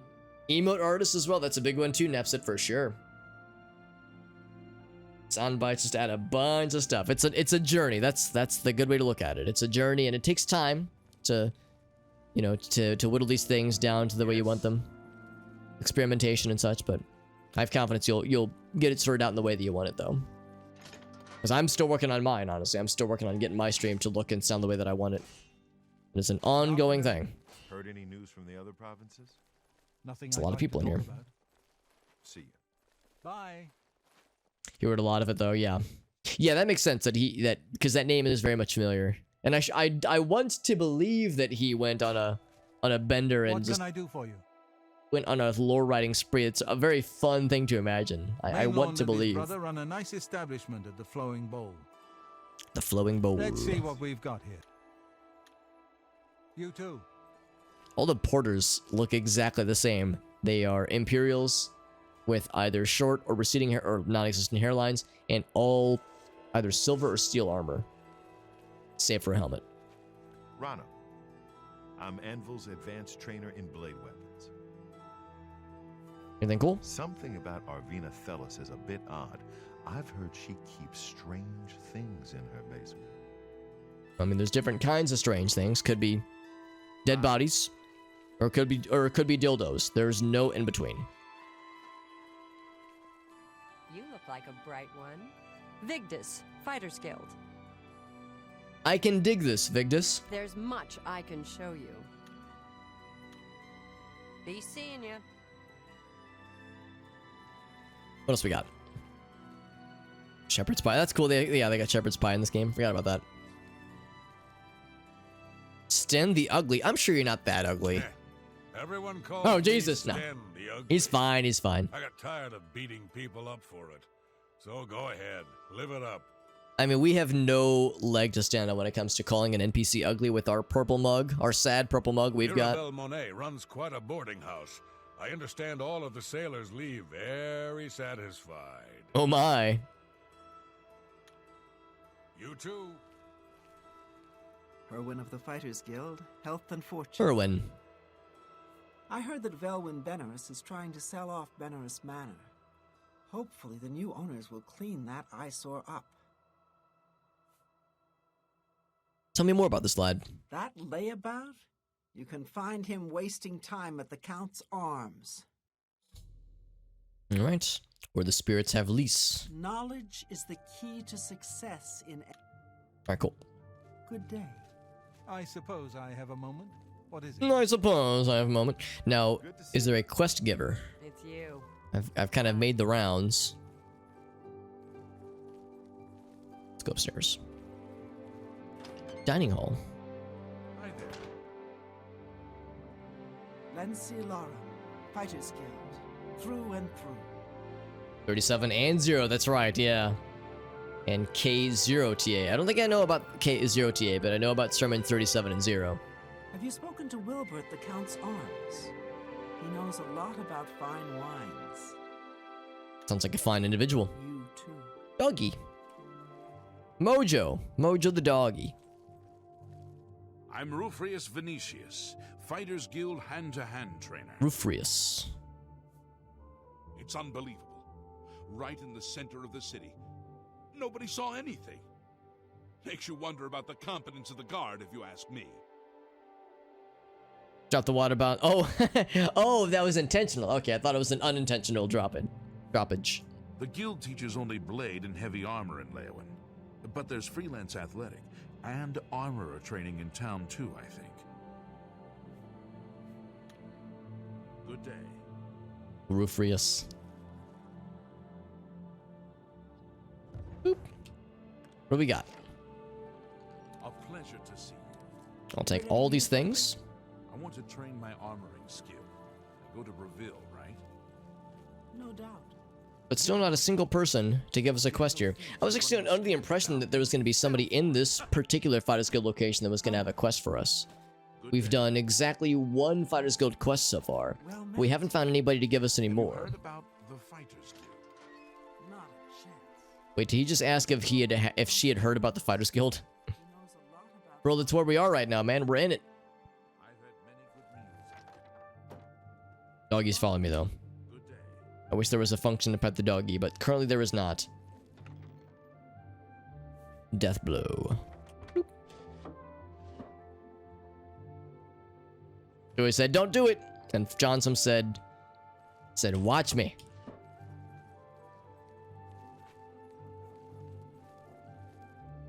Company offices. Company orifices. There's a mod to pet the dog. There probably is, yeah. I mean, this game very much has a pretty vibrant modding scene from what I've heard. And mod to make the dog pettable is something that I think would go over quite well with most places. Most people's. Pet the dog is definitely a mod. Yep, I believe it. It wouldn't even have to be anything fancy. It could just be like, they wouldn't even need an animation. It could just be a text prompt that said, "You pet the dog." That's all we would need. We don't need much. You ever just keep a fucking magical heart inside of a display case? Not even like contained properly, just sitting on like some velvet surface. There we go, heavy armor, which we don't really use that often, but still we have it. And now our plate mail is no longer damaged as swiftly from combat, so cool, I suppose. That's neat. Bones for doggy.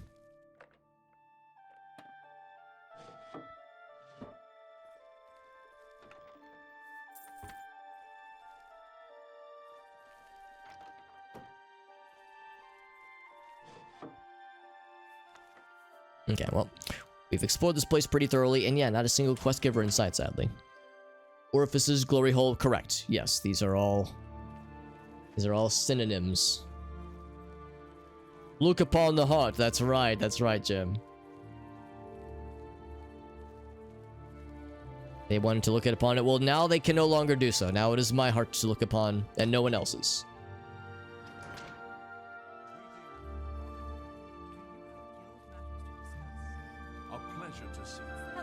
So nobody has any quests, huh? Nobody's got nothing for us. How goes it? Maybe this guy? I don't know if I've talked to you. Here we go. He's the guy. And advanced blunt weapons training. Give me a contract, fam. A contract for you? I think I've got something that suits your experience. Arvina Phyllis has some problem with rats in her house. Oh my god. That is strangely familiar. Morrowind days coming back to me, dude. Yes, rats. I'm sure she can explain it to you better than I. She lives here in Anvil. Go and talk to her. Good luck. If she has a closet full of pillows, I'm gonna lose my shit. Everybody's talking about the Prophet. After the attack on the chapel... Figure it out later. Yeah, understandable, Nepsit. Almost anything.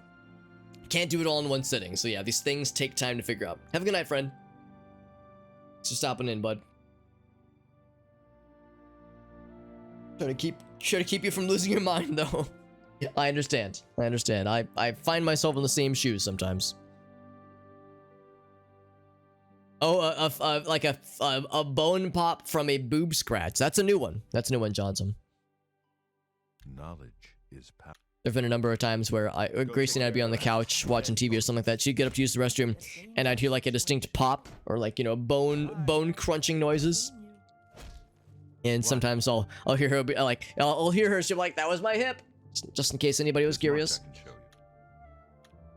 It's my skeleton saying hi. Right, we got a quest though, and it's involving a rat problem, a rat infestation, as it were. Vermin. The meme guy who fucks up. Yeah. Because he's using a bow, right? He's using a bow to smack in the video, that is, using a bow to smack the mannequin, and then like some motherfucker like is behind him, or I guess behind the mannequin, and then he pops off and the mannequin gets fucking exploded. I'm Hassathil, Heinrich Oakenfell's wife. It's quite the name. Heinrich Oakenfell? Bone crunching noises, yeah. Your skeleton is very loud. Your skeleton has a lot to say, Johnson. Johnson's skeleton's like, "Hello, it's me. Everyone listen." So here's like Lady on the Water. I don't know if this is of a specific deity. Also looking for Nirnroot. Nirnroot tends to really like growing in these like kind of coastal, not coastal, but kind of on these beachy areas.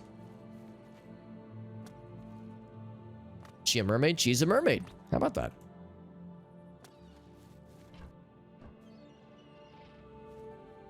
Ah, here it is. I knew it was somewhere. By the water. Either by the water or in potted plants. So that's sprouting, and I thought maybe it was more. Gotta keep our eyes peeled for the Nirn. The good Nirn. Needs a key. Yeah, because I think it's for sale or something, or somebody was looking to sell it. And yeah, it's a little sad. A little Sadge. Broken windows and shutters are kind of ajar. That's right, Jim. Your skeleton's gonna be with you forever. Some say your skeleton is such a good friend it'll outlast most other things throughout our respective existences. I'm gonna just go for, let's see, 9, I guess 12 hours then to get into business hours. Business hours.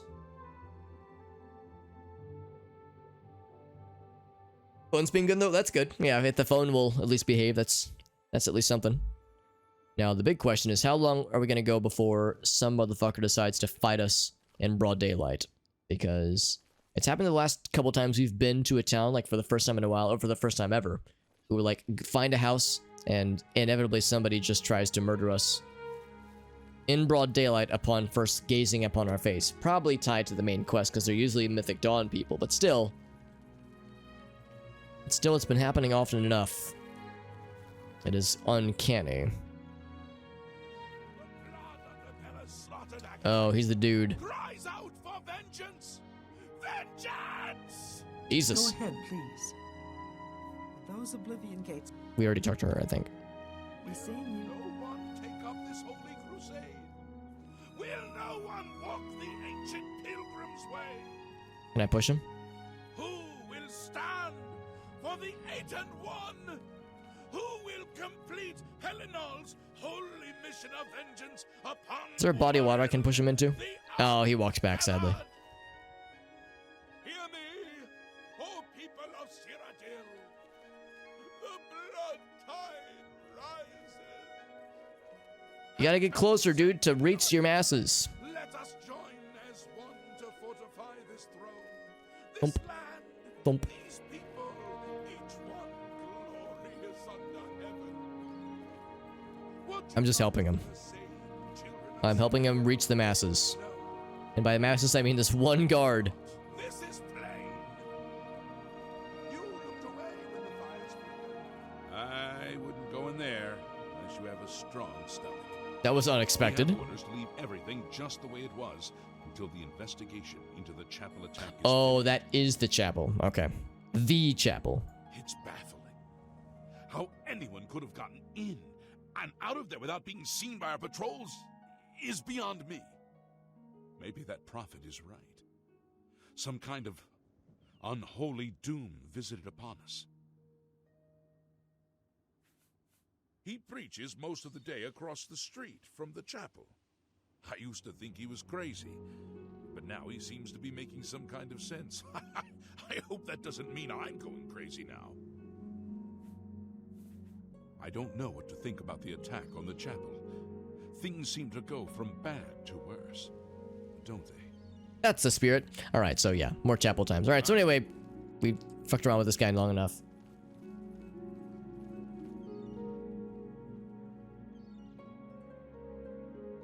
The Widow's... Oh, is that what this is up here? Yeah, this right here. The Widow's Watch. Yeah, I had assumed that was like the kind of thing for like the wives of sailors when they were out to sea, that kind of thing. So like, yeah, they would listlessly await news of their husband's return. Oh, I got the bird singing noises. It's so nice and pleasant, despite apparently murders inside the chapel. Jesus. Who will take up this holy crusade? Voice actors going ham on that delivery, like to the point where it's like I'm concerned for him. Oh, this well looks like a fun time, but I can't go in it. Alright, so I of course want to investigate the chapel. I want to talk to the prophet, but I have a feeling that will be lots of side questy things. And I would like to do the simple things first. Actually, yeah, we talk to the beggars first. Please be generous, kind sir. Here you go, bud. Thank you, God. He doesn't have anything new to talk about. Everybody's talking about the prophet. Blessings of the shadow upon ye. Already went to the Mages Guild. We already...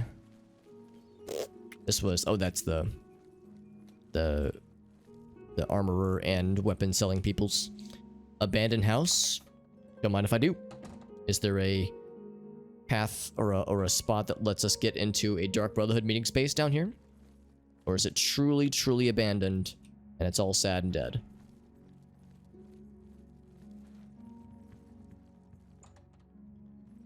It's not that abandoned, clearly.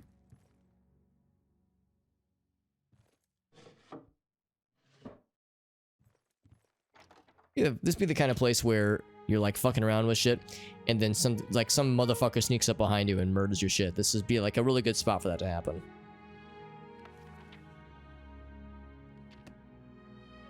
Anyway. I guess it is truly abandoned. Hyper zoomies mode? Hell yeah. But it's like 1 a.m. Yep, that's cats, alright. Getting zoomies and like hyperactivity in the dumbest of times. The dumbest of moments. Boop, boop, boop. Now I'm on the chimney. I'm plain ass Santa Claus out here. More of a New England, yeah, more of an East Coast thing. That makes sense. Here it's more of an aesthetic thing. Yeah, practicality-wise, yeah, it wouldn't make much sense, but it probably looks cool. Hi. It's you. Hi. Ruzia. Is there something I can do for you? He's a blessing on this town. The only one to have made any sense out of the terrible tragedy at the chapel. He preaches every day outside the chapel. Go and listen. You'll see. It is. Cough drop time, motherfuckers. Not that my throat's that sore, but it's just a nice thing. I've grown accustomed to just liking them now. For a while there, I was like, my throat was hurting, like back in the day, back several months ago. It's like, ooh, my poor little throaty. But now it's like, they're just nice. They're just soothing. I still can't believe what happened at the chapel. Travaia, Leralthia, Domania, all dead. We'll learn more about it soon, perhaps. Perchance.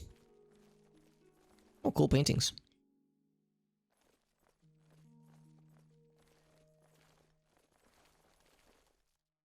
She's probably gonna follow me up if she... Yep. Because she knows not to trust me. Smart girl.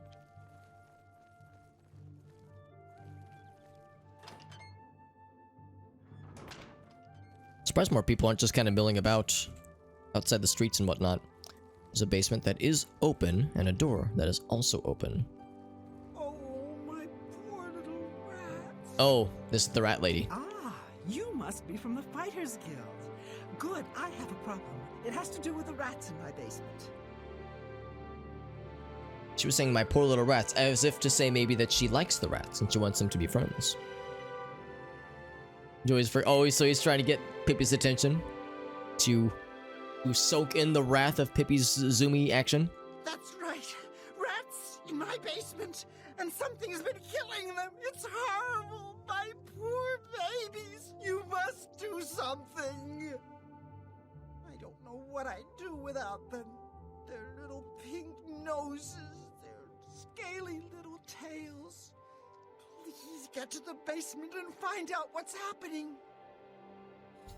That's actually one thing, because I've never had a rat as a pet, but apparently rats actually do make pretty good pets. Mouses, sure, but apparently rats as well can be like very fun and affectionate. Hey, you're the one they call the hero of Kvatch. Hero of Kvatch, that's me. In the flesh. My little rats. My little ratty boys and girls. Oh, I thought this was like stairs. I was like, what the fuck?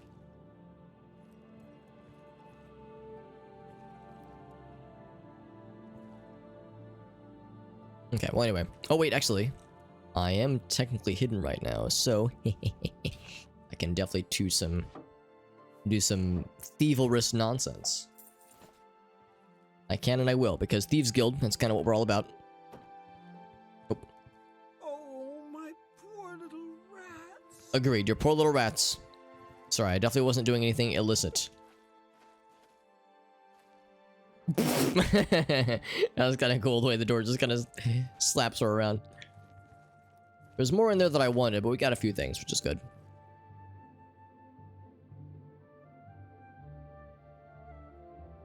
Poor little rattos.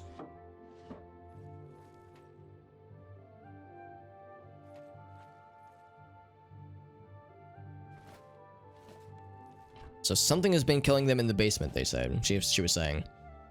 I wonder what the something is. I'm gonna guess maybe a I don't know, maybe a boar, something like that. Maybe. Guess we'll find out.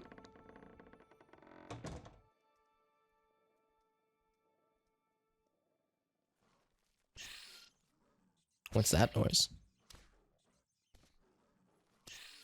Something indeed. The HK slap.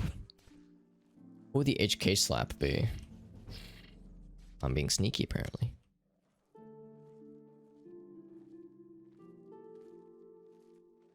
Computer's being silly. Yeah, it sounds like the... Oh, that's what it is. It's a motherfucking mountain lion.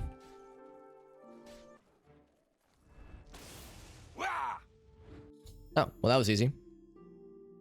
Sneaking in through a hole. That's right. Yeah, there's more where that came from, most assuredly. So this rat got before I could strike. Always like killed all of them. Oh, well, yep, that'll do it. That will do it.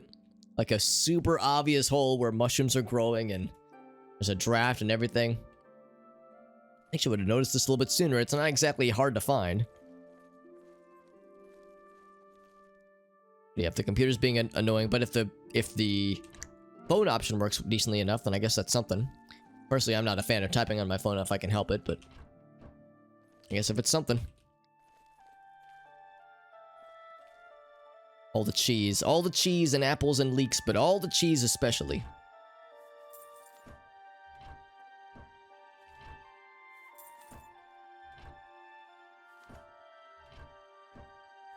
And of course, repair hammers, and I hope they're getting drunk on wine too. But yeah, all the repair hammers and spare gold and lockpicks and torches. Speaking of lockpicks, yes please.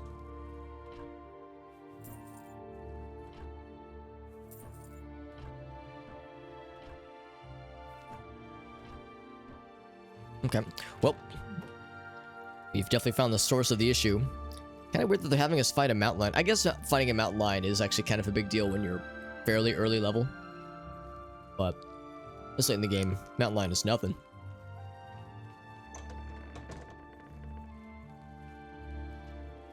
Let's go give her the news. What did you do to my little rats?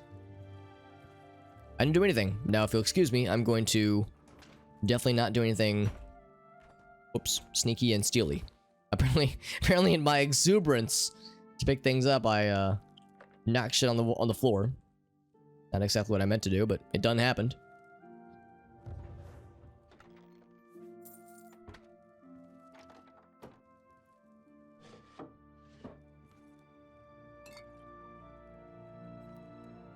Oops. I thought I heard a noise and I got scared. Thinking it was her busting in. Or there's a way for us to lock things. For the player to lock things, that is. Because I know in Morrowind there was a lock spell. There were of course lots of unlock spells, but there was a spell to produce a lock for a container or for a door. And it was actually kind of convenient sometimes if you were in a dungeon and you didn't want something to follow you, you could just lock the door behind you. It was like a lock level of 10. It wasn't much, but it was something. It'd be cool if there was something similar in this game. What did you do to my little rats? Boop, boop, boop, boop. My rats are all dead. It's too late to do any more. I won't be needing your services any longer. Right, so I guess that's a wash then, because oh, hold on, is there more current quests? Or is it completed quest? Yeah. I failed my contract, okay. Because by the time we entered, the rat... Well, let's think about this. It was a rat versus a mountain lion. The mountain lion was probably going to win that fight no matter what you do. I wonder if that was, like, meant to go poorly. But the thing is, that mountain lion... The mountain lions are going to continue to be a problem, so... I almost wonder if this is kind of what was supposed to happen. Let's report how that went and see what else comes up. Hopefully we didn't, you know, get screwed over, obviously.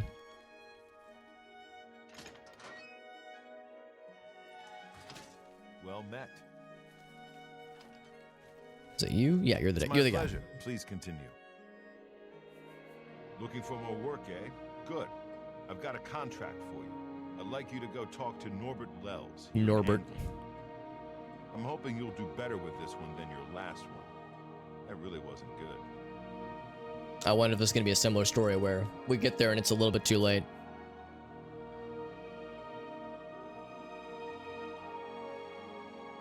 Become Willard. I'm summoning. Now I'll confess, if that's a reference to something, Jim, it has gone over my head. Quality merchandise here in Anvil.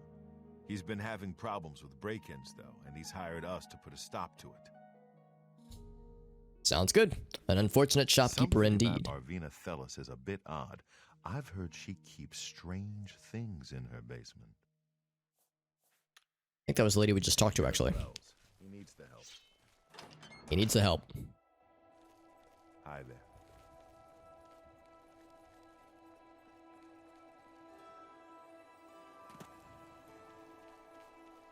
It's the person we were at just now. Was this one, I think? Yep. And that was the one he was saying that she has strange things in her basement. I don't know if there was like strange things. It was just rats. A lot of them. And apparently mountain lions. This is such an obvious thing though. And look at the boards placed here, I guess, as a slight deterrent. Granted, that would mean a mountain lion got inside the city walls, which is kind of fucked, but still. Like, this is going to continue to be a problem for you, lady. You need to do something about that. A cow humidifier. Probably, it's probably not humidifying cows. It probably humidifies the air. But yeah, it's like, is it like shaped like a cow? Because that could be fun. It was a movie. Oh, okay. Trains rats to do his bidding. Ah, I got you, yeah. As I'll admit, I've never seen it. But it sounds delightful. This guy's mean mugging us. What's wrong, dude? Didier O'Malley, a No. ship's clerk. He just has that look. At present, I'm spending my time in gold on the pleasures of the Gold Coast. I thought he was going to be mad at us. He's pretty chill. He runs Lel's quality merchandise. Not a bad sort. You can usually find him in his store. What was that delivery for? Ha. Not a bad sort. So it's an old-ass humidifier, but it gets the job done. That's awesome. Jesson Sextius, singer, composer, and storyteller extraordinaire. Sextius the Sexer. Glad to meet you. It looks ridiculous. Perfect. That's the fun. I mean, you can buy something normal and boring or something fun and cool. I like your approach, Johnson. Hello, good sir. You wouldn't happen to be in the market for a home, would you? If you are, I just happen to be selling a Oh, this guy, right. located right here in Anvil. Where Spirits Have Lease is the title. I don't know what to think about the attack on the chapel. Things seem to go from bad to worse, don't they? But then there's the remake. And the remake is not fun. Oh, that's a shame. But still a good thriller, though. That's good. Yes, I'm selling my grandfather's house, Benaris Manor. If you're interested, I could let you have it for a modest sum. Keep him in your room. I have to sell it soon, as I have pressing matters elsewhere. You're welcome to take a look at it. It is located across the street from the chapel. Once you buy, you get the key to the front door and the deed of ownership. That's the deal. Would you like to buy it now? Not right now. Well, I'll be here every day from noon until midnight. Let me know if you change your mind. How do you do? I mean, I'll probably need to go in on it, though, because it's for a quest. It's a quest. I need to obviously do it. And food available to guests. Can I help you? Humidify the entire world. All the moisture for all the air forever. A local gentleman has been looking to sell his manor.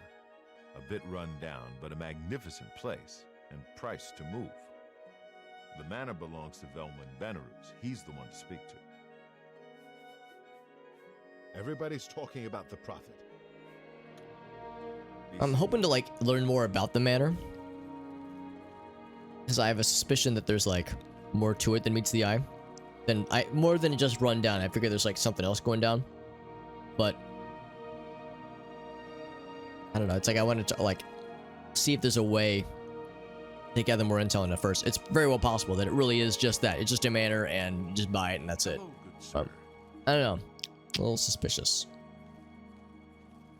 Greetings to you. 12 hours. I know, level 90 wizard. I was thinking that too. I chill here from noon to midnight every day. It's like, dude, that's a... To me, it would be a rather boring life, but it would be a life full of work and obligations. That's actually kind of nice, I guess. Really under 60%. Yeah, not the winter. Well, of course, in the winter, when the air is humid, it makes it that much more biting of a cold. Because here in the Midwest, we get our shitty cold winters for that very reason. You know, the light kind of pokes through. It's kind of interesting. Okay, well, all these are locked, obviously. Just wanted to explore around for a little bit. Yeah, I will probably go in on the house, though, the mansion, eventually. Just kind of curious where this leads out to.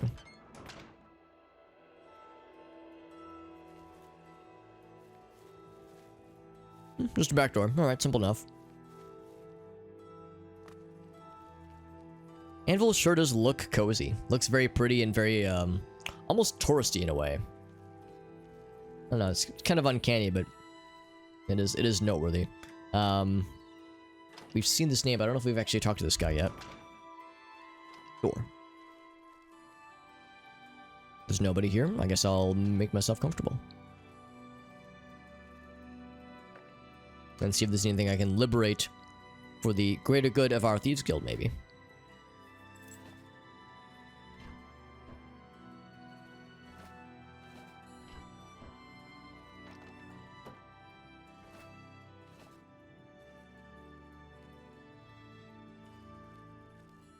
Imagine breaking into a man's house and stealing his broom. This goes outside. We get lots of snow too, yeah. Wear sunglasses to prevent the snow blindness when it's really bright, yeah. We don't, here in St. Louis, they don't usually get a ton of snow. We have the Mississippi River and the Missouri River. And the fact that those two rivers kind of converge around the city means that along with the jet streams, we usually tend to miss like the big rainfalls and snowfalls, but I think this past winter was a bit more snowy than usual, so we sometimes get it a little bit worse than others. Whoops.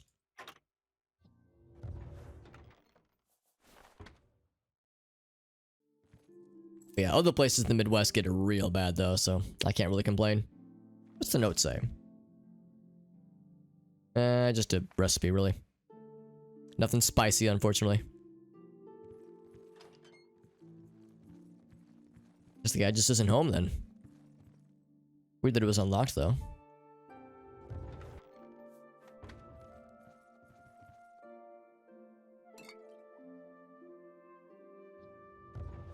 I need to be up here to get a better vantage point of this one. Boop.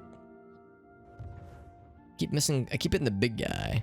There we go. Give me the little lad. Little dude for 5 gold, by the way. Hard level lock for 5 gold. Very worth.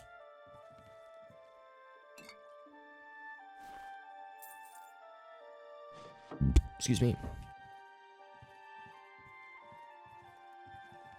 Okay. Yep, I was thinking there'd be some sign of this person. If they left their door unlocked, that means they're probably home, right? Or they're just not very concerned with safety, I suppose. Mr. Whale, what's up, buddy? That's right, yeah, if there's any Midwestern lad who knows the depths of Midwestern snow, I think Whale gets it much worse than I do. Closer to Denver. Oh no, it's okay. I'm in St. Louis, Missouri, so I'm as geographically in the middle of the country as I could possibly be. And yeah, we tend to get spared with the real bad shit, usually. It's November. You get a lot in November specifically. Well, we're actually not too far off from that, actually. So, dude, I want to talk to you. No! Afternoon, he says, before disappearing into the ether. The lake effect. Okay. Now, I like how John Sum phrased it. Or may not. Not fuck the lake effect, but fuck lake effect. Which is to say, when you're affected by fuck lake. That's what it's called. Fuck lake. Right. The one in blue. You remember? Well, I wasn't paying attention, by the way. Mirabelle Monet is quite a woman. Ask any of the sailors down at the forecastle. Forecastle? Farewell. Okay. Guess who I am? Cainlawn or Maynard? Oh, he even has the name right there, yeah. Okay, anyway. Bye. So there's more out here. She's painting. That's cool. Oh, this motherfucker. No, attack me. I'm the one you want to fuck with.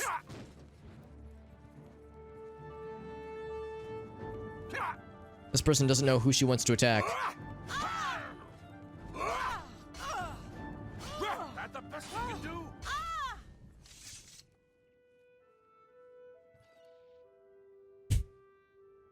Good job. Yeah, I like how she couldn't really decide on who she wanted to go for, so she just kept bouncing back and forth between me and this dude. Just pelting her with arrows. And did get the final kill. Isolde. Or in her mythic dawn. Oh, the forecastle. Hopefully she wasn't the person we just heard about. I wouldn't feel bad, but... What is it now? Do we want to talk about what just happened, or are we gonna not comment on it? Sir. Hall's ropes faster can run faster than Hall's ropes faster. Of course, he can't often walk a straight line. 6 feet of snow. Oh, 2014. Wow. Take care. Look at the pose this person died in. This is bent over like she's taking a dump. Just chilling here for a while. I'll probably be going for another half hour or so. Like that. I can't get over how weird that is whenever somebody just attacks us in broad daylight. She was clearly part of the Mythic Dawn cult, so it wasn't, you know, without any precedence, but still pretty wild. Oh, they got an actual lighthouse. That's kind of neat. What? What? I'm gonna interrupt you. Inventius, wife of the woodsman Pinarus Inventius. Oh, he's out hunting. Always out hunting. Anything to avoid doing a little work around the house. Hey. Okay, so she's painting, which is cool. Oh, hello. Oh, hello. He sounds so excited to see us. And sure enough, it's right on the bay, so there's boat action. It's a port, if you will.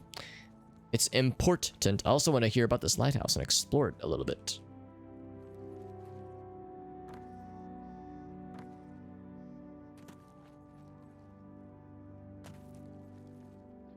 Ulfgar Fog Eye. Fog Eye. Well, they are at the, you know, at a lighthouse.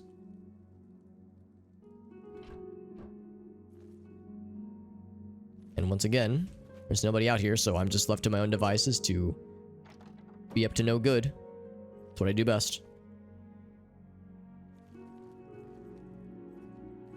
Except there's not a ton of valuables out here. Maybe this, though.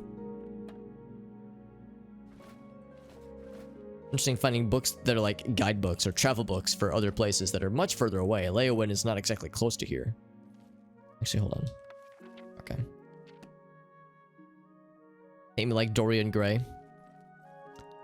Is that the dude from 50 Shades of Grey? Oh, Nerdwood, by the way. Because if so, then that sounds like a dangerous prospect. Apollo takes after... Oh, so Apollo's like a snuggle monster. That's adorable. And also, you put something in my face, I shall maybe bite it. Well, it's like those commercials with the Sour Patch Kids. First they're sour, then they're sweet. First the bites, then the cuddles. I mean, that's how cats function most of the time anyway. Actually leads directly into the lighthouse, which is kind of cool. 85%. That's a pretty good odd, I would say. Pretty good odds. You might secretly be part cat, Johnson. I don't know how to break it to you.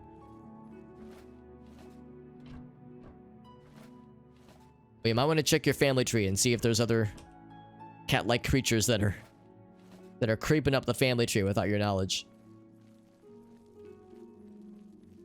I want to see the lighthouse. I want to see the lighthouse, and I also want it to slowly drive me insane. Per the events of the movie, The Lighthouse. Very good psychological thriller horror movie, by the way. Not everyone's cup of tea, though. I liked it. Gracie did not like it. So it's not everyone's cup of tea, but I'm a big fan. In alteration. Maybe you can teach me something. Maybe. Hi, I'm Ulfgar Fogeye, master of the Anvil Lighthouse. Visit the lighthouse anytime. Fine view of the town and harbor.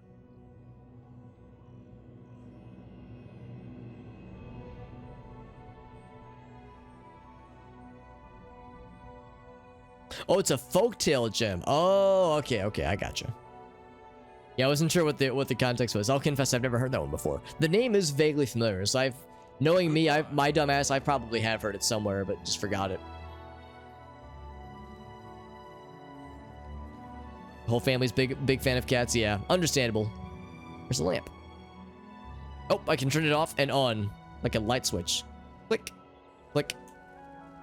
I wonder if there's any benefit to turning it off. Like if there's any quests where that would be a thing. Fall damage. Thump. That's okay. It was intentional because I want to train my legs to take falls better. with acrobatics and such. Also looking for Nirnroot because you can never have too much. Although it is weighing my inventory down apparently.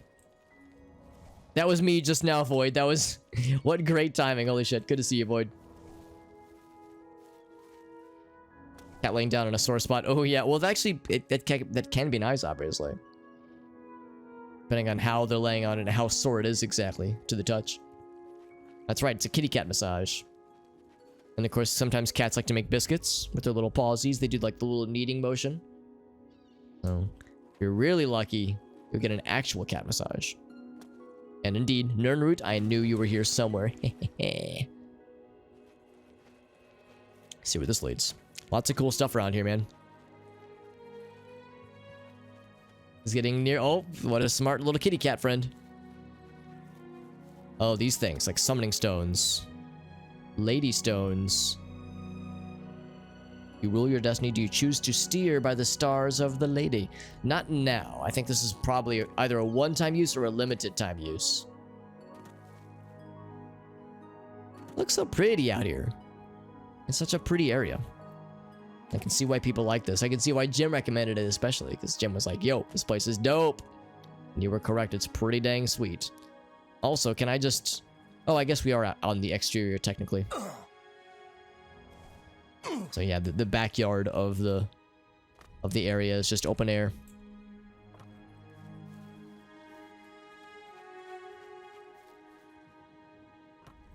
And don't mind this corpse that is still slumped over the wall in a very awkward motion. And this guy's just, I feel like if he moves, she's gonna fall over. So he's just a sentry.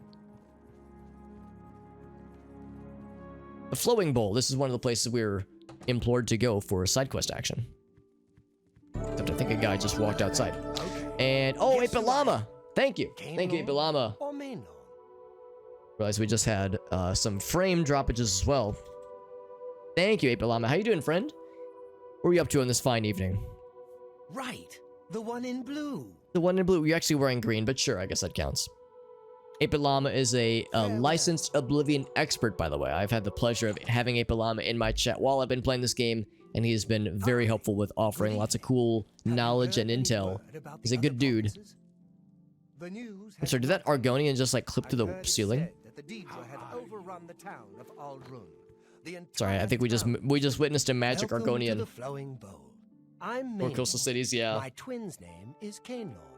How to tell us apart? I'm in brown, he's in blue. Simple, really. Oh, Sky Rhyme. That'd be that if you're like making like a hip hop free what's the word? Freestyle. And you need some good like Elder Scrolls rhymes. It would be, yeah, Sky Rhyme instead would be what you would use. We got Rob Coswell. We got lots of cool folks. Thank you, Ape Llama. Let me see what Ape Llama was up to real quick. Do a quick shout out for our friend. Bam. Oh, Fable 2. Very nice. Have you played through it before? Because you probably know what I'm about to say. I've only played the first one. I'm Mainlord. And I liked it. This of the Drunkard, by the way, that's actually pretty dope. Very good. I liked Fable 1, but I always kind of wondered about these subsequent entries because Fable 1 had all this ambition behind it. They can only realize part of it. I always wondered if they were able to achieve more of what they wanted with 2 and 3. Ape Llama says, I'm up way too late. I can sympathize.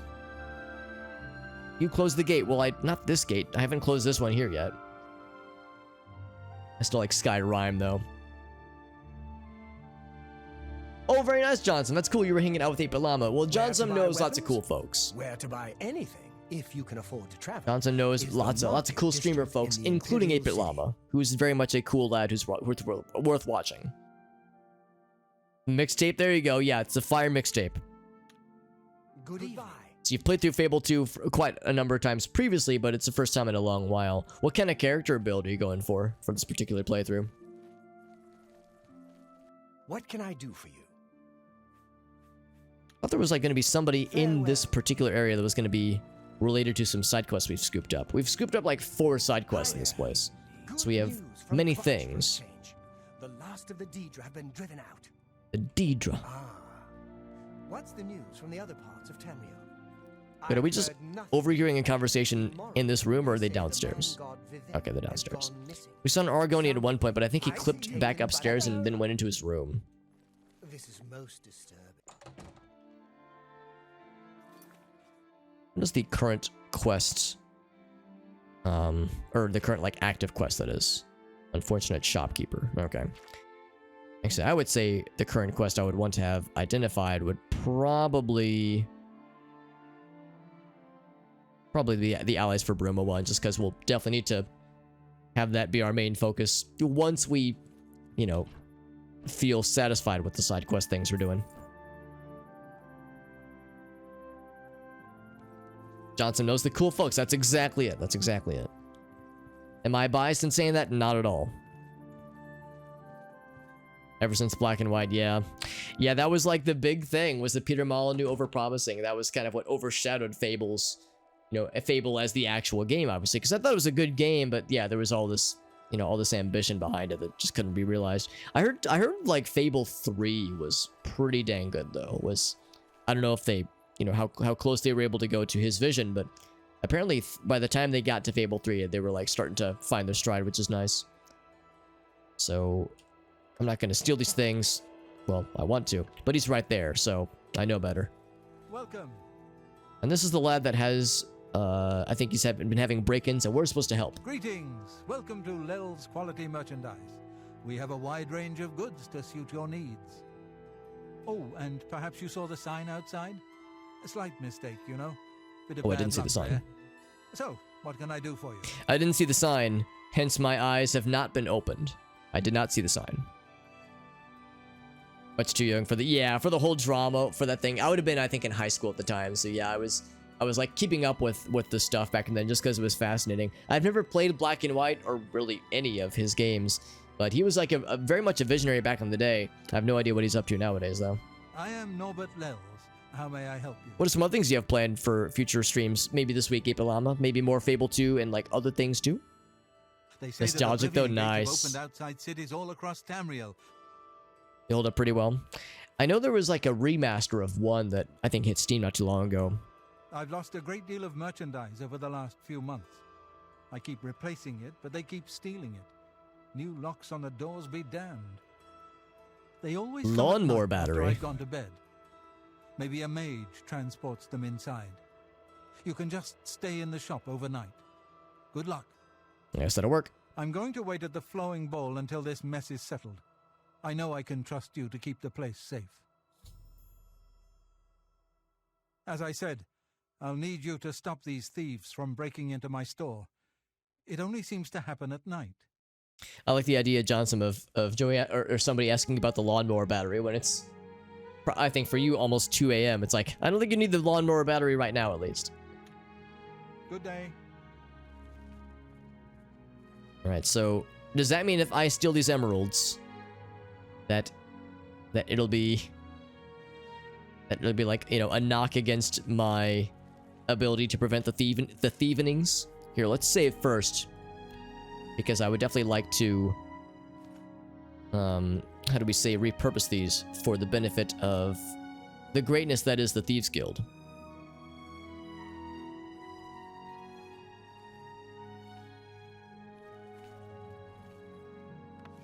Same with some of the more expensive books out here. It's just liberating them for the Thieves Guild. That's all it is. Maybe some Alan Wake. Ooh, that's right. We are very much approaching spooky season. Something I kind of should be considering as well. There's only a bajillion spooky games that I want to either play or replay. Lots of indie games too. Lots of like onesie-twosie indie spooky games on itch.io. Some on Steam. So I've got many things that I know I've got, like, I'm just kind of sitting on. Play as your child, right? Yeah, some very like pie in the sky ambition, and I admire the ideas, but like, you know, there's something to be said for biting off enough to chew. The stat balance when the main game started, yeah, I remember so much of this being like a. It all sounded so cool and impressive, and it still does, but yeah, I'm just not sure. I'm not sure, like, where he was thinking this would all come from, though, you know, like the ability to do all these things and the time to do all these things for his team, etc., etc.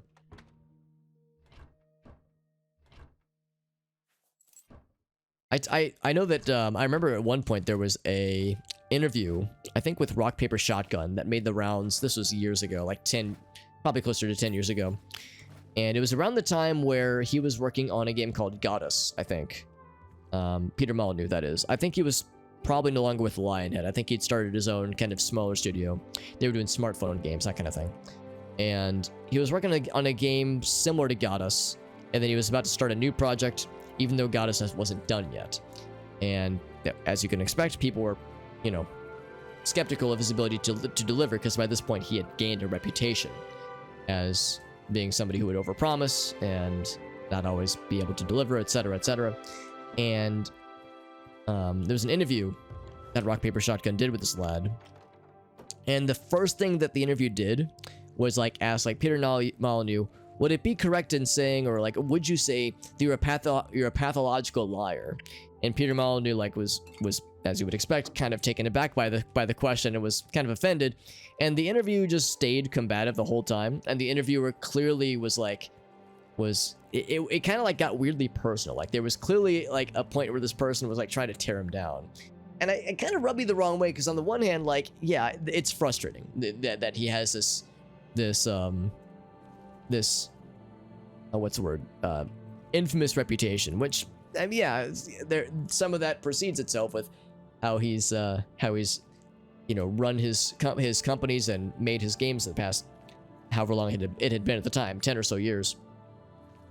But at the same time, though, he's made some games that people really like. Black and White was a big one, obviously. I think, was it Politician was another one, or maybe it's Patrician. I can't remember what it was called. But he was behind a lot of like very big visionary games. And ever since that interview, he's kind of stayed quiet. Like he hasn't really done anything, to my knowledge, at least. So it's like, I don't know. To me, it kind of rubbed me the wrong way, the way the interviewers were handling themselves. So I feel like there would have been ways to, like, you know, hold someone's feet to the fire without just being like overly like aggressive the whole time. It didn't seem very professional. You want me to wait overnight? Let's wait for like 1 hour at a time, by the way.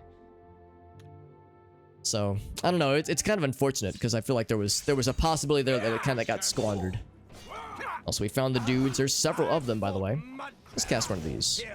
Oh, I just lit the entire world on fire with that casting. And that guy's a dark elf, so he doesn't give a shit. What were you gonna say? This is the part where I fall down and what? Whoa. Oh, he like shot forward. Yeah, I cast a fire spell and I exploded everything. I exploded everything off the shelves. Oblivion's been going well, though. 8-Bit Llama, sorry, I read your comment a little bit late.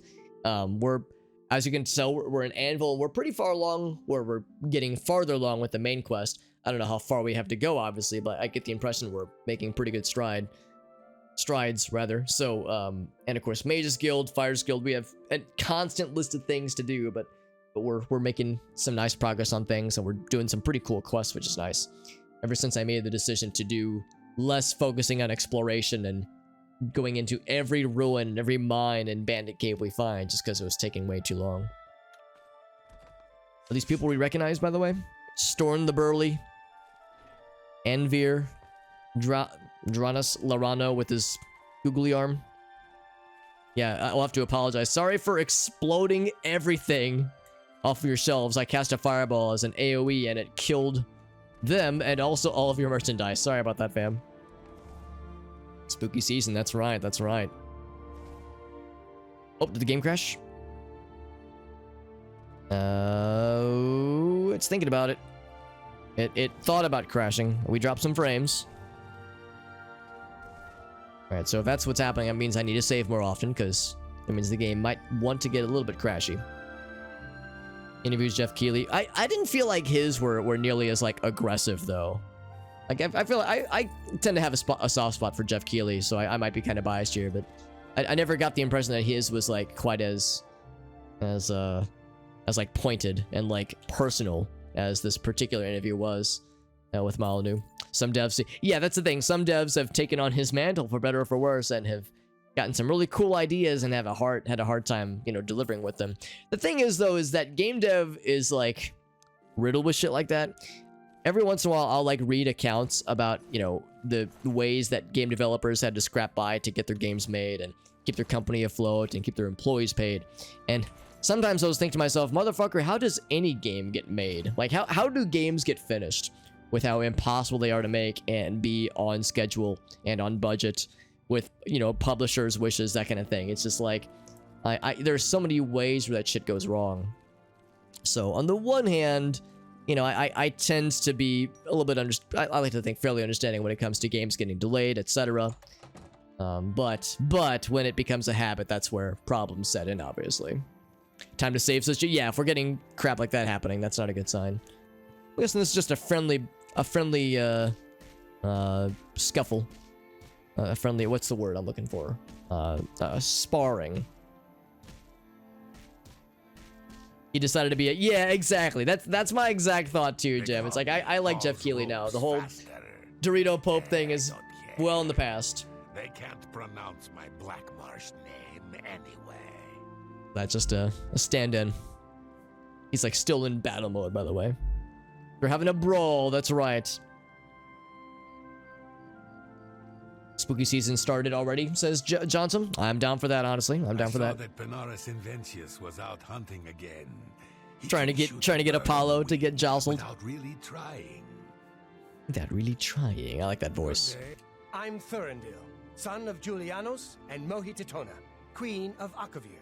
These slugs climbing my spine itch something fierce. These slugs climbing my spine itch something fierce. What a strange thing to say. What the fuck? What in the world? I heard that Velwyn Beneris is trying to sell off Beneris Manor. Hopefully the new owners will clean that eyesore up. That eyesore. No. Priorities, Johnson. Priorities. Joey's out here saying, you know what? It's my house. I can do what the fuck I want. I'm just gonna wiggle my booty all over the place, apparently. Let's go give the news to the buddy that we're helping out here. And reassure him that, well, don't worry. It was a very raucous fight, and the thieves knocked all of his things off of the counters and tabletops and display cases. It was all of them. I heroically defeated the guards, or the thieves rather. And I had nothing to do with the items thrown in disarray. I'm completely innocent in all this.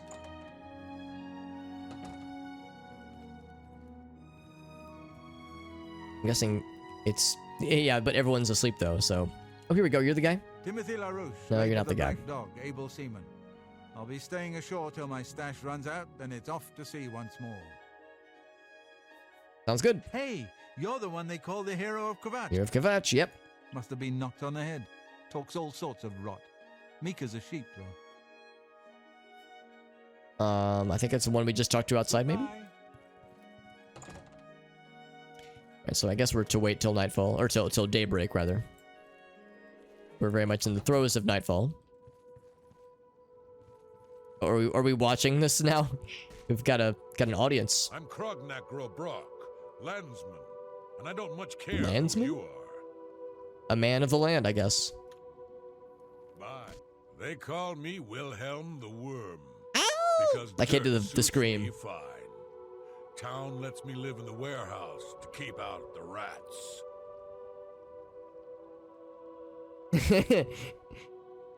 Yeah, just part covered, but part uncovered, yeah. Yeah, maybe he just feels more free that way, but not too free. Everybody's talking about the prophet. After the attack on the chapel, people... He said, I'm doing it my own way, goddammit. He's seeing you. He said, we'll do it live. Time to improvise. I'll never get that crystal ball back. Not Frightful spirits, you say? This is a travesty. A complete and utter travesty. The crystal ball is just sitting there in the hold, but I'll be damned if I'm going back on board. And nobody will help me.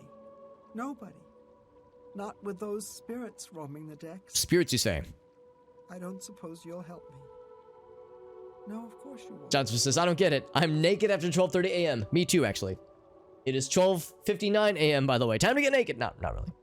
I mean, this is one of those situations where, for all you guys know, I could be butt-ass naked from the waist down right now. Because you don't know. That's the glory of the mystery that is the internet. I'm glad to help. Of course you can't. Nobody ever wants to help. That's the... Wait. Did you actually say Like, wait a you'd second. help me? Oh, how wonderful. I can't thank you enough. I've been going out of my mind ever since my crew was murdered. Oh, Jesus. This is my ship. Crew was murdered, you say? Left that little detail out. Serpent's Wake. I hired the crew to sail to Somerset Isle to retrieve a family heirloom. This family heirlooms, my mother's man. crystal ball. They made the journey and arrived back all right. But then, someone murdered them. All of them. Now their spirits are haunting the ship. The crystal ball is in a chest in the ship's hold, but I can't get to it. I made it as far as the captain's cabin, but the spirits nearly killed me. Probably gonna be similar to the spirits we dealt with earlier in that other shipwreck. Return it to me here, and I'll make it worth your trouble. Here, you'll need this key.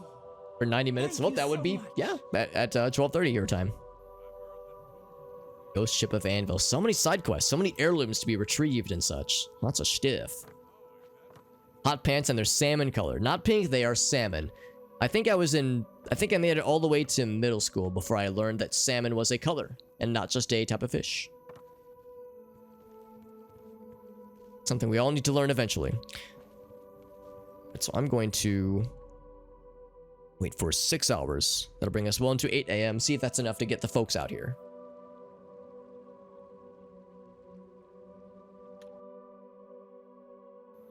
And just to be clear, we already talked to Wilhelm. I can't do the scream, sadly. You don't know me. Everybody's happy. You too. Let's actually see if those dudes, the dead bodies, are still there, and if the place is still a mess. Yep. I mean, here, I might as well... Here, let's make it a complete mess, at least. If the place is going to be in a state of disarray, we might as well make it a fun state of disarray. Also... Okay, we don't have a bounty. See, isn't this better? Doesn't this look nicer?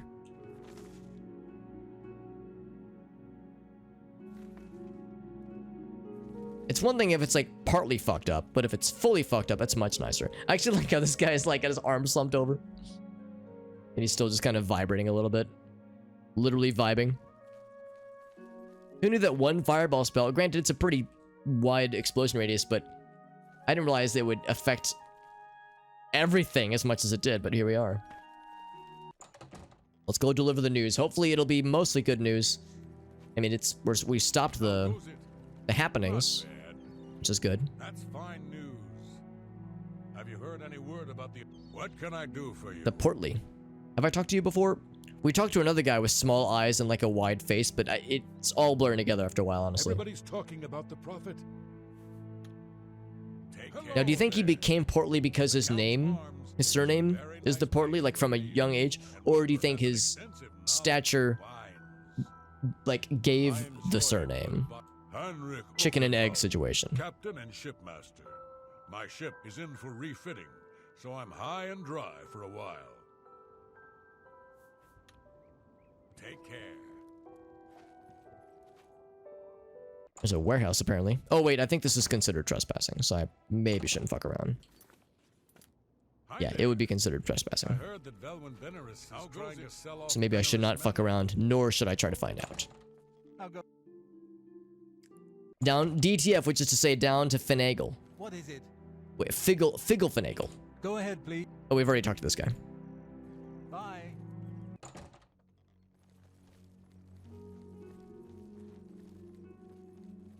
Like, I'm so anxious to give that one dude the happy news, but nobody's up yet. Come on, you guys. I'm like knocking on doors, running around the hallways. I can actually, oh wow, I can practically jump into their rooms.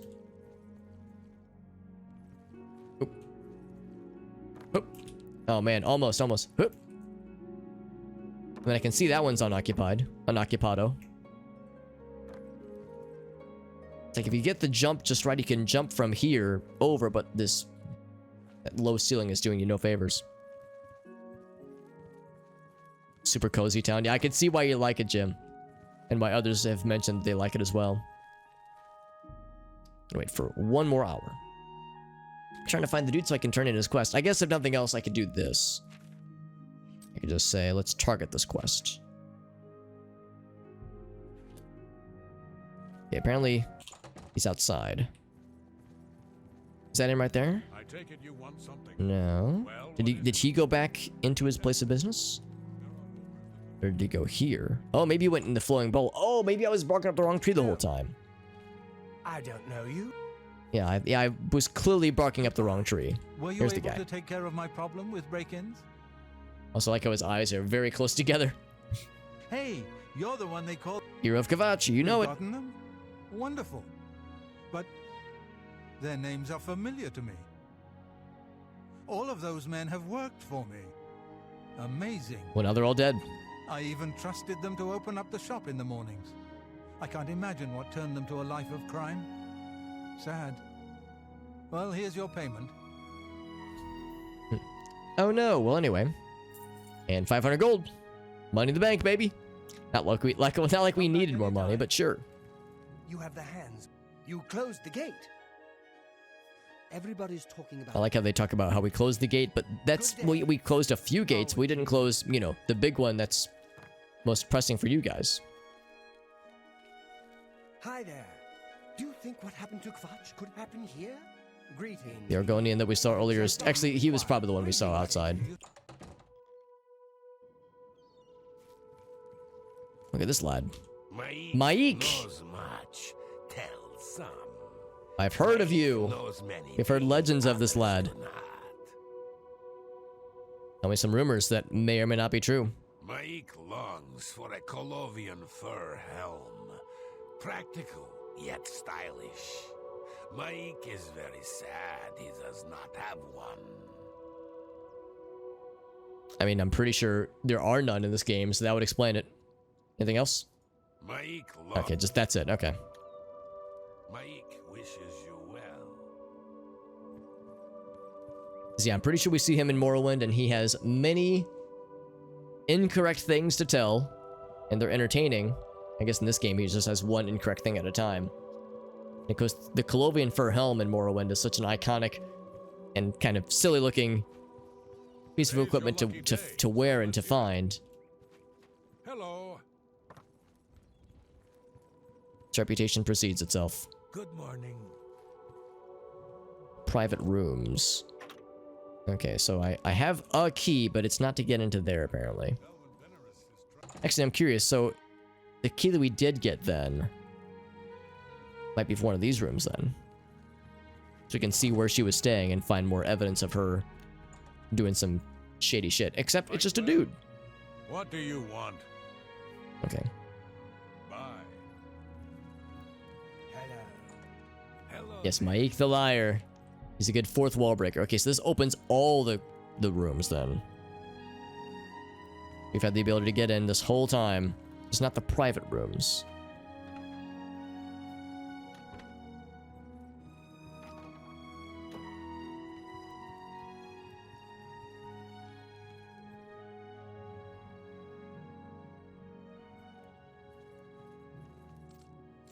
Except this one. This one is still a mystery to me, except I can just do a little whoopsie daisy and do it myself. Except I will get myself stuck.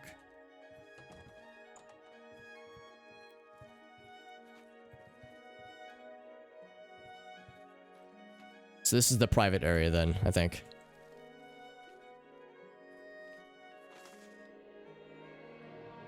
Upstairs rooms. Crushed peppermint to mask the scent. Oh, right. We've heard that this room is this place. Leaves the sailors very happy, so crushed peppermint to mask a scent of certain activities. Flowers on tables, yes.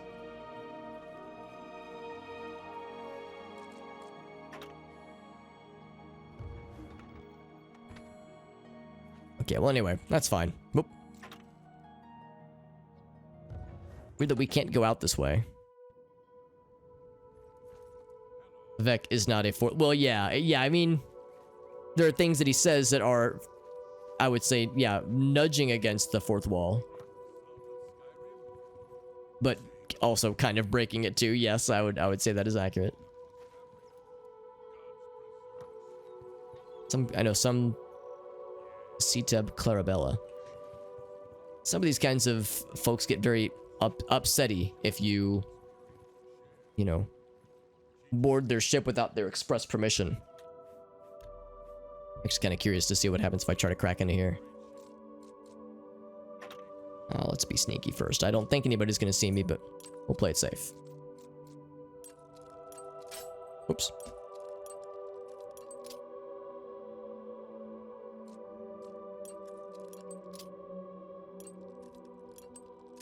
Damn it. Damn it.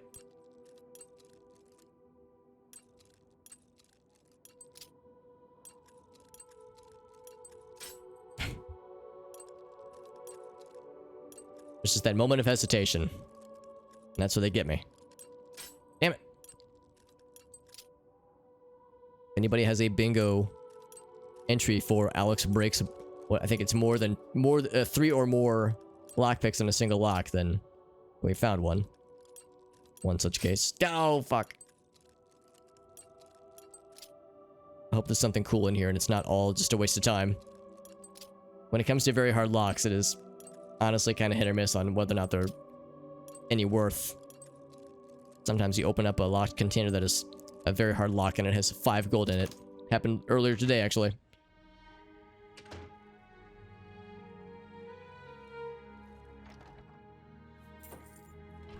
We found 2 gold and 3 more gold and a torch, so 5 gold and a torch, baby. I'm surprised there's nobody here.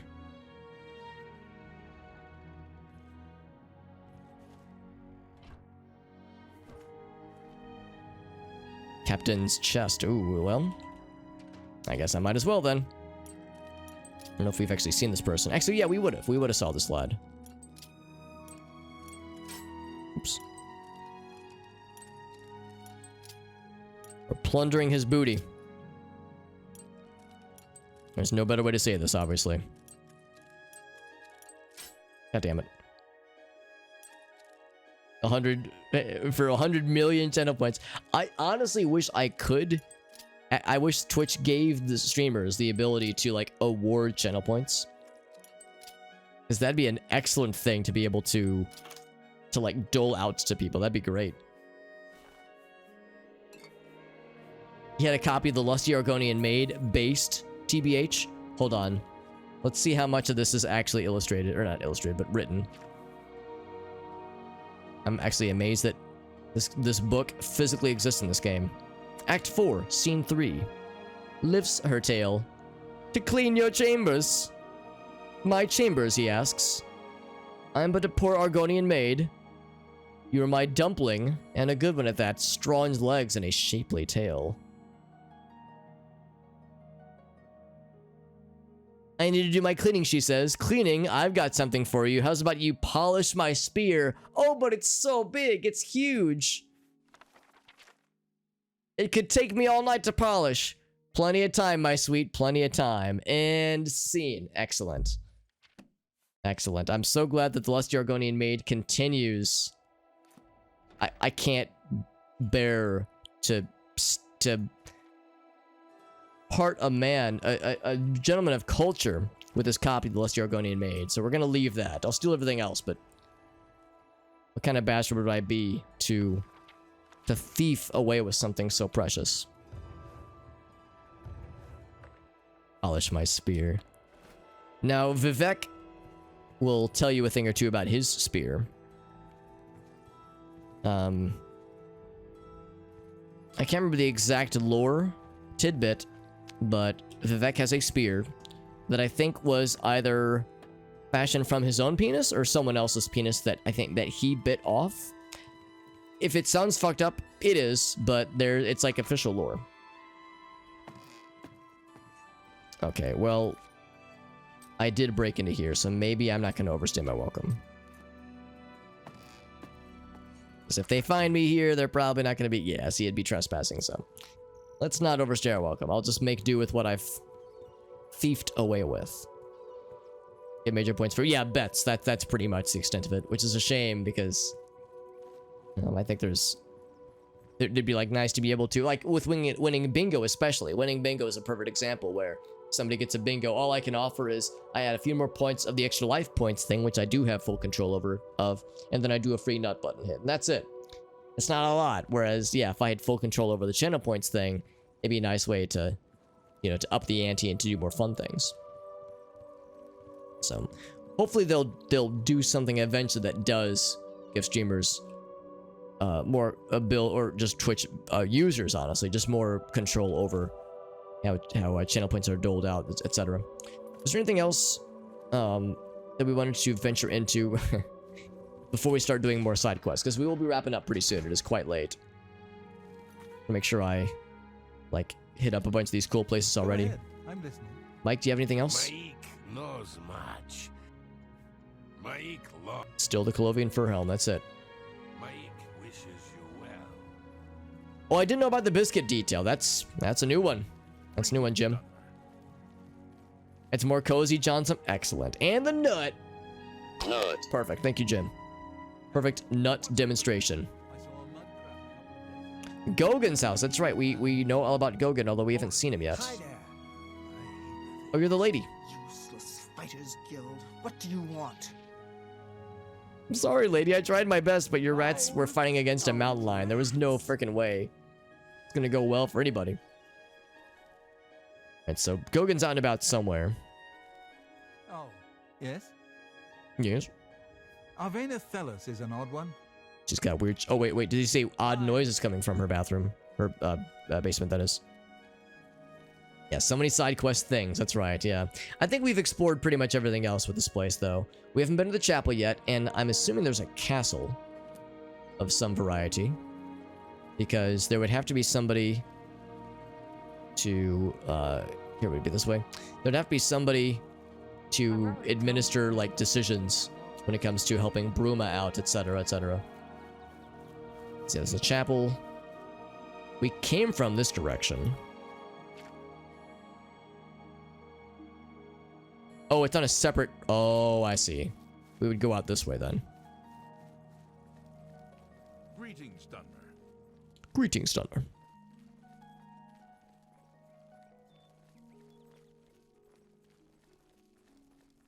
Sometimes you get unmarked side quests, too. Been trying to be pay attention to things that might end up being like that. Things that will lead to side quests, that kind of stuff. So it is the Gold Coast, but it'll lead to the castle, most likely. It's pretty castle-y to me. A castle fashioned entirely out of anvils. Okay, actually stone bricks, but still, same thing.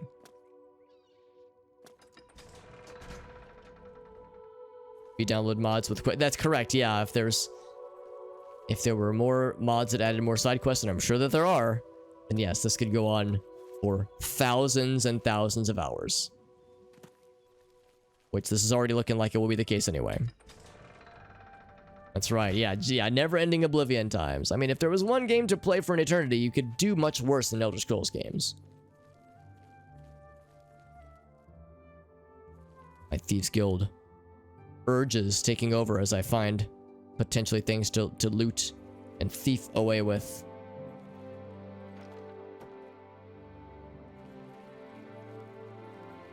We haven't actually interacted with anybody who works inside the castle before. Hey, you're... Always the Kvatch thing. They'll follow us forever. In a good way, but still. It's kind of boring after a while. Such a large place, there's nobody really here, honestly. Hail. Milona Umbranox. I am Milona Umbranox, Countess of Anvil. I hope you enjoy your visit. I trust you will give us no cause to regret our hospitality to strangers. If you want to stream as well, Johnson, there's always an option too. And cats eating plastic, yep. Undead need to be maced to death, yes. Or any kind of just bludgeoning fun times. I won't risk my guard attacking that infernal Oblivion gate. Chancellor Okato has performed heroically. No one else could have held the Empire together during this crisis. Something to try. I mean, if nothing else, there's definitely people that do seek out people streaming this game on Twitch. The Elder Council They do and exist. the bureaucracy have managed the Empire's affairs for decades. The Emperor rules, but the Council handles all the details. Needs to stay in one place. Well, yeah, when it comes to establishing comfort and ergonomics, then yeah, it's because depending on how long you would want to stream, then yeah, being at your computer for a long time can be uncomfortable sometimes. I would like to send help to Bruma, but I cannot risk weakening Anvil's defenses with that Oblivion gate open outside the city. Unsurprising. Oblivion gate for Castle Anvil. You got it, fam. Is that a mohawk? It is. Well, I'm Berylorn, Anvil's castle mage. Perhaps you've heard of my work on magical resistances.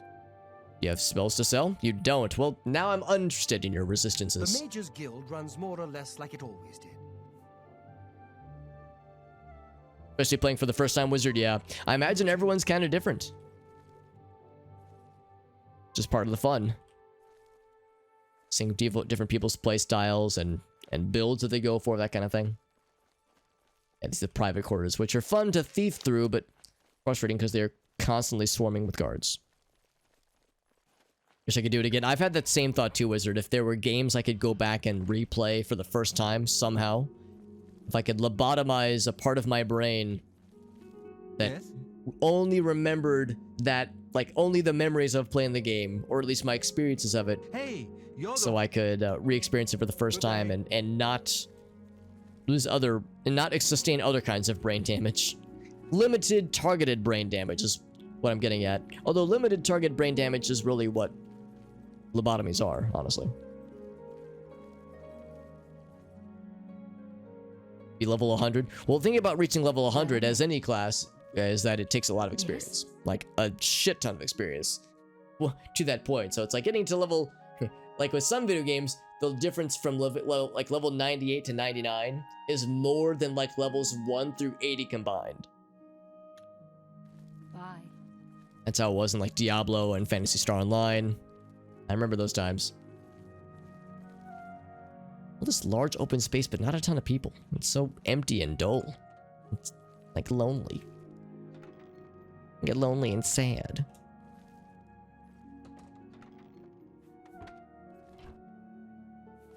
So I'll take repair hammers instead as payment.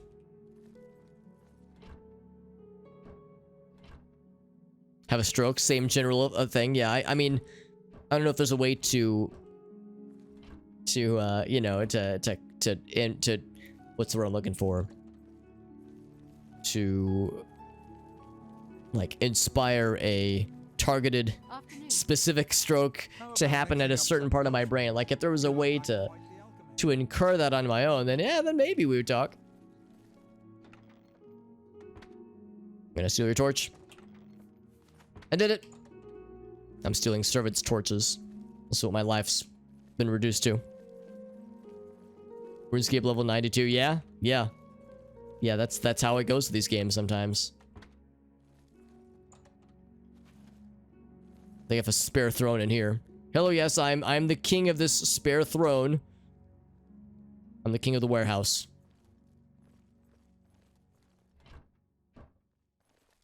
I guess that's if there was a count along with the countess. I don't know if we've seen a game, or seen an area in this game, like a city or a town, that has a count and a countess. Seems like it's only one or the other. I would assume that most places would have both, but I don't know shit. Yes.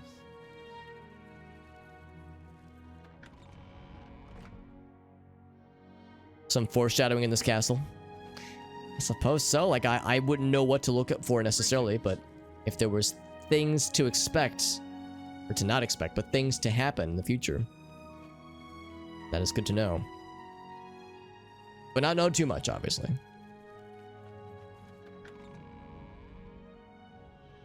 Yeah, if there's more to come, I wouldn't doubt it. Orin, he's the smith, right? I can't help you until you advance further in the guild. Oh, I guess he's a Fighters Guild You can guy. use one of the other fences, like He's a Thieves Guild lad. Oh, he's a fence, or maybe a... Well, yeah, he's a fence specifically. So never mind, not a smith at all. Not a smith, he just works with... in the presence of smiths.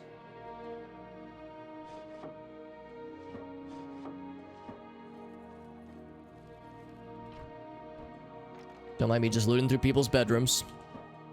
Nothing weird, I promise, as he's following me around. He's a Thieves Guild member, he knows how this works, although I'm not supposed to steal from fellow Thieves members, but... doesn't mean I can't window shop.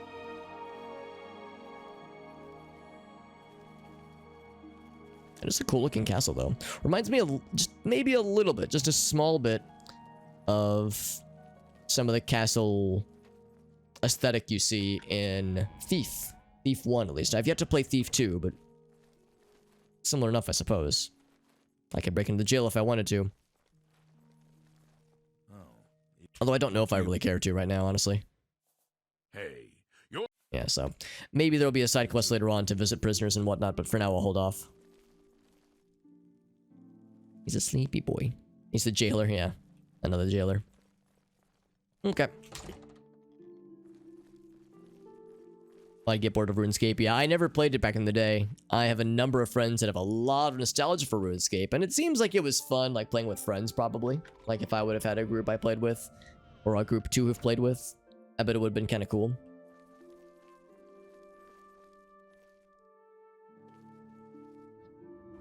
Oop. But yeah, I remember, I think it was that I was unable to get it working on my like family computer at the time. I think I remember trying, because you could play it through browser. And I remember trying to get it to work, and I was having a hard time getting it to work the way I needed it to, so I never really gave it a shot.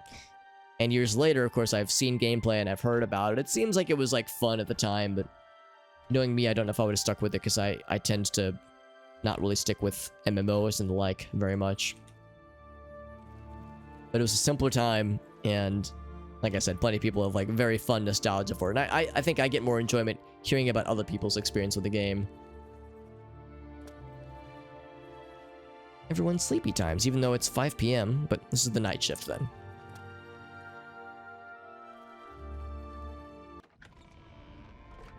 Back to the courtyard, apparently. Okay. That's about this, friends. I think we'll wrap up here. We have many things to follow up on. Many side quests. I went the wrong direction. Many side quests to follow up on, as well as main quest action. The whole aid for Bruma, etc., etc. Tidings, citizen.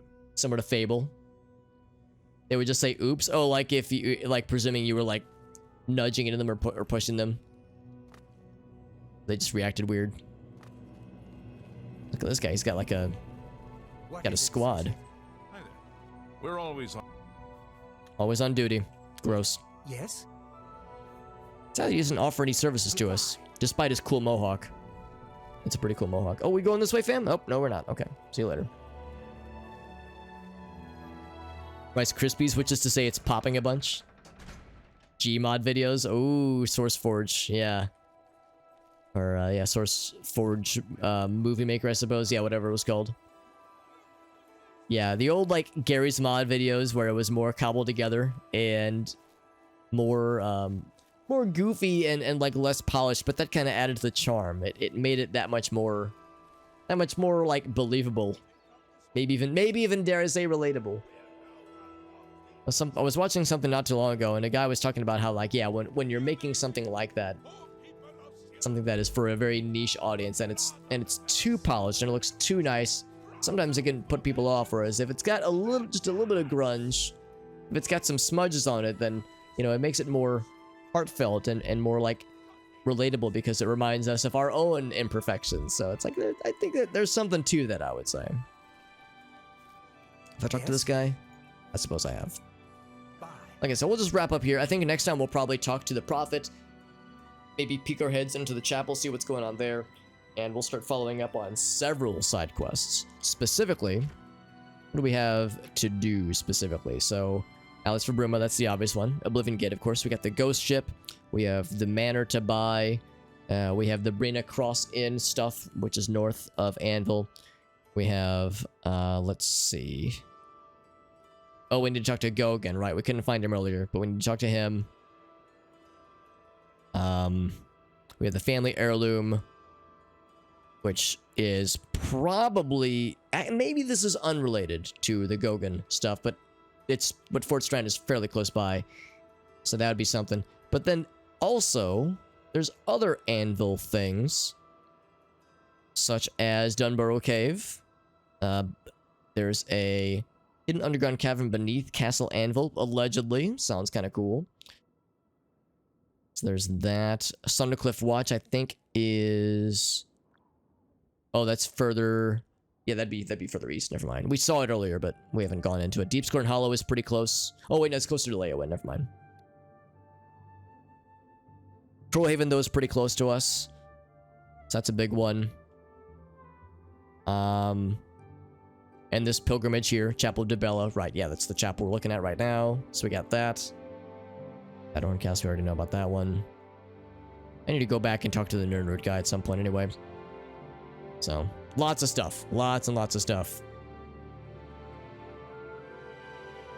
I think that does pretty much call it, though, Leyawind again for the Thieves Guild at least. And this one would be Cheydinhal, yeah.